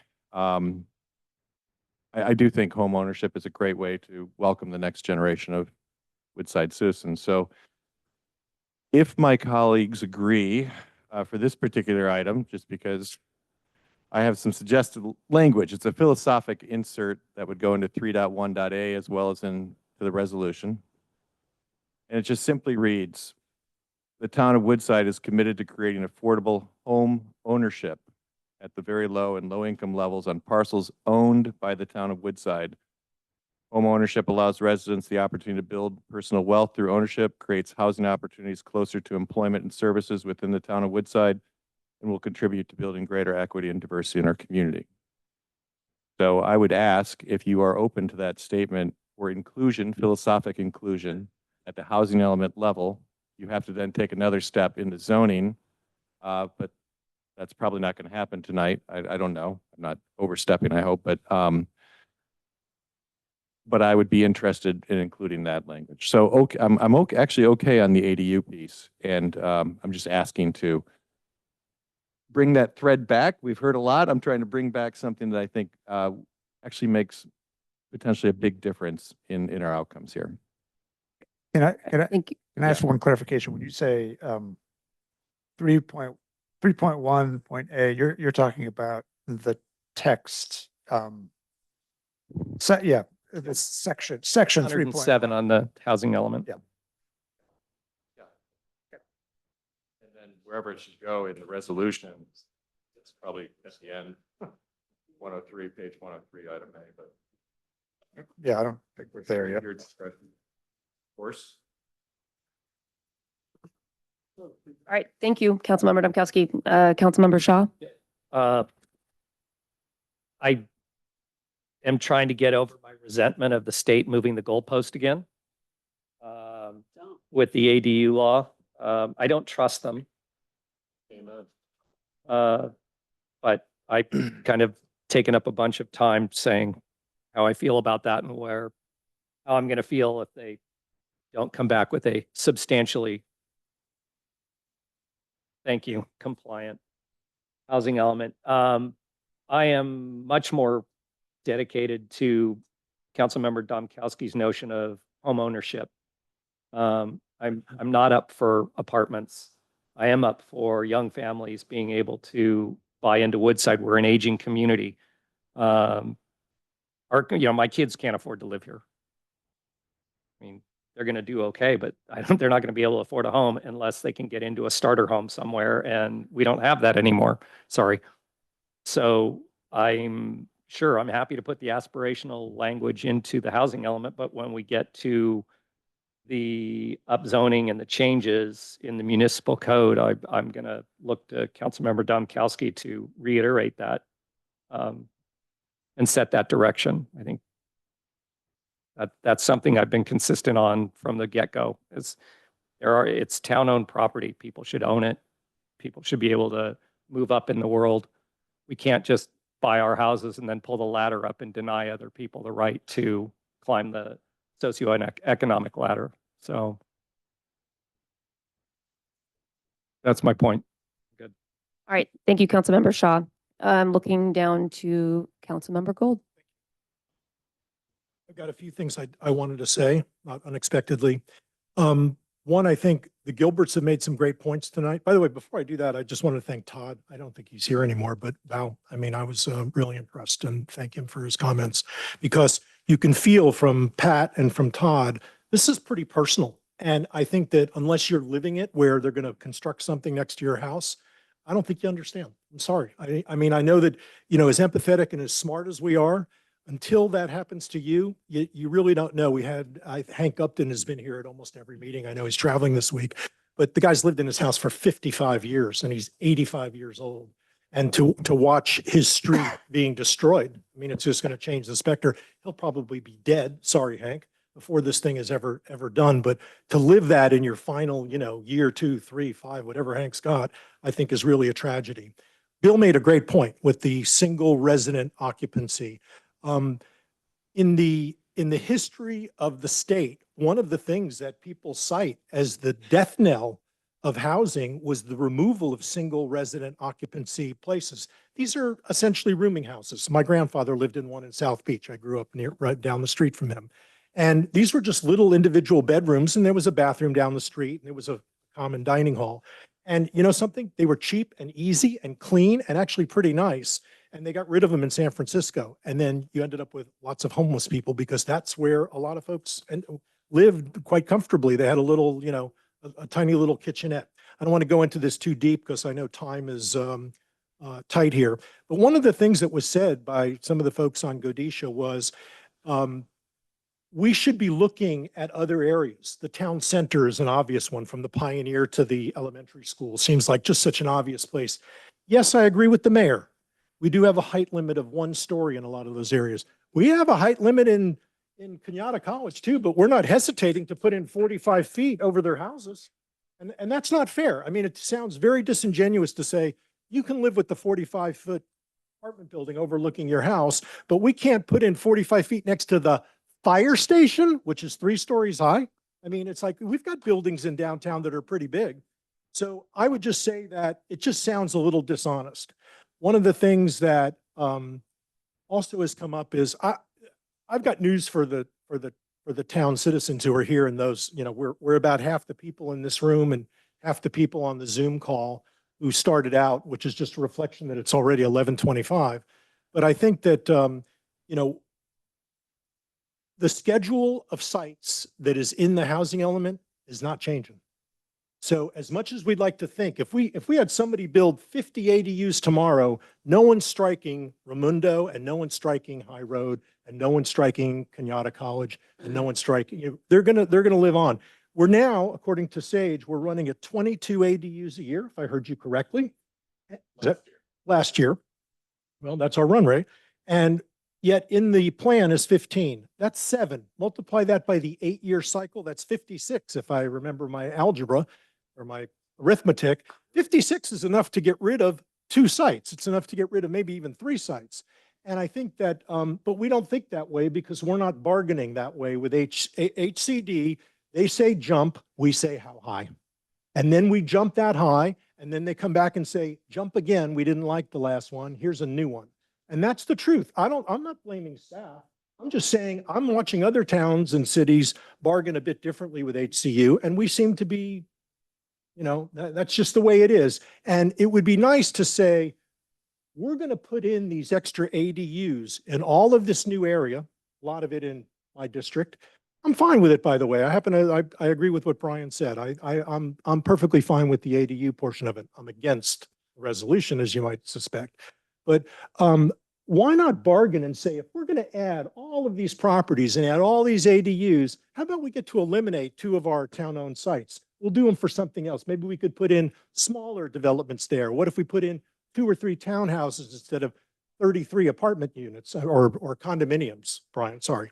And do something like that. It's just not, you know, I bargained for a living in my career. I know some of you have as well. And it's just, we don't give ground without taking some. And I think that it would be nice to have that. And I know HCD is omnipresent and omnipotent, really, and they can pretty much do what they want. I did want to mention another thing. By the way, congratulations thank you to Sarah Harper for putting out this from the town staff, for putting out this memorandum of how draft 5 changed literally line by line. It would have been nice if we had this after draft 2 and draft 3 and draft 4. We got nothing but a red line on the town's website. And plus 20 seconds of Kevin giving us an update on the town manager's report at our meetings. We didn't get any of this in advance. This is the first time we've ever had it in advance since January 31st, 2023. This is the first time we've had a chance to comment on it. We've never had that before. We just see you guys work it out and then throw up the red line and we have to sort of figure it out. This is the way it's supposed to be done. I'm all for transparency. I'm all for this debate. I'm all for going on record. I did want to mention something else, which won't surprise you. We keep hearing about this terrible thing, the builder's remedy. My God, it just has such this really evil connotation. And the fines we're going to get. Oh my God, we're going to have to stop building roads because all these fines we're going to have. So let's talk about the builder's remedy for a minute, because the only thing we hear, the only counter argument to all these, they're not saying the projects are wonderful and they're going to be terrific. They're saying the projects stink, but builder's remedy and fines. That's really the only counter argument. So I did some research into the builder's remedy, some of it through the folks here who were kind enough to send me. And actually I got a videotape today or a video link today, which was pretty good. So I wanted to talk about it. As I said, it's the only argument. The builder's remedy is serious and consequential, but it's not a nuclear winter. The sky won't go dark. Our town won't collapse. As of today, we have been exposed to the builder's remedy for 2 years. We've been not out of compliance for 2 years. I just asked the town attorney about that. Yet, I can't help but notice there's not a line of builders lined up at town hall seeking a remedy. There's a good reason for that, and I'm going to go into that in just a second. Last month, by the way, there's 300 cities in California. It's very hard to get current data. My data is admittedly, one of them is 60 days old, one of them is about 70 days old. but the data is just not published anywhere. But out of 300 cities, there's only been 150 builders remedy applications statewide. 150. That's like one for every 2 cities.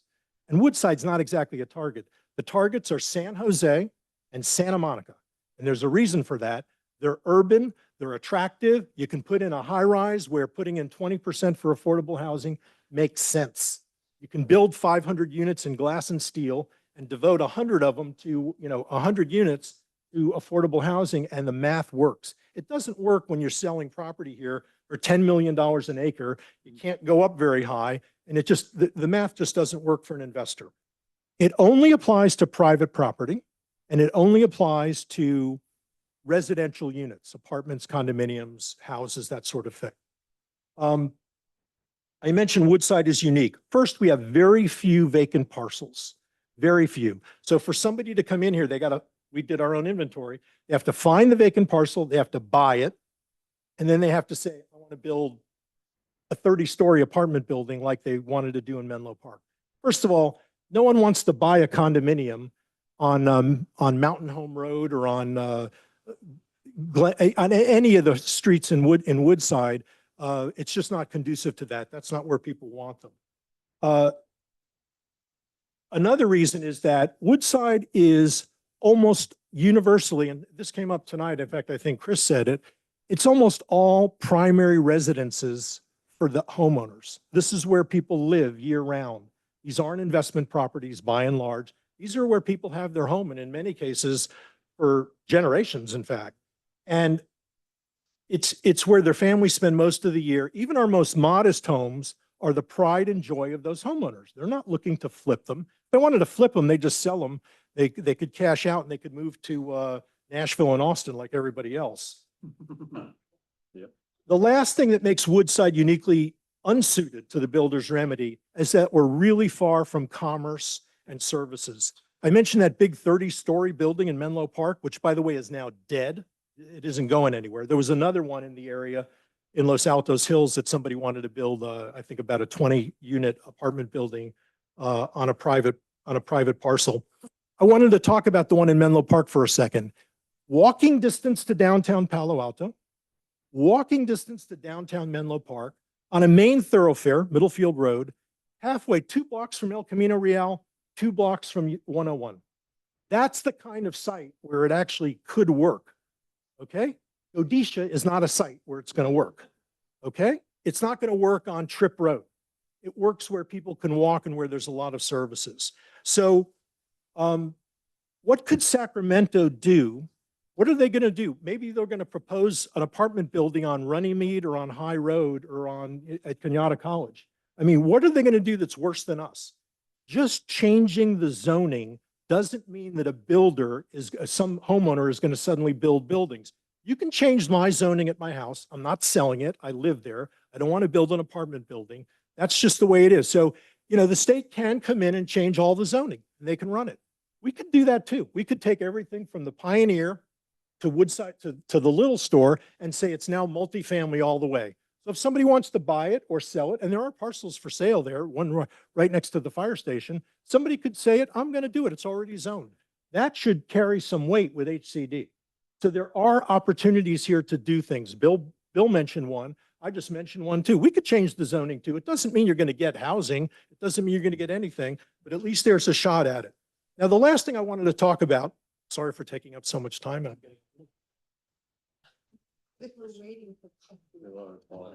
There is a threat of fines, and that's a real threat. $10,000 a month, nothing to sneeze at. But $10,000 a month is what the state can do. By the way, that's until you have an approved housing element. So we may, first of all, I'm not aware of a single city or town that has had that fine imposed. If there is, you can tell me and correct me. I would stand correct. Well, okay. But my point is they have not imposed this fine on anybody that I'm aware of. So it sounds like a bit of I'm not daring them to do it. Believe me, I want to be careful with what I say, but there's a chance of that happening. But let me tell you what's a certainty is going to happen. The neighbors are going to sue when these projects get going. $10,000 a month, our legal bills are going to be $10,000 a week to defend these cases. So there's a certainty of some cost. It's not free to pass this housing element and then just say, well, the state's going to leave us alone. The state may leave us alone. They're not going to leave us alone. They're going to sue us, and it's not going to be $10,000 a month. So I'm not saying, look, I think it's serious. I don't want to pay $10,000 a month, but I'd rather be at conflict with Sacramento than at conflict with my own neighbors. The last thing that I want to say, Dennis taking a sigh of relief here, is that we have seen other cities and towns challenging this. The Senate bill that allowed the subdivisions of individual parcels has recently been ruled unconstitutional for charter cities. Okay, it wouldn't surprise me if a lot of these regulations, because this video, and I hope we actually share it with the citizens that we were watching this afternoon, where other people, this was in the San Diego area, were speaking about how HCD used to give us guidance on RENA. RENA was a guidance number. Now it's a target and it's Damocles sword. And if you don't do it, they're going to come down hard on you. And now it's a penalty. If you do this or else. And the mayor of Solana Beach, who I used to live near there, who said it so eloquently, so perfectly, I thought, said this is transition from a real penalty that they're wielding like a cleaver instead of guidance for us to get more housing. And we all want more housing. But I think that, the point that I'm trying to make here is that these regulations may be ruled unconstitutional, or some judge may throw them out next year or the year after. But we're going to have new zoning. That ain't going away. We're going to change our general plan. That's not going away. So we're making all these permanent changes for something that may be very temporary. All of these things, our state is now shrinking. It was growing before. We're shrinking. We're losing population. Interest rates are high. Housing costs are really, really high. Nobody's making the RENA number. Nobody is making the RENA number. The RENA number is 3x our best year we've ever had in the state of California. And that was in the 80s and the 60s when the population was growing 1 million people during a cycle. That's not true anymore. And so no one's going to make their number. We're supposed to be doing 300,000 units a year. My fellow council members have heard me say this ad nauseum for the last 6 months. 300,000 units a year is what the statewide number is. You know how many we built last year? 75,000. You know how many we built this year? Last year? 70,000. We're running a little behind. So now in our best years in the state, we've done 150,000, our very best years. They want us to do 300,000 every year for 8 straight years. It ain't happening. We're only 450,000 behind after 2 years. And those numbers get stacked on to the end. So sorry for the actually, I'm not sorry for the long rant. I enjoy this. But I just think, but I do want to just say, I'm voting no on this housing element, which won't surprise you. I do support the ADU thing, but I think that why don't we have some trade-offs with them? If we're going to add all these parcels in our town that are going to do it, hey, we should be able to take something off the table too. We're adding a whole lot of ADU units here. Why can't we do those things? Why can't we take care of them? And we just don't do it. We throw up our hands and say, well, it's 1 story in downtown and we can't do anything. We've got people right here who are willing to do it. You've got major property owners who say they'll do it. I've said enough. Thank you. Thank you, Mayor. Appreciate the. Yeah.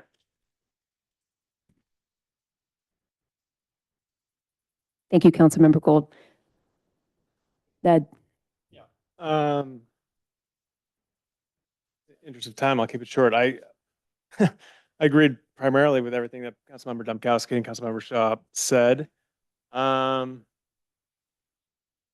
guess the only thing, I see approval of this plan, I see approval of this plan tonight as the first step to us actually regaining local control. Because if we don't approve this plan tonight, I disagree wholeheartedly with Councilmember Gold that nothing's going to happen to us and we're free and clear. Say that. And that we can handle any penalties that come our way and we can handle anything that Sacramento. So I fully disagree with that. But if we approve this plan tonight, then we get to start to look at the projects themselves. We get to do CEQA review of these projects. We get the staff to look at these projects. Town council gets to look at these projects. We get resident input on these projects. When we look at the when we look at the town-owned sites, the town gets complete control over their sites, all the way down to what developer we choose. But here's the thing, if we don't approve it, the state could literally come in and take over our planning department. I'm not talking about the builder's remedy yet, but that is not a future I was elected to deliver to this town. And yeah, I represent the people in this room. I represent the people in my district. And if I go back to my district and say, yeah, we just decided to fight Sacramento and stick it to them, and we lost our planning department, I can't deliver that kind of message. I'm sorry. So no, I cannot advocate for essentially knowingly violate the laws of California while I'm an elected official. So, and the faster we get through this element, the faster we regain our control over these projects. But if we continue to delay, we lose. Simple as that. And the idea that our staff has not been negotiating or fighting with HCD is patently wrong. From my understanding, they have daily, if not weekly, calls with HCD. This is a constant conversation. I know at least the four of us have all had meetings with State Senator Becker, State Rep Berman, State Representative Evan Lowe was in our town hall 2 weeks ago. I spoke to him about it. I don't know if anyone else did. But we have been, at least the four of us, have been talking to our elected reps, have been fighting for this town in the way that actually works, which is talking to the people who have power. I say that because these are the things, I'm sorry, I say this because these are the things you don't see. You don't see the staff negotiating with HCD every day. You hear from one council member saying it's not happening. It's happening. You think there's no fighting happening? We have all spoken to our elected reps and told them what we need. We've written letters. These council members have. It's more than just speeches. We have actually fought for this town in a way that matters, but breaking the law is not a way to fight for this town. Doing what we need to do to move forward and regain local control is. So I approve. All right, I have, Councilmember Shaw, you have one last Very quick question. question for staff. So the one thing that we're in control of are the town-owned sites. If for whatever reason, RENA implodes, right? And Paul, you're 100% right. And you've forwarded around a couple of articles that articulate that wonderfully. It's never going to happen. We have that optionality. Either A, if the whole thing implodes and it's back to square one with the entire state housing, or B, we get 472 ADUs built in the next 2 years. We can choose not to do anything with town-owned property. We're not required, the state can't require us to build. They require us to come up with a plan or make the possibility of it. Is the question, when you say RENA implodes, does that mean that current housing element law as it's being implemented? Correct. I mean, you're asking me to speculate on what shape that takes. But if there's a change in the implementation at the state level, it says, never mind, or we're going to go back to, 1/6 the number that used to have. I guess I would answer it to say, yeah, I think if the rules change at the state level, then it feels to me like a lot of this is no longer relevant. So, I mean, you're asking me a hypothetical with so many variables that I'm not sure I can give you an answer without a whole lot of variables. Right? But no, I don't. I think the fact that we have a program that says we're going to develop a town-owned site means that, okay, well, we can never go back on that if circumstances. Okay, or somehow the height limitations get changed in town and we want to build on. The question was raised earlier about what happens if we don't meet a number somewhere else. And I said that we would have to find an alternative site. Right. The same thing So our would best apply. If, optionality. well, is so, finding alternative sites. yeah, so if we within have, the if we town. have a site that we can switch out and, keep the arena number, I think that's something that we can do. So a lot of the points that I agree with have already been made. So I'll just quickly run through those. I am okay with the expansion to the ADU program. I think, I don't anticipate this having a huge impact. And as Sage mentioned, we will be able to craft an ordinance to implement it down the road, and we can have lots of discussions about whether we want to limit it to total floor area and setbacks and all of that. So I'm confident that we can together craft an ADU ordinance that'll work for the town of Woodside. On the sites, look, there's no scenario where we make everybody happy. And, I think with all of the research that was done, all of the brainstorming, all of the work, I think this cycle is the best that we're going to do.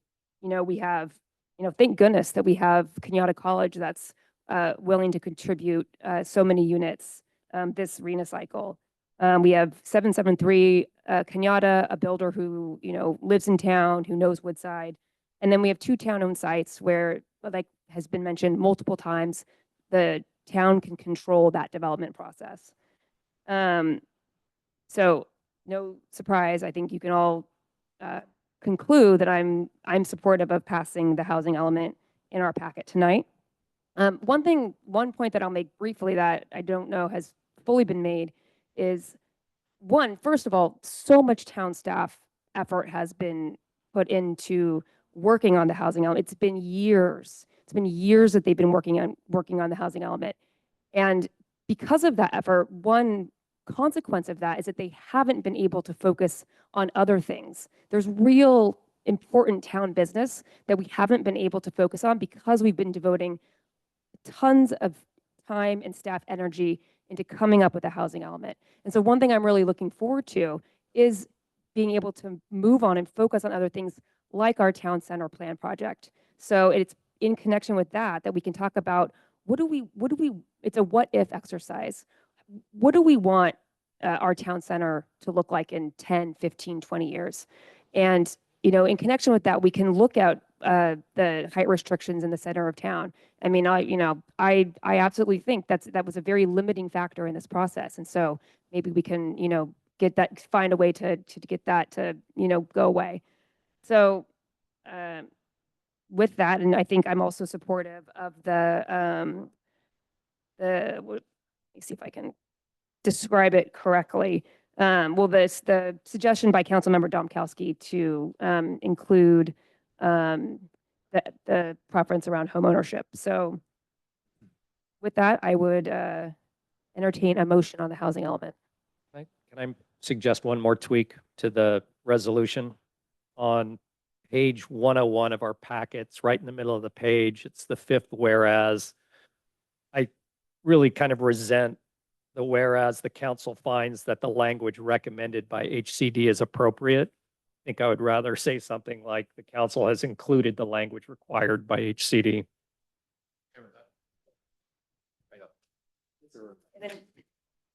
Or maybe a question for staff. Do you already have, do you need any more direction on the suggestion made by Councilmember Domkowski? No, okay.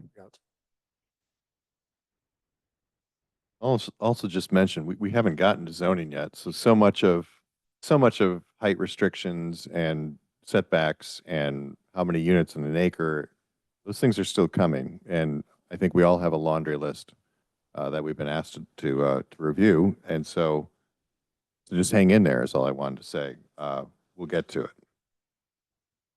All right. Is there a motion on the housing element? I move to approve resolution formally adopting the cycle 6 housing element with the additional language from Councilmember Domkowski and the revisions from Councilmember Shaw. Second. Councilmember Brown is recused. Councilmember Domkowski, Yes. Councilmember Fluid, Yes. Councilmember Gold, Councilmember Shaw, Yes. Mayor Wall. Yes. Motion passes 4 yeses, 1 no, 1 recusal. Okay, I'm looking at the clock. It's 1:45, and I'm looking up and down to my fellow council members. I was gonna propose we pause. They're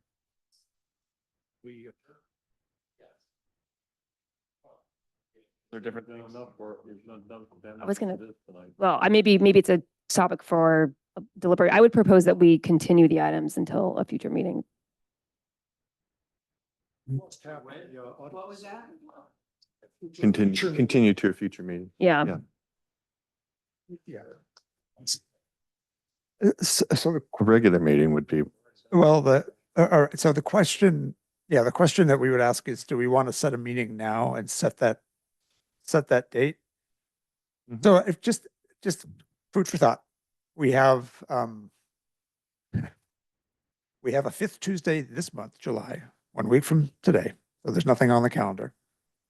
We would normally have a legislative break in August. And I know key staff and council members may be taking time away in August for the two meetings, the two meeting dates. And then our next regularly scheduled meeting would be second Tuesday in September. Question for you, Kevin. So my understanding is that it can't be a special meeting where we look at the rezonings. We can introduce at a special meeting, you can't adopt a special meeting. So if you did a special, so if you did a special meeting in 1 week. Yeah, so that is an option. You could continue for 1 week and you could introduce ordinances. But So I guess maybe the first question is, would the council be available a week from tonight to? I am, but I don't know if I fully understood that. So if we met, we could actually. You could take action. Yes. Because it's a continuation from a regular scheduled meeting. No. No, because it's You can take action because you can introduce an ordinance at a special meeting. I see. So the 30th would be a special meeting. Well, that's why I looked at it. Okay. I'm available on the 30th. I am not available on the 6th, 13th, or 20th. I have similar availability. I'm available on the 30th.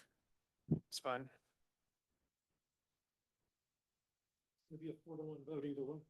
No, that's actually not appropriate at all. No, that's a very cynical comment. Like, no, I mean. And you're actually obligated to come in with an open mind. always. Yes. Yeah. No, just no. I mean, we are approaching this with open minds. We are doing so much. Don't go down that road. No, but I really take issue with the comment that it's just absolutely not true. On for his valid vote, which is just as valid as yours, okay? You should. My reaction, Paul, was saying it's not going to matter what I say anyways, but you spent that's my 15 question. minutes saying, I'm so available. that's what you were being asked. Yes, I'm available. Yes. Okay. Do we need a motion or can we just okay, so I would make a motion to continue the meeting until Tuesday, July 30th, where we would reconvene and continue on the agenda as it's articulated in the packet. Would that be a 7 a.m. meeting as well? 7 p.m. 7 p.m., sorry, 7 a.m. Yeah, I believe so. Yep, 7 p.m. Thank you. Second. Okay, before we take the vote, there's been a request for public comment on this motion. Hold on. If you have public comment, you can approach the microphone and introduce yourself. Married to Pat Delgavia, who's obviously very upset about. For the people on the Zoom, you need to speak into the mic so everybody can hear Thank you. Walter Cook, husband to Pat Delgavio, who is obviously very upset about what's going on. We've been waiting 5 hours to address the town council. Nobody has asked, are we going to be available a week from tonight to be here? We will not be, and we have a lot to say, and we've been waiting patiently. And I think respectfully, I would ask the town council to ask all the people here who have been waiting 5 hours to address the town council are available in 1 week. Please, thank you. Yeah, so I mean, thank you for your comments. That's an impossible request. I think there's lots of different ways that you can have your comments heard. The agenda is available. It's going to be the same agenda. Obviously, we've already passed motions on the EIR and the housing element, but the rest of the agenda is going to remain unchanged. The packet will remain unchanged. So you can submit a letter, you can email the council, you can email individual council members, you can reach out to town staff. But there's no way that we can schedule meetings based on individual resident availability. September meeting day when you're. Pat, if you have public comment, you can come up to the mic. Wouldn't it be appropriate if your town is back from vacation to hold this until the beginning of September for the first meeting, instead of trying to cram it when people didn't know what was going on anyway, and we might all have a chance to catch up a little bit? Well, we're putting it to a motion and the council members are going to vote on that so they can take that into consideration. 4-1. Okay, we're going to close public comment. I don't know that we really need to deliberate on this one. So the motion's been made. Has it been seconded? Second. Councilmember Brown is recused. Councilmember Domkowski. Yes. Councilmember Fluid. Yes. Councilmember Gold. Nope. Councilmember Shaw. Yes. Mayor Wall. Yes. The motion passes 4 yeses, 1 no, 1 recusal. Okay, and procedurally, Kevin, can you just tell us how this will work? I imagine the meeting will be posted on the website and the agenda recirculated. Yes. Okay, thank you. All right, we are going to conclude this meeting by, we will still do the reports. Actually, yeah. I think I'm just trying to wrap my head around the procedure here. I think I do just need to call it because the agenda has been continued. So we're gonna.